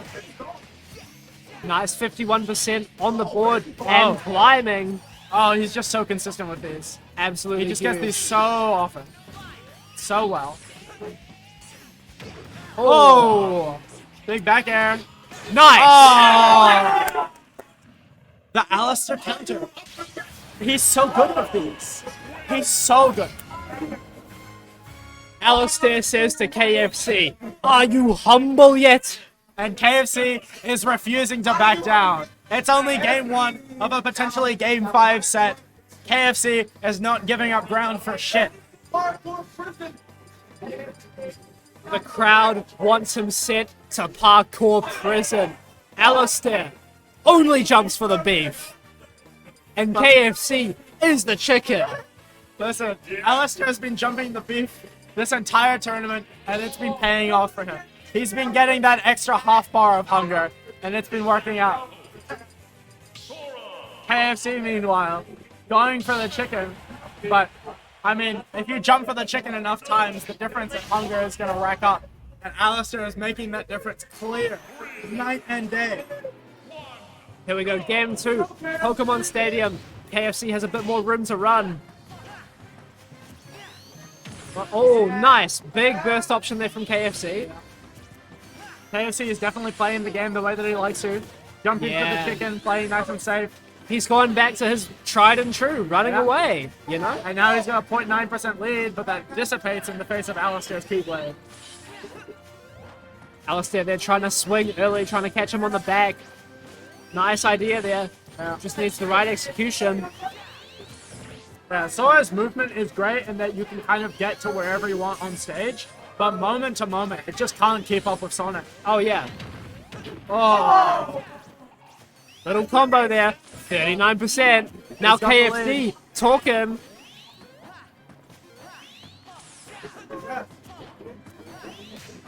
Talk to him. Get him off stage. Make him recover. I love hearing them. They're like right, the setup that they're playing at is like right next to us, and we can hear Alistair just like chatting to him mid-set, talking shit, making shit, getting in his head. We can hear all the shit that's being talked right now. Yeah. It's good. It's good. This is what it's about. This is raw white knuckle camping. Now KFC, after being so aggressive in that first game, is slowing it down. And Alistair right now, continuing to chase him. But it's Tom and Jerry. He's not catching up. No. And I mean, this is where KFC makes his money. Just like with Ube at the ledge, if KFC has a lead and he's allowed to play neutral the way that he wants to, he can just kind of run you over. And that's what you're seeing with KFC. I mean, he's not making any massive plays, but Alistair's not catching him until right now. 57%, but KFC's right back to neutral. Freeze. Hit him. Get his ass. Oh, nice. Chance are coming in big. Everyone loves Alistair. Great chasing with the dash attack. Yeah. But is that enough? Oh. You have the will of the people. But is that enough? He has the key to the light, but Sonic running away. He says, nah. I paid my electric bill. You don't need to come check. Oh.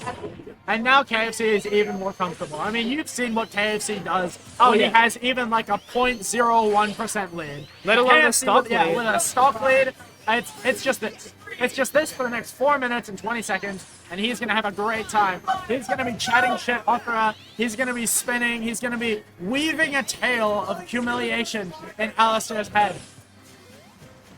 Ooh, Alistair playing so patient right now, not pulling the trigger. Yeah. And I mean, this is what we were seeing with Temtem, right? It's like when Alistair's in the lead, he can really apply that pressure. But when KFC is in the lead, when Alistair is forced to have the back foot, it's just not nearly as threatening.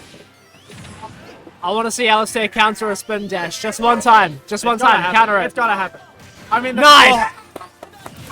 the counter last game was immaculate, but he's gonna need a lot more than that. And that up air is an excellent, excellent stop. Here he comes. KFC backing off, running the game plan, running the flow chart. I hope you guys love this, because we're going to see it for the next 3 minutes 30. Oh. He's been so consistently hitting these back airs, and every time that's like 18% on the board. Not only that, but it puts you in an amazing position. Just such a disgusting angle to be sent at. If it was anyone else but Sora, anyone else but Alistair, they'd be quaking in their boots. But Alistair maintaining composure, making his way back to the stage. Very scary scramble there. Yeah, but the patience and neutral is shining through from the both of them. Alistair's not letting it get to him. Oh. Oh my goodness. He's fine. That's not going to be enough. Oh, KFC trying to chase with that back air. He's not going to get it. The Tekken crowd popping off in the background, and I mean, just as an aside, this is what I love about big fighting game majors, is that you have the crossover of the community. Huge damage coming out here for Alistair. KFC not getting the kill. No. He needs some kind of kill option, but he's not pulling the trigger on Yeah, it. he needs to hit these back airs, these forward tilts, these forward smashes, but Alistair's not giving them to him for free. But I mean, KFC's perfectly happy to let this percent lead sit. I mean, KFC is having a good time, but maybe a bit of a blunder on the spin dash, but he's fine. Back to neutral, back to his comfort zone. 2 minutes on the clock. Alistair needs to make something happen, but KFC is not letting him catch him. Alistair needs a pop, pop, pop, pop, up smash. That's what he needs right now. Time is running out. 1 minute 50, and KFC is showing no signs of slowing down in the slightest. KFC is more than happy. Oh, beautiful maneuver in using that spin dash. Just teasing Sora, like whipping him around like a matador. The fucking ole, ole with the side B. Getting him exactly where he wants him to be. Alex is taking him back. Nice back air. He's got rage. It'll only take a smash attack to even this back up. And now KFC is going to be on the back foot, but we'll see if he makes that happen. Oh. Yeah, Alistair's not giving up. Alistair's making it back. I mean, you can hear it in his voice. He's got that spirit in him. He's got that light. He's not dying. He's living forever. 196. Oh, oh. The Keyblade Warrior. Oh! Oh! Chasing the air dodge. And Suddenly, with less than a minute to go, Alistair could time them out. KFC is now the one that needs to be... KFC is the one playing against the clock. KFC is the one that needs to make things happen, and that fourth though is going to be enough. But 40 seconds on the clock, 24% deficit. Is it going to be enough? Is Alistair going to be able to run with this? The percent deficit is just getting wider and wider and wider as Alistair keeps hitting him. 49 to 15, 30 seconds on the clock. The percent deficit is looking a little too wide for KFC right now. He needs to go in. He needs to press forward. Yeah. Embrace the Wellington spirit And you that can Alistair see him. knows all too well. He's going for these up airs. He's going for these grabs. Alistair's not getting to him. He's chuckling. He's laughing maniacally. He's got the chin. He knows that he's won this. With 10, 5, 3, 2, 1. Ah!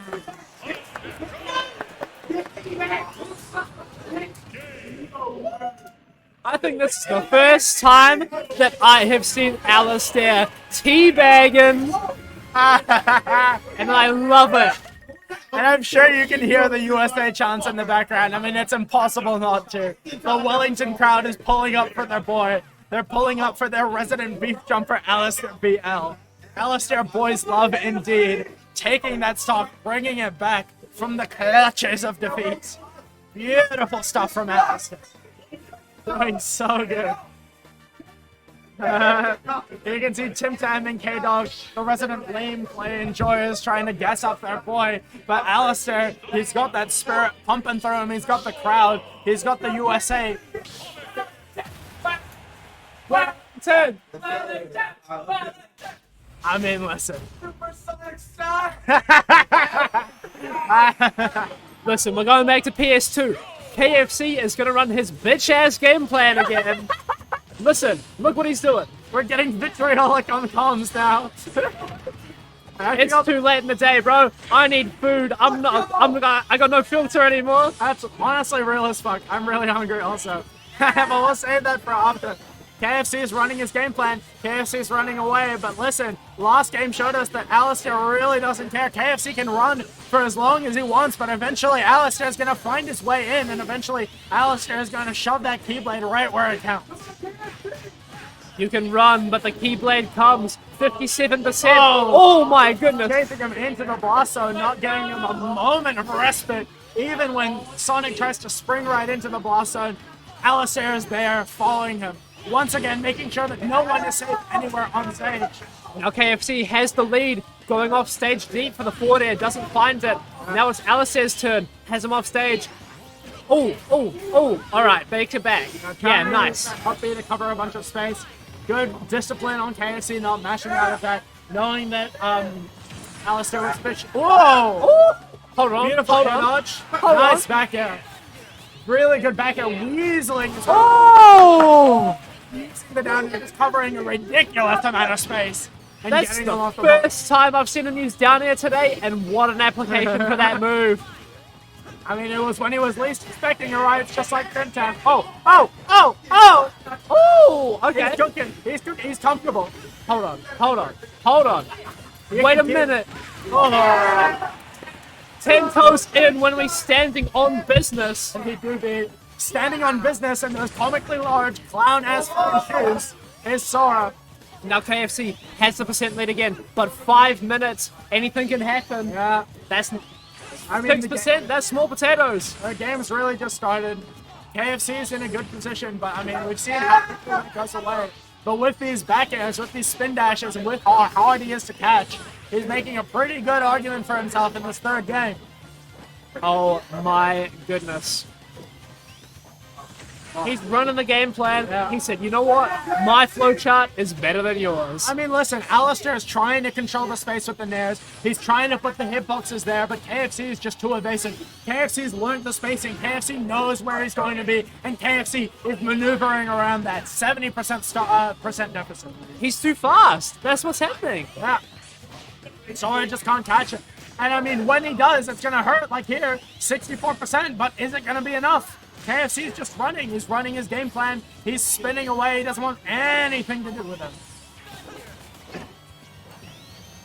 Spacing out now. Big nairs, big up airs, back airs. KFC wants nothing to do with it. Staying away. He's running Up away. air. Oh. Alistair with that up air is so good, but KFC is going. Is Alistair with a big call out, and that's what we're talking about. KFC can run for as long as he wants, but as long as Alistair has an opening, he's going to take it. Oh, he said, listen, come here. I'm not done with you yet. I got one more stock, boy. Beautiful back air, though, extending off of the fireball in order to catch him. Oh. KFC going to take that forward smash. I mean, 30 minutes, 50% is nothing that can't be made back. He's totally fine with it. Oh, nice parry there on the homing attack. Getting a little bit of damage here with the jab. KFC gets through the thunder. Pop. Where you going? 90%. Oh, fishing for the air dodge. He smells blood in the water. Alistair wants to end this, and he wants to end this now, but KFC's not giving it to him easily. Swing and a miss for Alistair. But it's not over yet. KFC has one more chance. He needs to make it happen right now. I mean, you can see KFC trying to run, but with 3 minutes on the clock, He knows that eventually he's going to have to make something happen. Now the Wellington charge coming out. It's so loud. That's game. A decisive 3-0 victory from Alistair BL. And KFC has been humbled. Not give me my money. Wait. He's again.